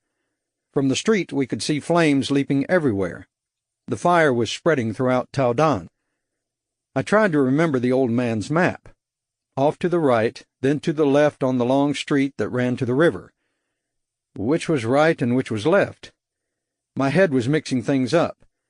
I started in the wrong direction, then caught myself and turned around. Do we have to take this pig with us, Yevon? Dong gestured at the commandant with his pistol. He will slow us down. He could be a valuable hostage. If we run into an armed patrol, his presence might save us. Make him move faster. We hurried onward. The race to the river bank remains a blur in my mind. The fever seemed to be getting worse instead of better. Colors were unusually bright. My body took one path and my mind another, and I seemed to be racing along without paying any real attention to what I was doing. My head was overflowing with unexplained questions. Why had Tuppence and the quartet been kidnapped? Why were the men killed?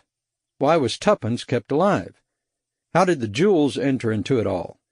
Who had stolen them, and for what purpose? Somehow we found the right street and followed it to the river. I remember the whole thing very imperfectly, and the memory is mostly sensory.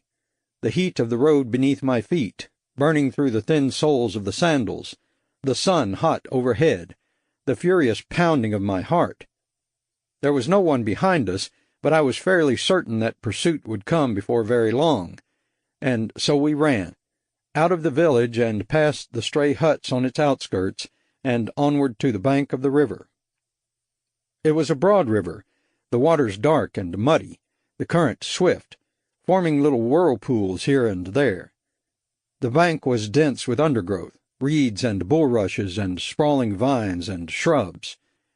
We made our way along the river's edge and found the boat just where the old man had said it was. I would never have found it if I had not been looking for it. It was completely concealed among the reeds. We removed the camouflage. Off in the distance, small fishing boats sailed upon the river. I studied our craft. It was not the rowboat I had suspected, but was more along the lines of the dugout canoes of the American Indians.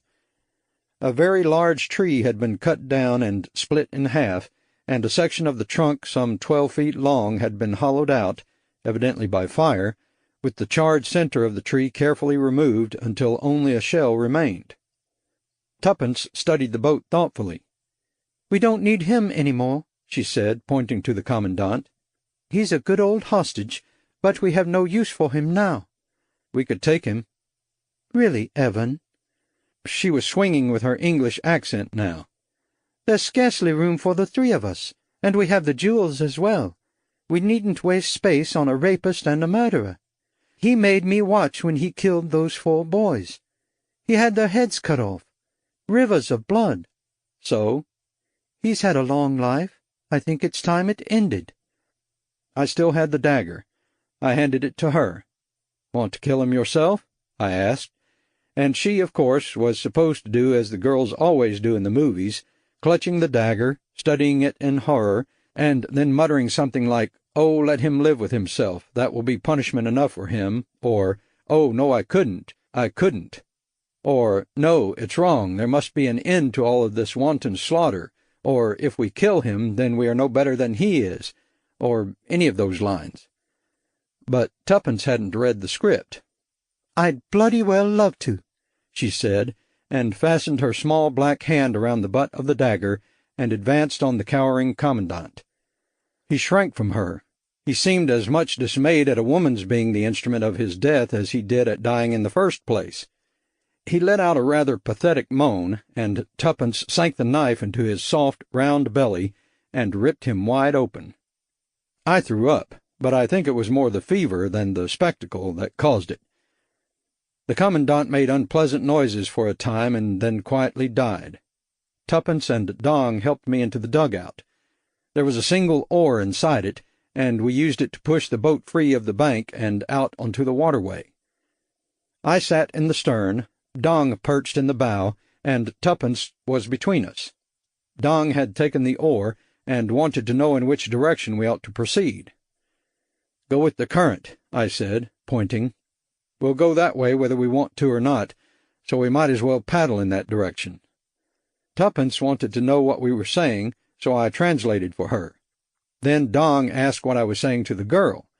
I could see a potentially horrible situation developing, with myself in the middle of it. I told Tuppence in English that Dong did not speak English, and that I would relay to her whatever was important of my discussions with him, but that we would all go crazy if I translated everything. Then I told Dong approximately the same thing in Siamese, and then I leaned back in the dugout and watched birds diving for fish in the river, and thought that perhaps Esperanto wasn't such a terrible idea after all. I took a fresh piece of beetle for myself and offered one to Dong, but he said his slice had not yet lost its flavor. I popped the beetle into my mouth. Tuppence wanted to know what the hell it was, and I told her. "Man, you've really gone native," she said. "It's not bad once you get used to it." "Is that how come your teeth are black?" "Yes." "Will you be able to get them clean later on?" "I hope so." "What I could really use is a cigarette. I don't suppose you have one." "I don't smoke." "I'm hip. But you used to carry cigarettes for me." "This is a little different." "I know it, baby. I know a girl who's a beetle nut. She's crazy for Ringo Starr. Sorry about that. I'll try it. What the hell?" I gave her a piece of beetle, and she chewed it and spat into the river. We were all together a charming little group. "You look terrible," she said. "Is that sunburn or from being sick?" "A little of both," I said. And I told her, too, about the cosmetic properties of tobacco juice. She thought that was very interesting, but would be more interested personally in finding a way to reverse the process. "What happens now, baby?" "We just keep sailing. Later on we might be able to catch some fish for dinner, but meanwhile I think we should keep moving as fast as we can." "Uh-huh. Moving where?" "Downstream." "Yeah, groovy. What I'm getting at is, where does the stream go?" "Oh," I said. "I said something wrong?" "No," I said. I shook my head groggily. I had somehow forgotten to ask the old man that little question.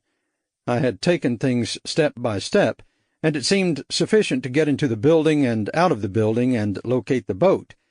I hadn't given too much thought to what would happen thereafter, and I had no idea where the river was headed. Chapter 13. Birds wheeled high overhead. Fish and water snakes swam alongside the dugout.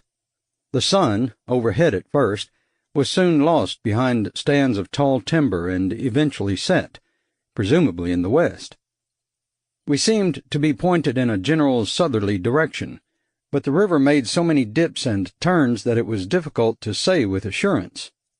Before long it was difficult for me to say anything, with or without assurance. There was no herb tea aboard the little boat, and without it the fever grew worse instead of better. I huddled in the stern of the canoe while the world went on around me, and I paid it as little attention as I possibly could. "You must sleep," said Dong in Siamese. "You must sleep," said Tuppence in English. I agreed with both of them, but there was very little I could do about it. I kept my eyes closed most of the time because I couldn't see very well anyway, and the light intensified my headache. I thought for a time that I might sleep after all, that the fury of the disease might induce some sort of coma. This didn't happen.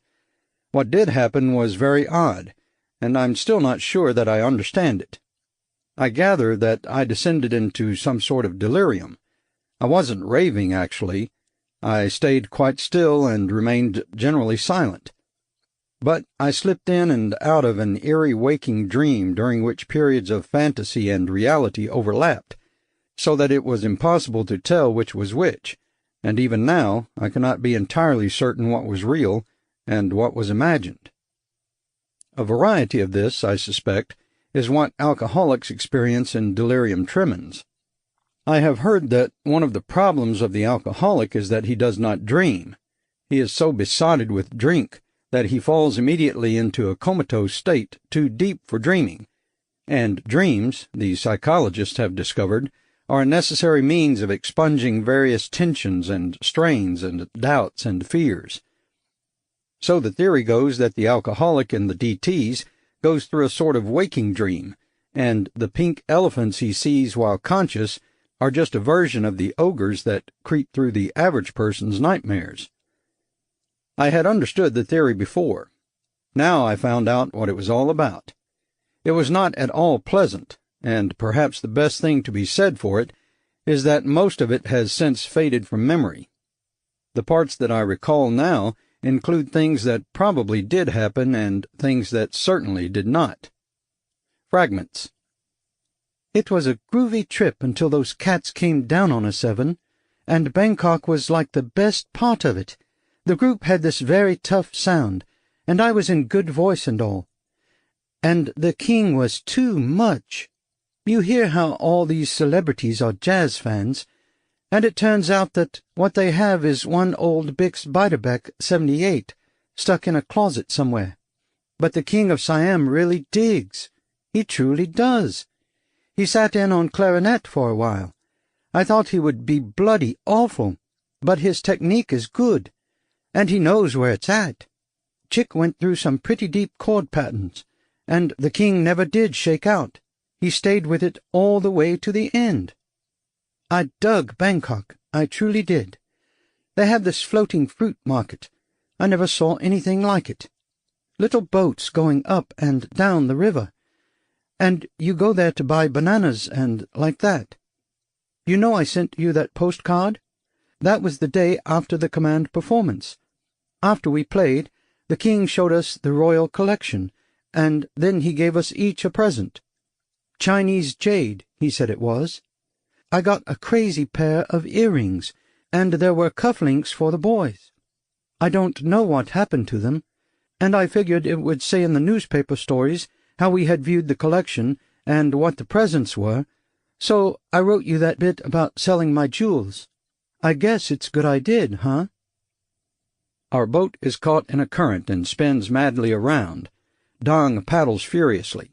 On the starboard side a huge log bobs in the water. We paddle over to it, and the log turns and begins swimming for us. It is a crocodile. We try to escape. It swims closer.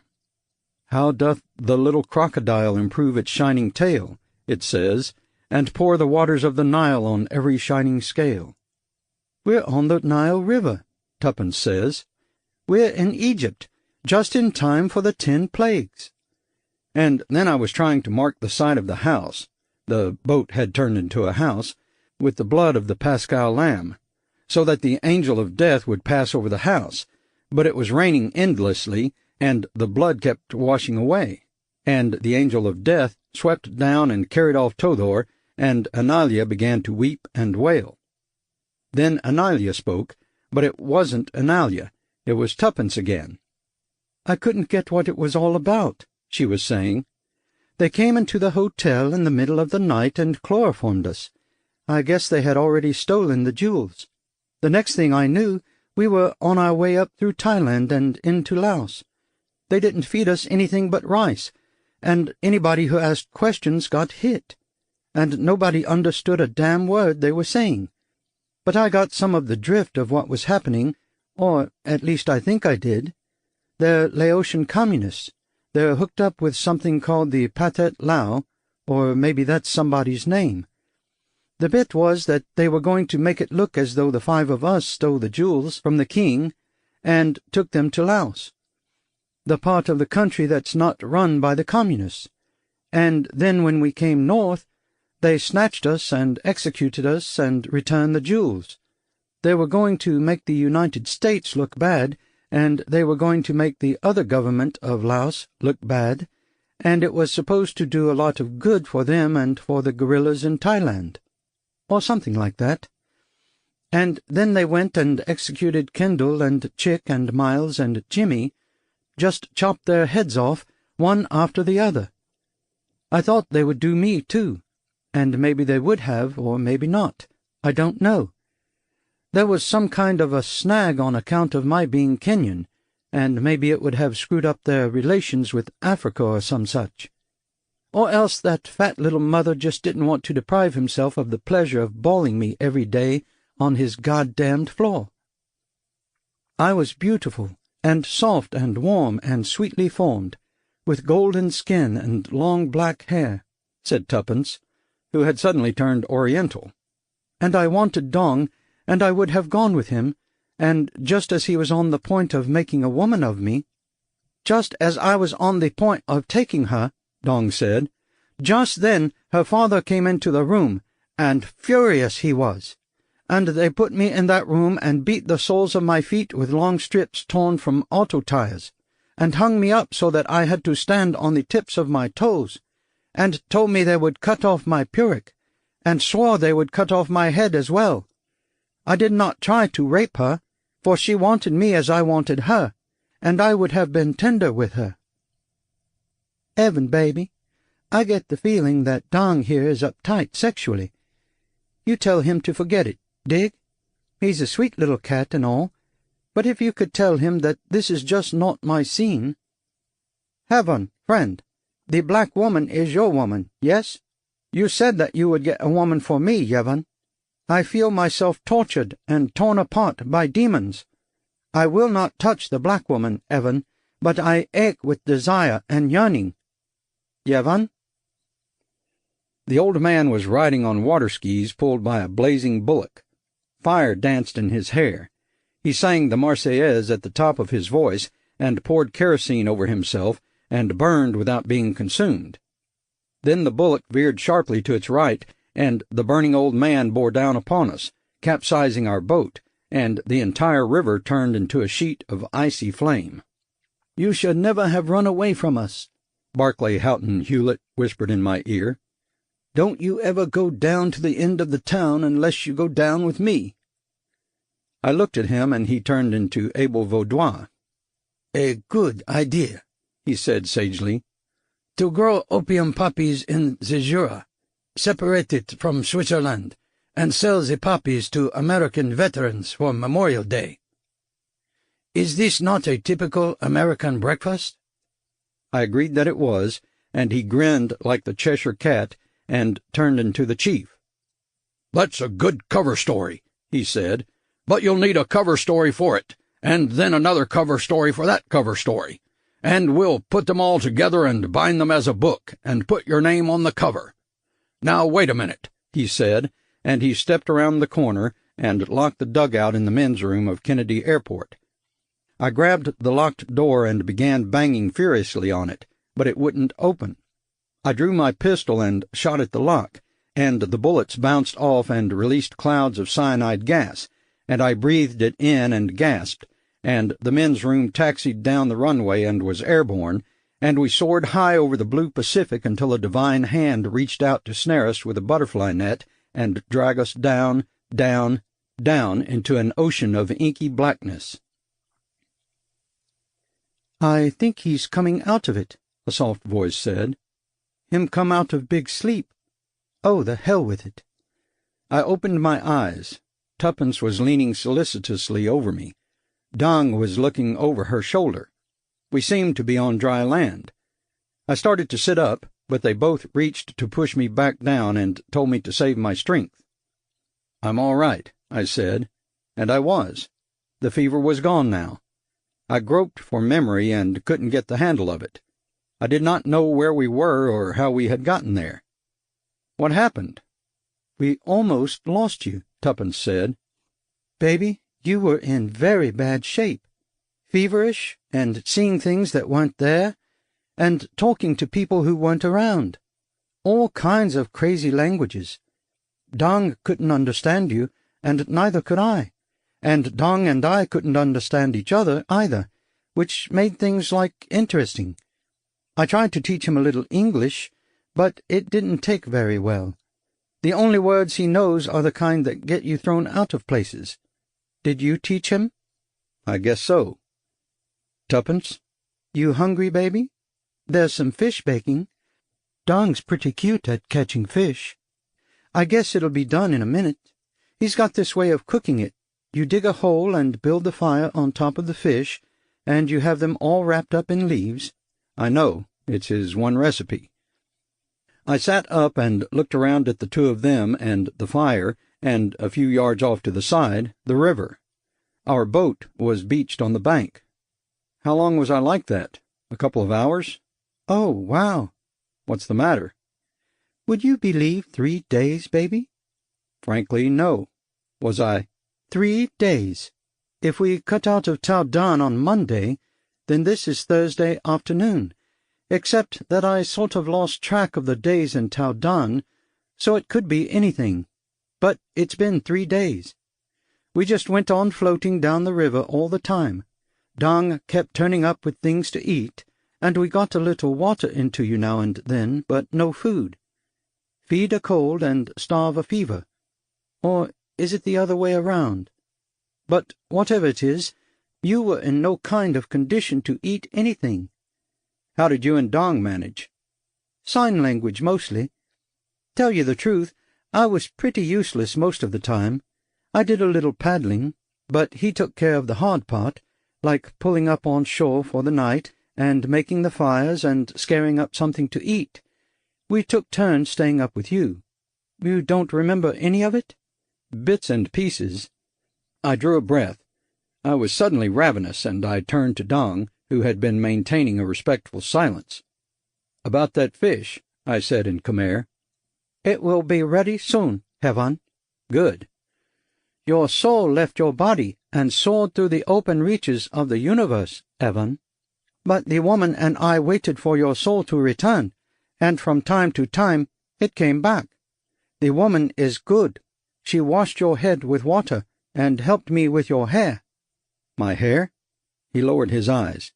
It is gone, Evan. I put my hand on top of my head. Nothing.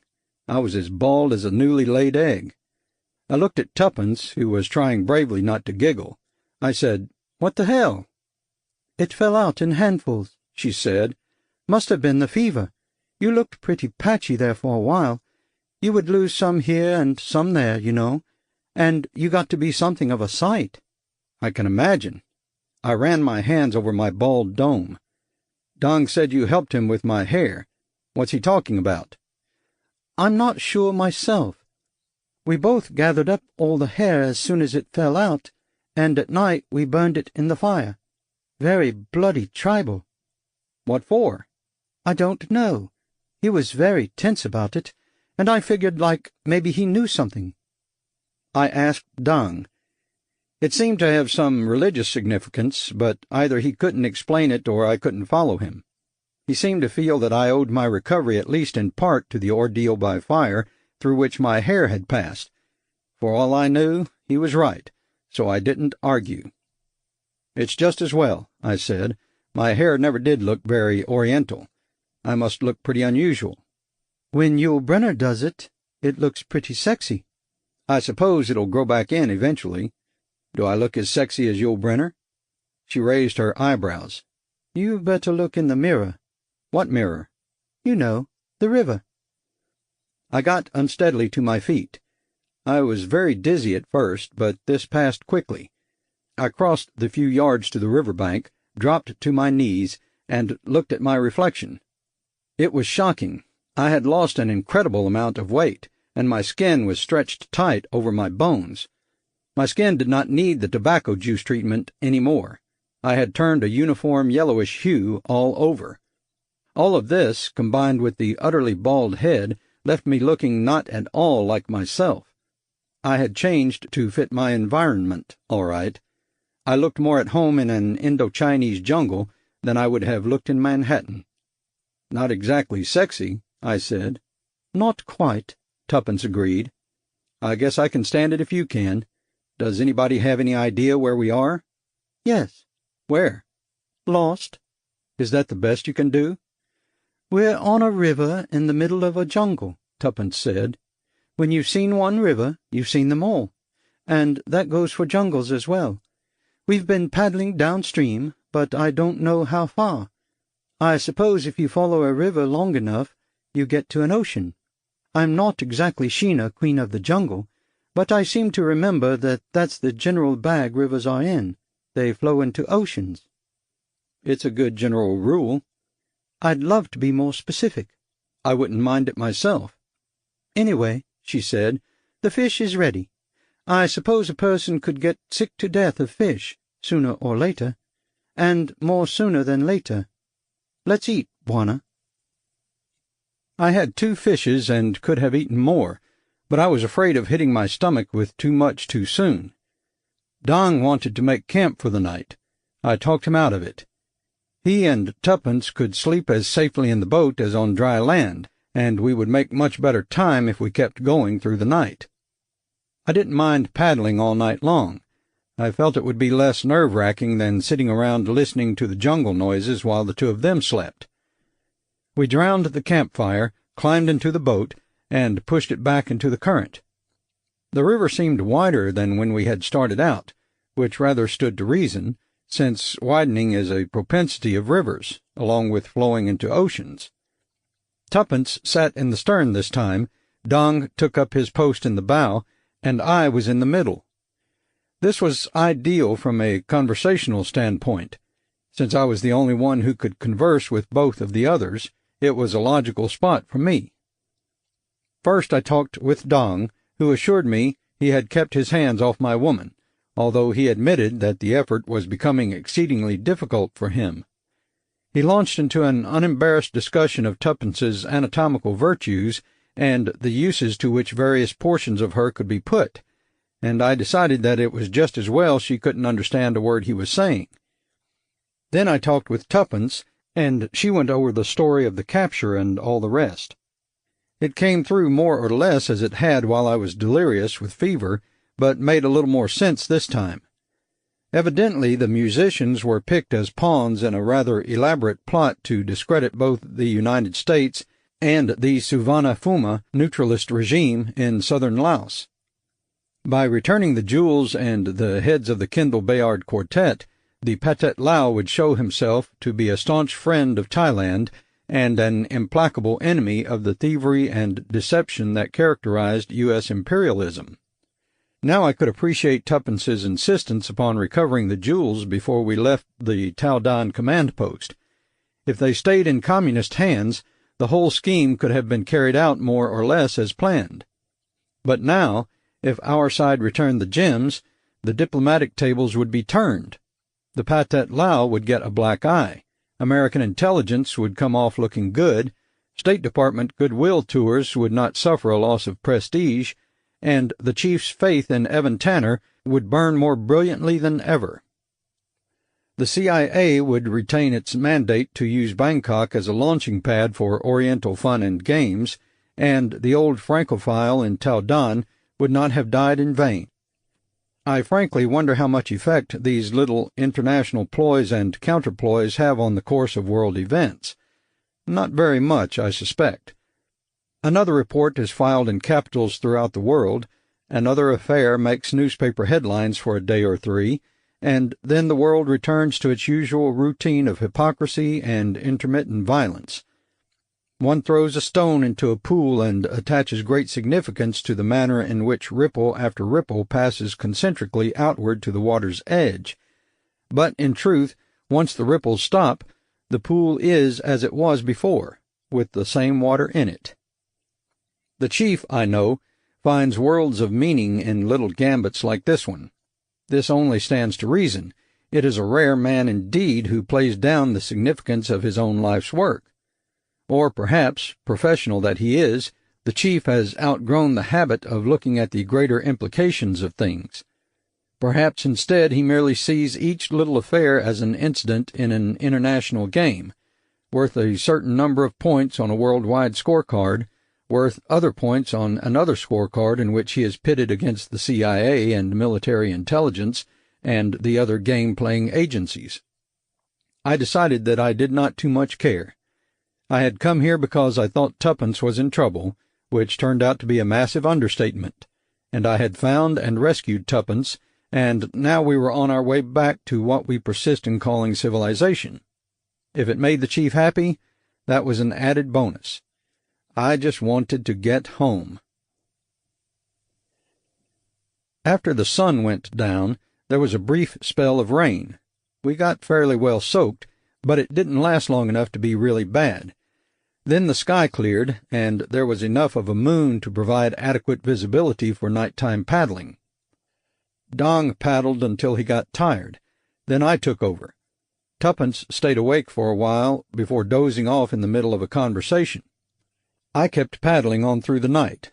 The river was quite empty, the jungle alive with night sounds that I now found rather comforting. A jungle, I decided, was not quite so hostile a place as we are led to believe. I could understand now how people might choose to live their lives in it. From time to time I pulled the paddle inside the boat and closed my eyes and rested. I felt completely recovered, and long before dawn I was hungry again. When the sky lightened, we beached the boat, and Dong and I went out to look for food. I found some fruit that he told me was poisonous, and he brained a few lizards with the butt of his pistol and seemed surprised when Tuppence and I showed little enthusiasm for them. He managed to unearth some edible roots, and I picked some non-poisonous berries. Tuppence and I made do with them. Dong roasted the lizards and seemed to enjoy them considerably. Around noon we stopped the boat again, and Dong and I went exploring. We saw smoke rising off to our right and headed toward it, moving silently through the jungle. We had been a long time without seeing any other human beings.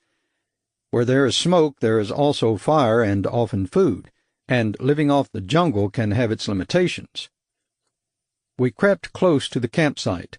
Through a break in the undergrowth I saw uniformed men sitting around a campfire, talking and laughing. I listened closely but could not understand what they were saying. Whatever language they were speaking, it was not one I recognized. Dong couldn't make it out either.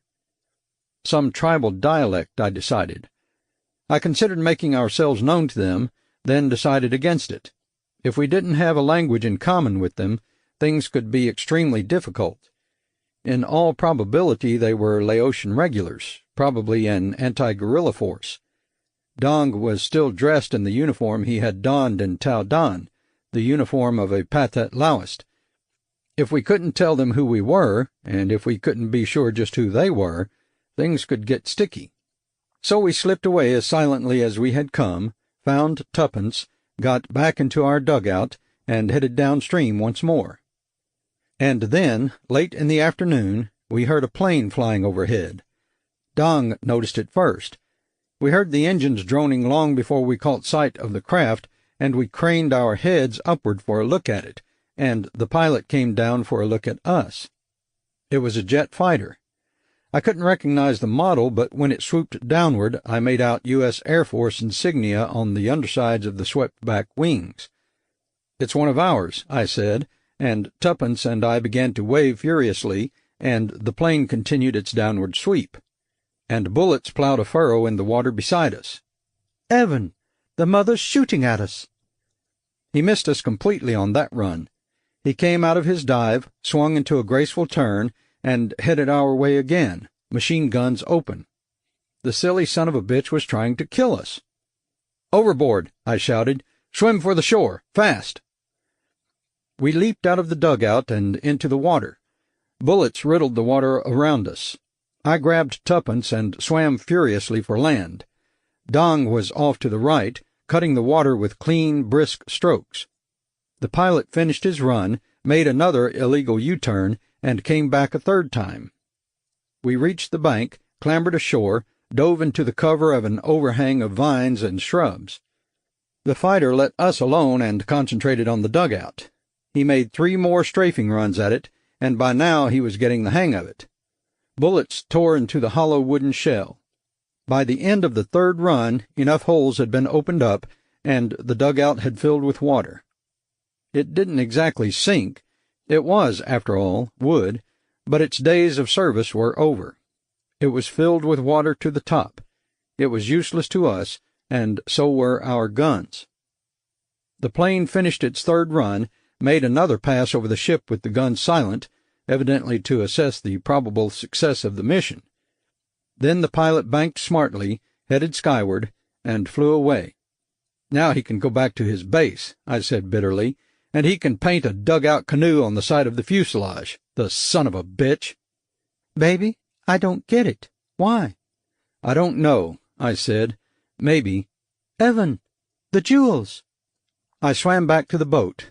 The 2 leather bags of jewels were where we had left them, happily untouched by the bullets. But the boat was a lost cause entirely. I rescued the 2 jewel sacks and swam back to shore. A U.S. plane, I thought, disheartened. Just what we needed. With friends like him, we didn't need enemies. Why did that mother shoot us up, Evan? And what do we do now? The second question seemed unanswerable, but I had the first one figured out, and suddenly I knew where we were. "Those soldiers we saw around noon were speaking Annamese," I said, "and they weren't Laotian regulars looking for guerrillas, but it still would have been a bad idea to join them." Why? "Because we're in the middle of North Vietnam," I said. Chapter 14. Dong demanded a translation. Once I had supplied it, he wanted an explanation. I told him the United States and North Vietnam were fighting, and that there were some guerrillas in South Vietnam called either the Viet Cong or the National Liberation Front, depending on who you listened to, who were fighting the government of South Vietnam. He asked how you could tell the North Vietnamese from the South Vietnamese, and I told him that you couldn't, but that it really didn't matter, because the leading strategists on both sides had evidently concluded that the only possible end to the confusion lay in killing everyone on both sides and everyone on neither side as quickly as possible. Then he asked another annoying question, one which Tuppence promptly echoed in English. What do we do now, Evan? I didn't answer either of them. We could surrender, Tuppence suggested. To whom? To the first people we meet. We're lost, and we don't even have a goddamned boat. Suppose we just hit on the first cats we find and wave a white flag at them. What then? They would take us to Hanoi and try us. As what? As war criminals. Or they might ship us back to the Pathet Lao. Or, most likely, they'd shoot us on the spot. I don't think the North Vietnamese army is too keen on taking prisoners behind their own lines. They haven't had much experience at it except with captured pilots. With none of us speaking the language, they'd probably decide we weren't worth the trouble. I shook my head wearily. Or else they'd figure out that we were part of an invading force operating in the north. Who knows? We might touch off an international incident. I wouldn't mind that so much, but I have the feeling we wouldn't survive the experience. And don't forget the jewels. I'd love to forget the jewels. You haven't looked at them yet. I don't particularly want to look at them. I should have left them in the river. Now we can't even chance surrendering to some peasants somewhere. They'd kill us for the jewels. You know, I'm not particularly ecstatic about our situation. I wish that goddamned river had led in some other direction. How do we get out of North Vietnam?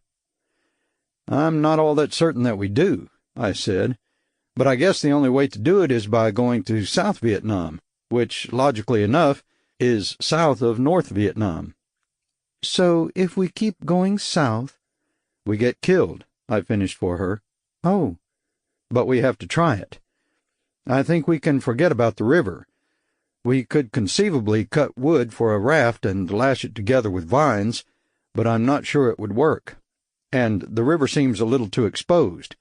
If that idiot was willing to waste a few hundred bullets on a dug-out canoe, he'd probably drop napalm on a raft. If we don't use the river, what then? We cut through the jungle, I said. There's something called the Ho Chi Minh Trail. According to the newspapers, it's what the North Vietnamese soldiers use when they infiltrate into the South. I don't suppose there are any road signs on it, but if we head over that way, away from the river, we ought to hit some sort of route heading south.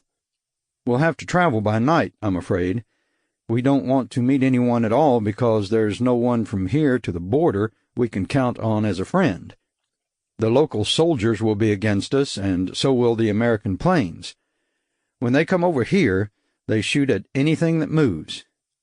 It doesn't sound so groovy suddenly. It sounds terrible to me. Dong's pretty good at jungles. If we follow his lead, we ought to do all right. We can sleep under cover during the day and move by night. I wish to hell we had the guns, or at least a couple of machetes. I've still got the dagger in my tunic, but I can't see us slaughtering much game with it. Maybe we can pelt animals to death with the jewels. Tuppence looked closely at me. You sound a little hysterical, she said. Is that fever coming back for a second round? No, I said. I'm just hysterical. By nightfall we had lost sight of the river without encountering a jungle trail heading south. We huddled together twice while bands of natives, presumably civilians, passed within a few yards of us, and Tuppence and I had found out what lizard tastes like. I had figured it would taste like chicken, like all those other things that no one in his right mind would put in his stomach. It didn't. It tasted like salty rubber. Walking cross-country in the darkness was about as much fun as stumbling up a downward-bound escalator. Dong led the way. Tuppence followed, and I, loaded down with the 2 bags of jewels, brought up the rear. Tuppence kept falling down. If there was a root or vine anywhere in the neighborhood, she got a foot tangled in it and flopped on her face. After I picked her up for the 20th time, I mentioned her great skill in jungle jaunting. You ought to be better at this sort of thing, I said. Think of the days of your youth, hunting Simba in the vast jungles of your native Kenya. She said. It. You ever been to Kenya, baby? No. Nairobi is like a modern city. No jungles, sidewalks and everything. Everything's up to date in Nairobi. Oh. I would like to be there right now. So would I said, and I've never even been there. How much of this jungle do you figure there is? Miles and miles. That pins it down. Well, just figure that there's a lot of it. There's already been a lot of it. She fell down again, and I helped her to her feet. We reached a southbound trail a few hours later. It was a path about 4 feet wide, and it couldn't have been the Ho Chi Minh Trail because it was far too narrow and overgrown to be used by a motorized column. I decided that this was just as well. We made much better time than we had when we were just stumbling blindly through the brush, but it was still very slow going. At this rate, I thought, we would spend months in the jungle. It would take us forever to reach the south. We kept moving until daybreak. Dawn wasn't really that much of an event, for relatively little light penetrated through the dense growth of vegetation overhead. There was a noticeable difference, though, enough to confirm my original idea that the daytime was a time for resting and hiding. We left the trail and made our way through the brush some 30 yards. Dong and I cleared enough space for the 3 of us to stretch out. I think he found us something to eat, but I don't remember what it was. We were too exhausted to have any particular interest in food. It was simply fuel. The trek had had one good effect. It had taken Dong's mind off sex for the time being. He was too beat to think about it. As soon as he finished eating, he flopped in a heap to the ground, and within seconds his rhythmic breathing announced that he was asleep. Tuppence made a brief effort at conversation, then gave it up and curled up a few yards away. I stretched out and closed my eyes and waited for something to happen. After about an hour I heard chanting off in the distance, and before long a band of foot soldiers went by along the trail. I didn't bother to see who they were or where they were going. I stayed silent and motionless, and Tuppence and Dong went on sleeping. Then, a while later, there was a series of explosions off to the north and east. Tuppence woke up almost at once and looked at me. "Bombs," I said. "What the hell is that all about?" U.S. bombers striking at strategic targets in the north, I intoned. Scratch a few more dugout canoes, I guess. "What happens if they drop bombs on us?" "What do you suppose happens?" "Uh-huh," she said. "A few months ago I signed a petition calling for a halt to the bombing in North Vietnam." "They should have listened to you, baby." "They didn't. Go back to sleep." She yawned. "I can't." She crawled over to me. "Poor Evan," she said softly. "I got you in one sweet mess, didn't I?" "Forget it." She touched my face. Her hand was cool in the heat of the jungle. "You and Dong could make out okay if I weren't around," she said. "You could hook up with those soldiers. The way you look now, no hair and that yellowy skin, you could pass." "Not without knowing the language." "You could fake it. But I'm afraid I'm just the wrong color." "You're also the wrong shape, but I wouldn't have you any other way." She kissed me. I took her in my arms, and she cuddled up against me. She had been through one hell of a lot without breaking down, and I wondered how much more she could take. It would be a long time before things got easier, if they did at all. She was tough, hard, resilient, but everyone has a breaking point. "Maybe we can find something to lighten your skin," I said. "Some native plants or something. Dong might know." "If you do, just take the formula back to Harlem. You'll make a bloody fortune." She laughed softly. The bombs cracked again in the distance, but not so far in the distance as before. I tightened my arms around her and kissed her, and the noise of the bombing sounded a little less ominous.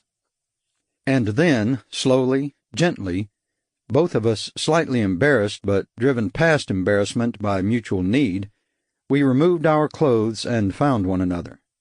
She clutched me desperately, making urgent little sounds in the back of her throat.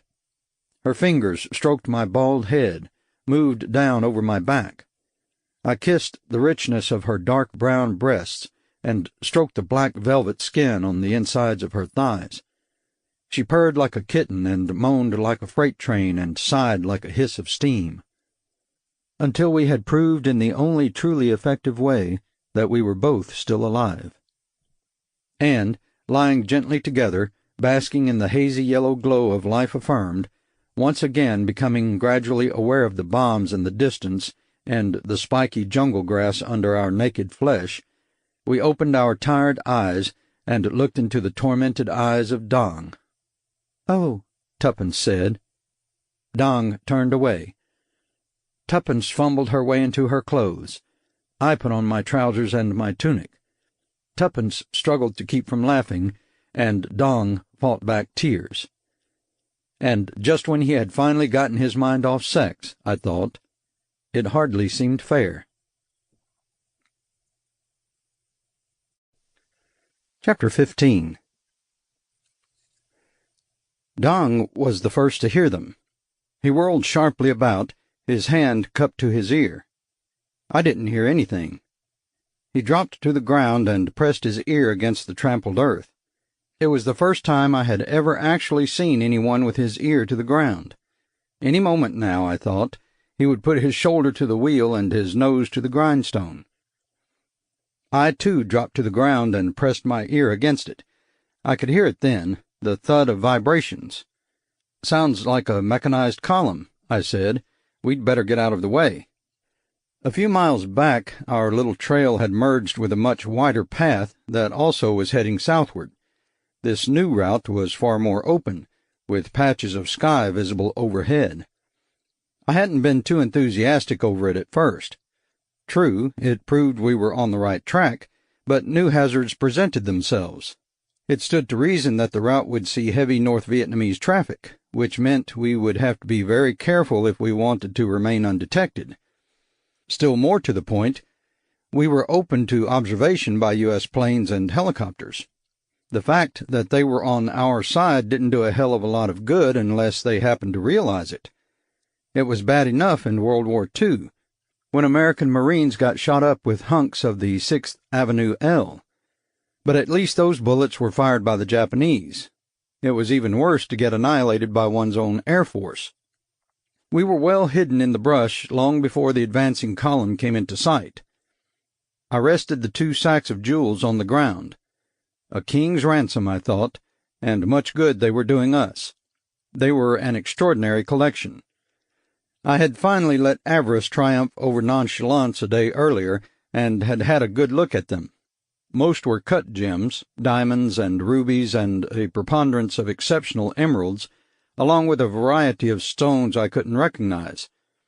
Many of them had started the trip in gleaming gold settings, but for expedience's sake, the original thieves had pried them free and stowed them away in individual leather pouches. No doubt the gold had long since been melted down and disseminated through the Bangkok black market. It would have been enough to finance the operation for the Pathet Lao, and everything left over was gravy.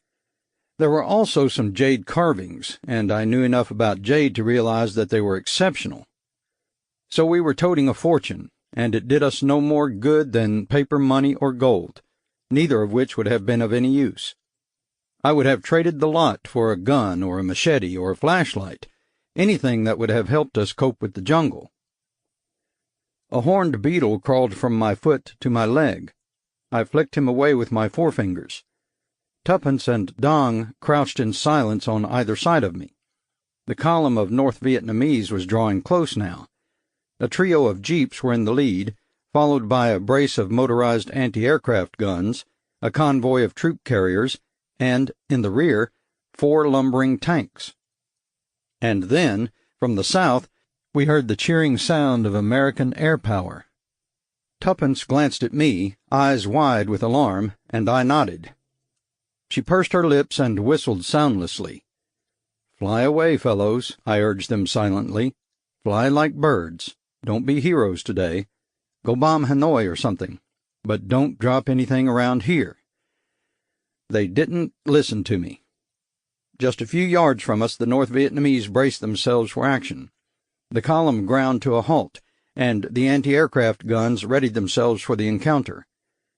The troop carriers peeled back their canvas tops, and dozens of foot soldiers spilled out, rifles in hand. They scattered in the brush. We waited for them to stumble upon us, but almost all of them chose the other side of the road, and the ones who came over to our side were concentrated to the north of us. The planes droned overhead. The tanks, Russian T-34s, the same sort I had seen in Korea, pointed their massive guns at the sky. "Keep going," I urged the planes.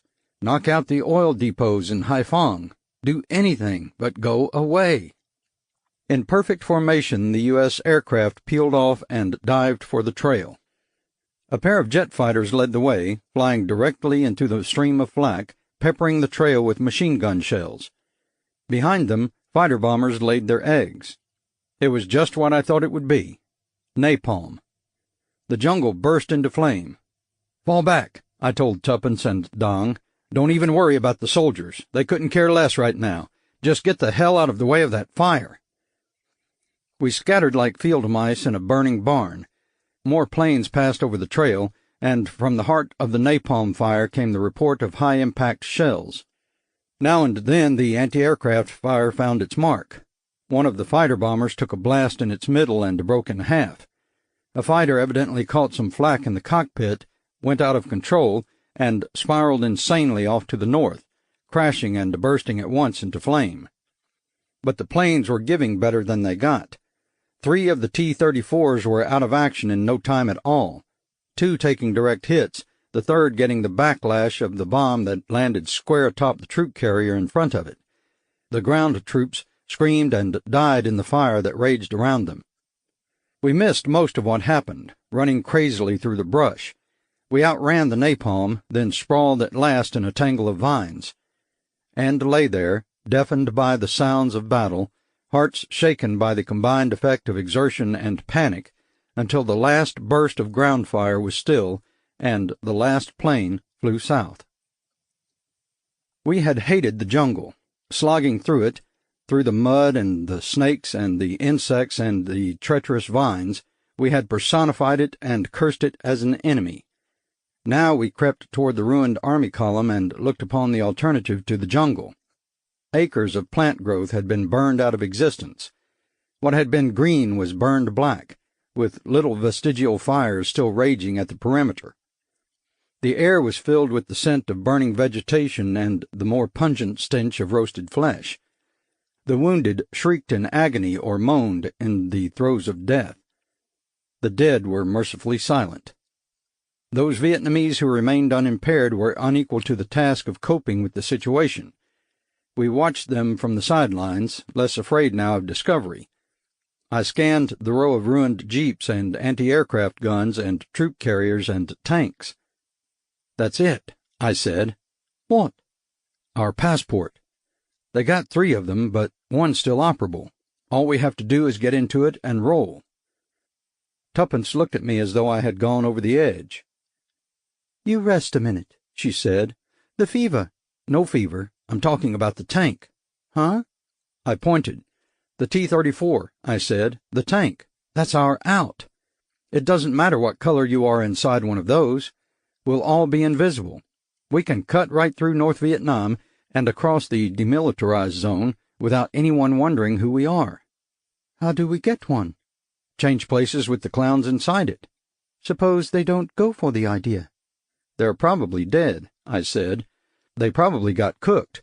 If they don't come crawling out in the next few minutes, we can count on it. The napalm generates a hell of a lot of heat.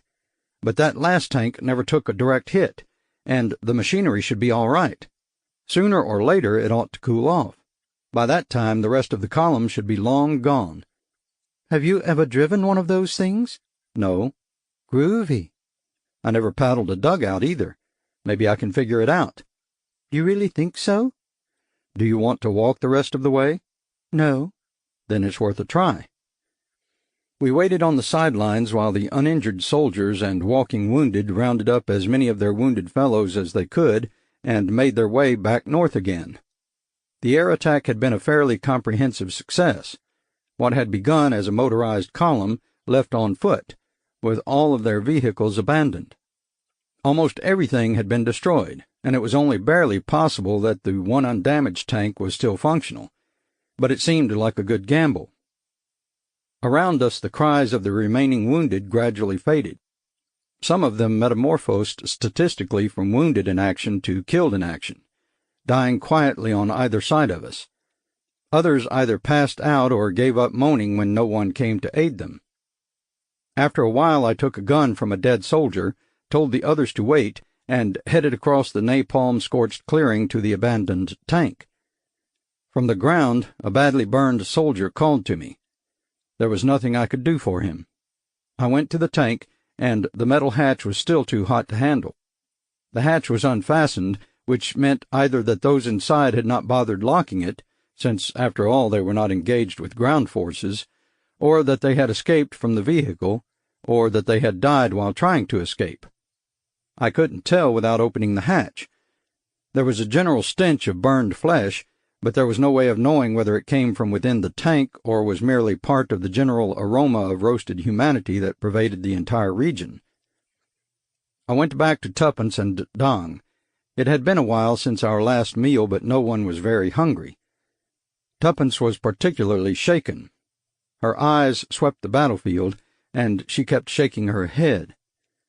"Why doesn't everybody leave everybody alone?" she said. "I do not dig jungles. Remember how I told you they ought to take every jungle and rip it up and pave it with asphalt?" She had said this several times in the course of the journey. "I'll take it all back now. Any jungle's better than this." "All the jungles will be gone soon." "Because of this? Bombs?" "Not just that. Call it the advance of civilization. There's no room for jungles anymore. Too many people. There won't be any jungles or deserts left. We'll clear the jungles and irrigate the deserts, and I suppose someday we'll even level all the mountains, except for the ones we save for ski slopes. And instead of snakes and insects and animals and birds, there will be rows and rows of little square houses where there used to be jungles and deserts and mountains. And everyone will have enough to eat, and no one will die of sickening diseases, and everyone will speak Esperanto and have 2.7 children, and pensions when they're old, and non-denominational services when they die. And they'll all join bowling leagues and complain about crabgrass and watch color television, and when they talk to each other, Esperanto will be as good as anything else because they won't really have anything to say. Evan, Every town will have a park for the children to play in, and the park will have trees and shrubs for the people to look at. And the larger towns will have zoos so that children can go to them and look at all the birds and animals that used to inhabit the earth. Everybody will buy frozen food at the supermarket and drink dietetic cola and get 34% fewer cavities and die of lung cancer. Everybody will be able to travel to far-off countries where everybody else lives in the same houses and goes to the same schools and speaks the same language and eats the same food. I looked at the scorched earth, and I turned around and looked at the wild green jungle. And it doesn't even matter who wins here, I said, because either way it will turn out the same. If America wins, they'll pour in foreign aid until the whole country turns into one big Levittown. If the communists win, they'll create the sort of workers' paradise you find all over Eastern Europe, with every house a perfect gray concrete block cube. It'll take them longer because they don't have as much money, but they'll make up for it by making it even uglier. There's a suburb of Krakow built since the war that looks as though it belongs on the outskirts of Cleveland. You can't blame it on any one nation. It's creeping monotony. It's the wave of the future. there's a part of Nairobi that's getting like that. Of course. I think I'm getting hung up. Look at the bright side, I said. For all that's wrong with today's world, it's still better than tomorrow's. The next time I checked the tank, it was only slightly warm to the touch. I opened the hood and closed it again in a hurry. The tank had been carrying a full crew of 3, and they were still inside it, but in far poorer condition than when they stalled out. I made Tuppence stay where she was while Dong helped me empty the tank and disinfect it with petrol from one of the troop carriers. Then we both went into the jungle to vomit and returned to collect Tuppence and find out whether or not the tank still worked.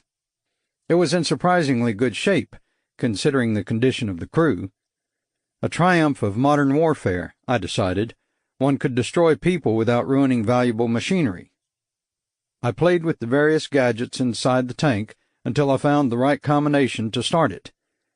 The engine turned over but stalled dead after a few seconds. I guessed that it was out of fuel. Perhaps the heat had caused the fuel in the tank to vaporize, leaving a little in the carburetor to get it started. I'm not enough of a mechanic to know whether or not that's what happened, but Dong and I collected fuel from 2 of the bombed-out tanks and put it into ours, and I started it up again, and it ran. We climbed in, bringing along the jewels and a few guns salvaged from dead Vietnamese soldiers, including a sort of modified Sten gun. We also collected several cans of fuel that had been aboard one of the troop carriers. The Chinese writing on it meant nothing to me, so I didn't know whether one was supposed to run tanks on it or start charcoal fires in a barbecue pit. I also didn't know how many miles a tank got on a gallon of fuel and hated the thought of running dry in the middle of the demilitarized zone. We left the tank's hatch open to combat claustrophobia and asphyxiation, and we made ourselves as comfortable as possible. The control panel was in Russian, which helped. I settled myself behind it and felt like Bogart in Sahara. "This baby'll start," I said. "All you gotta do is talk nice to her. We can beat the Krauts to the next water hole and hold 'em up till Waco gets back with help." It wasn't a bad impression, but I could have saved my breath. Tuppence had never seen the movie, and Dong, certain that I had just said something of monumental significance, insisted on a full literal translation, and then asked what it meant. I told him to think about the women he would have when we reached Saigon. That set him off, and he spent the next 10 minutes saying things Tuppence was lucky she couldn't understand. The T-34 is a reasonably good tank. They gave us a hard time in Korea, and while I suppose they're considered obsolete now, this one wasn't so bad. The steering was simple, and the ride, though uncomfortable, made up for it with the feeling of security it conveyed. I suddenly knew how a box turtle feels when he draws in his head and legs and closes the hinge on his plastron. All at once we didn't have to worry about a thing. It didn't even matter if the locals became suspicious of us. We could ride right through them while the bullets bounced off us. No North Vietnamese soldier would be foolhardy enough to fire a bazooka at one of his own tanks just because it seemed to be out of position. We had it made. When we eventually overtook a long column of foot soldiers, the incredible value of our new vehicle made itself dramatically obvious. They must have heard us coming a long way off. By the time we were in sight of them, they had formed ranks on either side of the roadway to afford us easy passage. They took off their caps at our approach, and as we reached them a cheer went up all around us. They were glad to see us. They wanted to wish us all manner of luck on our way to meet the enemy. I fished around the control panel for a horn button to answer their salute. I guess tanks don't have horns, perhaps because they are not afraid of collisions. I gave up the hunt, took up a pistol, opened the hatch, and snapped off a volley of shots at the heavens.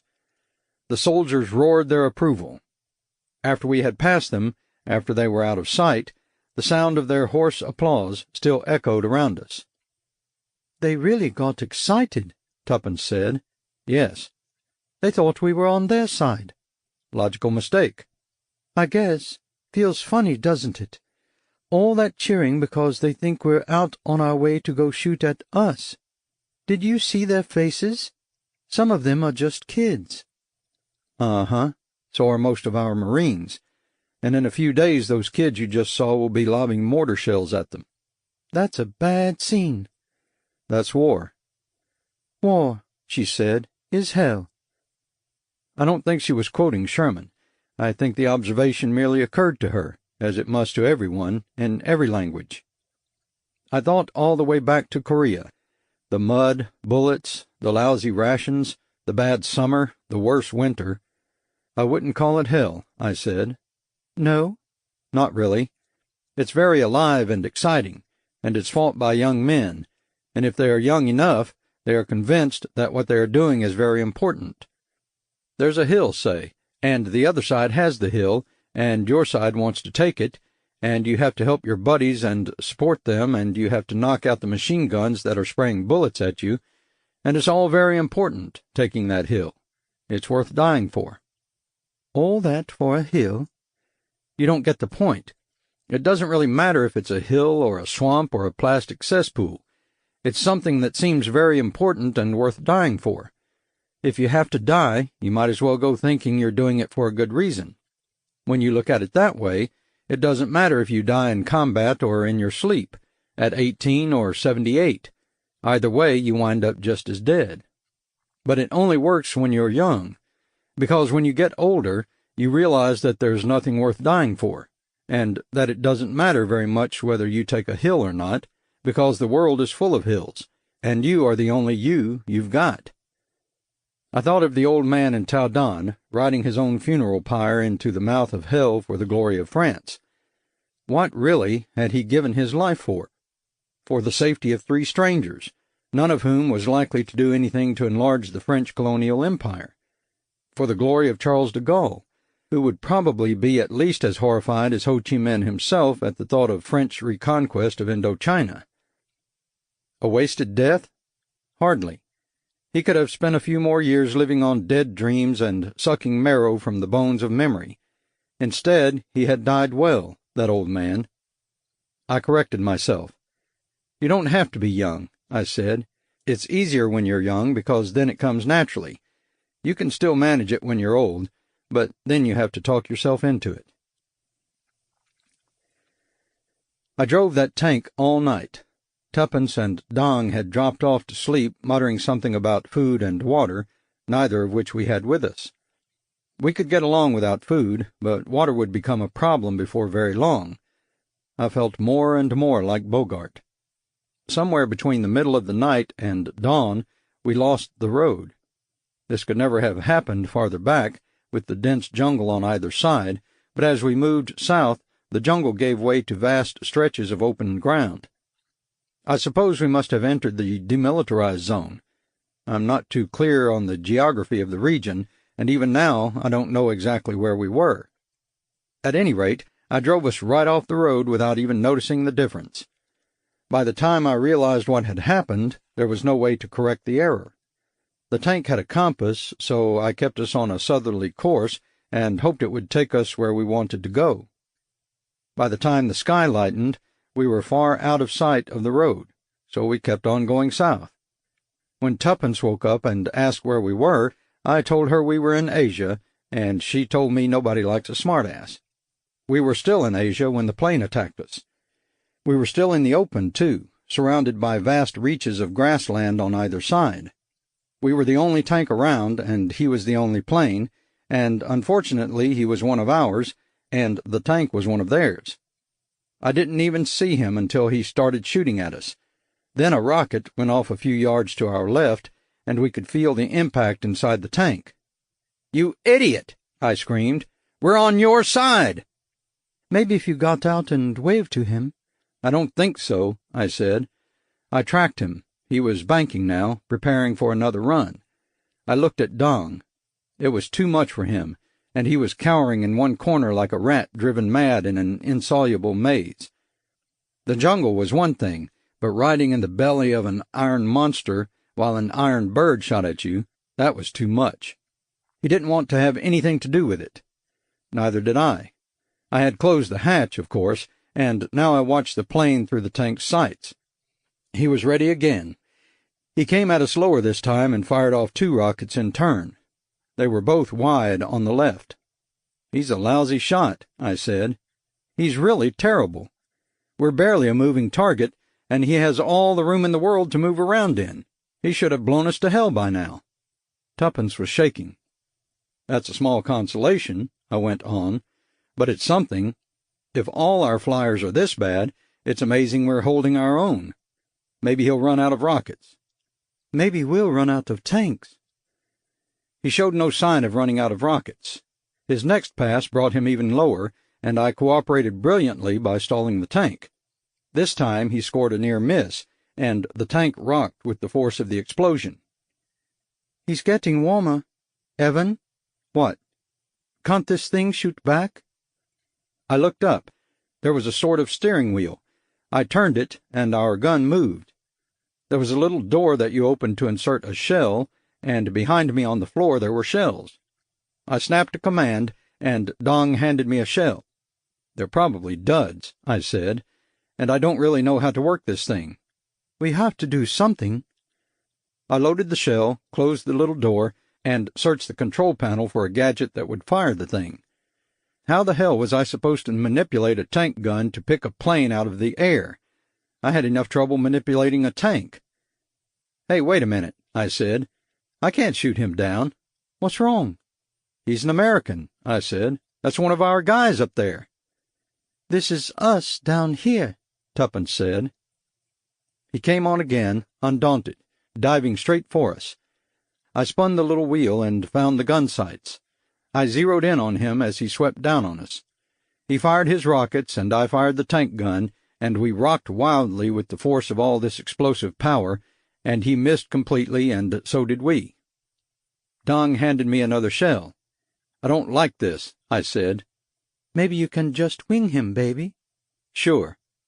"Or maybe he'll give up and go home." I loaded the shell, put my eye to the sight, and started tracking him.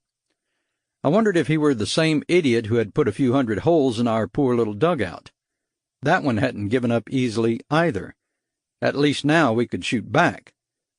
He began his run again, and I had the damnedest feeling that this was the last chance we were going to get. He was coming from our right front. I swung the gun up at him and kept it on him, and I fired before he did. "You hit him!" The tail of the plane seemed to disintegrate. Then the plastic canopy popped open, and the pilot ejected, seat and all. He sailed high into the air, as if shot from a cannon. His parachute opened, and he floated gracefully down to earth. I watched him land, roll, and come up on his feet. I felt a lot better then. It had been a kill-or-be-killed situation, certainly, but that didn't change the fact that I had felt less than delighted at the thought of knocking American planes out of the sky. I started the engine, and the tank headed for him. "He'll have flares," I said. "With any luck at all, somebody saw him go down. They'll send a helicopter for him, and we can hitch a ride on it." "He may not be happy to see us." "He'll be happy when he finds out we're us. Right now he's getting ready to surrender to a North Vietnamese tank." Except he wasn't. We had a good look at him as we drew closer. He was a very young Negro airman with a very valiant look on his face, and he had one hand on his hip while he used the other to point a pistol at our tank. "I think he wants us to surrender," I said. "It's going to surprise the hell out of him when we do." We drew closer. I flipped open the hatch, and he sent a bullet whistling over the top of it. "Cool it, soul brother," Tuppence called out. "The natives are friendly." Chapter 16. In Saigon, an army doctor spent 2 hours checking me over. "I think you're all right," he said finally. He sounded vaguely disappointed. "I can't find anything wrong with you. If I were you, I'd spend the next few weeks eating like a horse and sleeping like a bear. There's no trace of disease in your system. These tropical fevers are funny. We don't know as much about them as we'd like to. For instance, this one might recur. If it does, seek medical attention immediately." I never would have thought of that. "Eh?" "Nothing," I said. "What about my skin? I'm not usually this color." "A few days on a balanced diet should straighten you out." "And my hair?" "You weren't bald before?" "No." "Oh," he said. "Well, I suppose it will grow back in. Or possibly the loss will be permanent. It's hard to say. If it grows in, you have nothing to worry about. If, on the other hand, the hair loss does turn out to be permanent in nature, you have the choice of remaining bald or obtaining a hairpiece, whichever you choose." "Thanks very much," I said. I got away from him and spent the next couple of hours with representatives of Army Intelligence and the CIA. They asked me 1,000 questions 10 times each. After it got boring, I said something about how hungry I was, and they sent someone out for sandwiches. It worked so well that I repeated this procedure every half hour or so, and every half hour they sent the kid running. I ate dozens of sandwiches and answered all their questions with my mouth full, and after a few hours of this, in came Barclay Houghton Hewlett. It was Call Me Barclay in the flesh, and the flesh was as pink as ever. "Tanner, old man," he said, thrusting out a pink hand which I ignored. "My God, you look dreadful, ha-ha." "You look Caucasian," I said. He blinked at me. It was true. After all that time in the jungle, after the constant company of Tuppence and Dong and the occasional company of an infinity of Thais and Laos and Vietnamese, I felt that I had never in my life seen anything quite so Caucasian as Barclay Houghton Hewlett. I didn't explain it to him. I didn't even try. He asked the same 1,000 questions that everyone else had asked, and I gave him the same answers. He was full of enthusiasm. He was full of plans. He was full of— "This is more perfect than you can possibly realize," he intoned. "You and the girl will return the jewels personally to His Majesty, of course. We'll arrange full press coverage. She's a colored gal, eh? That's a good angle. Gives us a pitch that ought to appeal to the liberal press. Black and white together, working to foil a Chi-Com plot. I think it would be good to draw the Chinese into it, ha-ha. Black and white together. Won't hurt a bit, will it? Spike the rumors you hear about the agency being prejudiced against the coons. You'd be amazed the rumors you hear, Tanner. Say, I got a look at that little jungle bunny. I think she'll photograph well, and that's a help." He sort of winked at me. "Bet she was hot as a pistol in the jungle, eh? Ha-ha." "Ha-ha." "Eh?" "Ha-ha," I said. "The girl and I won't return the jewels personally to His Majesty." "But—" Say you recovered them yourself, I suggested. Say it was an agency operation all the way. If you want to juice it up, say that the Kendall Bayard Quartet was abducted because they attempted to prevent the robbery. You can play around with that if you want to, but the girl and I stay out of it. You blow my cover, and I'll blow your head off. Ha ha. Well, if that's the way you want it, Tanner, that's exactly the way I want it. I wasn't sure who outranked whom in this situation, but I felt that the best way to acquire power was to act as if one already had it. Here are the jewels, I said, 2 sacks of them. You give them to the king, and give him my love. Tell him Tuppence says he plays a very down clarinet, and Tuppence would know. He took the jewels, then hesitated. What about the gook you had with you, the Siamese kid? Want me to haul him back to Bangkok and give him the hero treatment? I had almost forgotten Dong. No, I said, leave him out of it too. His role is classified. I thought for a moment. If you want a hero, I've got the man for you. An American airman named Marcus Garvey Cook. What did he do? At great personal risk, he destroyed a pursuing North Vietnamese tank in the demilitarized zone. Then, disregarding his own safety, he crash-landed his plane in order to come to our rescue. That was the story Airman Cook and I had dreamed up while waiting for a helicopter to find us. He hadn't wanted it known that he was capable of making that many runs at a tank without hitting it, and I wasn't thrilled at the idea of official records crediting me with the destruction of an American jet. So he knocked out the tank with a grenade in the gas tank and worked up a story for the folks at home. If you want a hero, I said, he's your man. I'll see what I can do. What you can do in the meantime, I said, is lend me $100 US. I'm a little short. Whatever you can spare, then. He gave me $70 in crisp tens. And the Siamese kid? I'll take care of him. I'm going to keep a promise. Eh? I'm giving him the hero treatment, I said, right here in Saigon. The madam was a fat little Vietnamese with gold teeth and a permanent smile. Several soldiers had assured me her house was far and away the best in Saigon. The rooms were nicely appointed, the girls were clean and lovely, and the price was only $10. She bowed us into the parlor and rang a little bell, and 7 pretty things in slit skirts and high heels came tripping into the room and bowed before us. Dong was drooling, and his eyes were so bugged out that he looked like a frog. Maybe if one of them let him sleep on her pillow, he would turn into a prince. He said, For me? You're supposed to pick the one you want. I want them all. Well, pick the one you like best.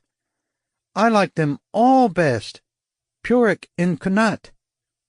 I counted the girls and recounted the money. 7 girls at $10 a girl was $70, which, providentially enough, was the sum Barclay Houghton Hewlett had given me. That seemed too clear a sign from the gods to be ignored. But was it possible that little Dong could possess 7 women one after the other? Anything was possible, I decided. Anything at all. With what Dong had been through, it was conceivable that he had built up a stock of frustration that all the whores in Saigon couldn't cure. Anyway, he wanted all 7 of them, and he deserved a shot at whatever he wanted. The son of a gun had paid his dues. He wants all 7 of them, I told the madam carefully.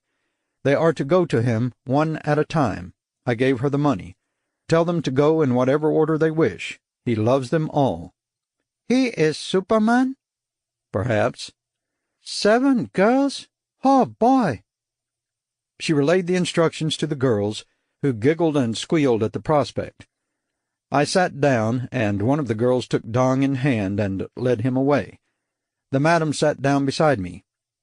And you, Joe? What you want? I thought it over. Do you have any betel nut? I said finally. She frowned and said that she did not. In that case, I said, what I'd really like is a nice cold glass of milk. He managed it, all 7 of them, one right after the other, and when the last one went up to him, I began regretting that I hadn't saved a few dollars to bury him. But before long the girl came down, shaking her head in astonishment, and a few moments later down came Dong. He was positively gorgeous in a Laotian Communist Army uniform. He swaggered like a drunken sailor and beamed like a lighthouse. "I will never go back to Thailand," he said. "I will stay here in Saigon forever." "What will you do here?" "Fuck," he said succinctly. "You'll need money," I said. "A lot of money at this rate. What can you do?" "Join the army," he said. "Fight the VC. Get good pay. Eat good food. And fuck." He sounded like a recruiting poster. He was sold on the idea, so I took him in tow and scouted around until I found a colonel who couldn't think of anyone else to shunt me off on. "He'll be the best motivated soldier in the entire army," I told him. "You couldn't ask for a more dedicated anti-communist. He may be the only man who really knows what he's fighting for. He might win the war all by himself. Surely you can find a place for him." "I don't know," the colonel said. "You say he's Siamese?" "That's right. Didn't Siam send troops?" "A token unit. 100 men, I think it was. Sure, that would be the place for him." He shrugged. "Hell of a note. Just 5-6 days ago, a few of our planes got their signals crossed. You know how it is, this jungle and all. They hit the Thai volunteers with napalm and anti-personnel bombs, wiped the poor buggers out to the last man." "Oh." "One of those things. Can't be helped. Happens in every war." It seemed to happen, I thought, with appalling frequency in this particular war. "Goddamn shame you didn't show up a week or 10 days earlier," he went on. "Could have put him in with those fellows easy as pie." "I'm glad we didn't." "Didn't what?" "Show up on time for him to join them." "Oh? Why?" "Because he'd be dead now," I said. "Oh," the colonel said. Yes, of course. Hadn't thought of it that way. But you're right, aren't you? He'd be deader than hell by now, wouldn't he?" I closed my eyes for a moment. Then I talked to him some more, and he wound up finding a way to have Dong certified as an alien without his ever having set foot on U.S. soil. They got around the requirement by having him stand on a flag in the American consulate. Then they let him enlist in the United States Army. Some genius wanted to send him stateside to Fort Dix for basic training, but we got it through to them that he was a combat veteran ready for assignment to the front lines. He wangled his first month's pay in advance and received instructions to report to his unit in 3 days. Then he and I said goodbye and shook hands solemnly, and away he went. I had a fair idea where he was going. I was only worried that his pay wouldn't last the 3 days. That was about it. Tuppence and I caught a military flight to Tokyo and flew to San Francisco on Japan Airlines, then hopped a Pan Am flight to New York. I ate about 8 meals a day and decided that everyone looked hopelessly Caucasian, even in Japan. In New York, Tuppence went straight to her agent's office to request a very safe and simple and square booking, and I took a cab to Kitty's place in Brooklyn and picked up Minna.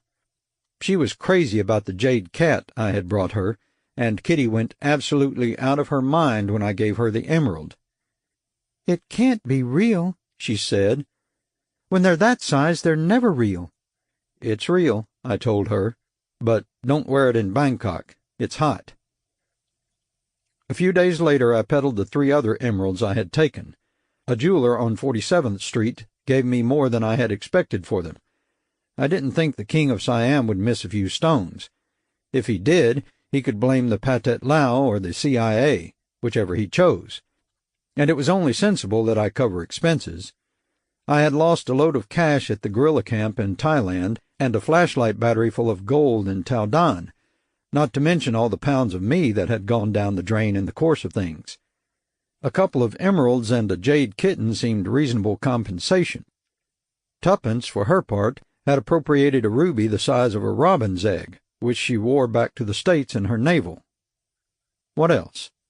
The chief saw me, summoning me to the meeting by having some kid pass a note to Minna. I didn't much care for that. It was bad enough that he bothered me all the time. I didn't want him involving the child. She handed the note to me and told me, in Armenian, that all Turks are the swine-loving spawn of the devil. I told her not to believe everything that Kitty's grandmother told her, and then I went to meet the pudgy man from Washington. "You continue to amaze me," he said. "Everybody goes on a mission equipped with a cover story, Tanner. It's standard procedure. But only you come out of a mission with still another cover story. You must have handled the opium job in nothing flat." "Oh," I said. I had wholly forgotten that nonsense about the opium. "We're starting to get word already. Whoever your connections are, they don't fool around, do they? Preliminary operations for the cultivation of opium are already underway in extensive stretches of Modano land. I hadn't even heard of the damned country until this came up. It was part of either Nigeria or Tanzania until a couple of months ago, when it seceded. The growers have the full cooperation of the Modano land government, and there's no reason why this shouldn't pull the rug out from under the Red Chinese opium trade." He winked. "Of course, we'd hate to be officially involved. Can't subsidize the opium trade with one hand and lock up a lot of poor little junkies with the other. That's why it's so perfect that you kept the whole thing under wraps with the cover story of the Siamese jewels." He beamed. "Everybody's happy about this one, Tanner. Right straight up to the top. I mean everybody." But everybody wasn't happy. I wasn't happy, for one. I went back to my apartment, and I looked at the heroin addicts in the streets, and I walked upstairs and sat down and wasn't happy at all. I tried telling myself it was a coincidence, and that lasted about 3 days. Then a letter arrived with a Macau postmark, and inside it was a check for 100,000 Swiss francs drawn on the Bank Leu in Zurich. A note from Abel said, "One good turn merits another. Autonomy for the Jura." So I had done the world a bad turn, and I had in return a piece of paper worth roughly 23,000 American dollars. It bothered me for a long time. I didn't know what in hell to do with it. Finally, I wound up donating half of it to Synanon. They've had exceptionally good results treating heroin addicts. And with the remainder, I founded an organization aimed at overthrowing the government of Modano land and burning the opium fields to the ground. The End. This has been The Scoreless Tie, the fourth Evan Tanner adventure. Written by Lawrence Block. Narrated by Theo Holland. Copyright 1967 and 2016 by Lawrence Block. Production copyright 2017 by Lawrence Block.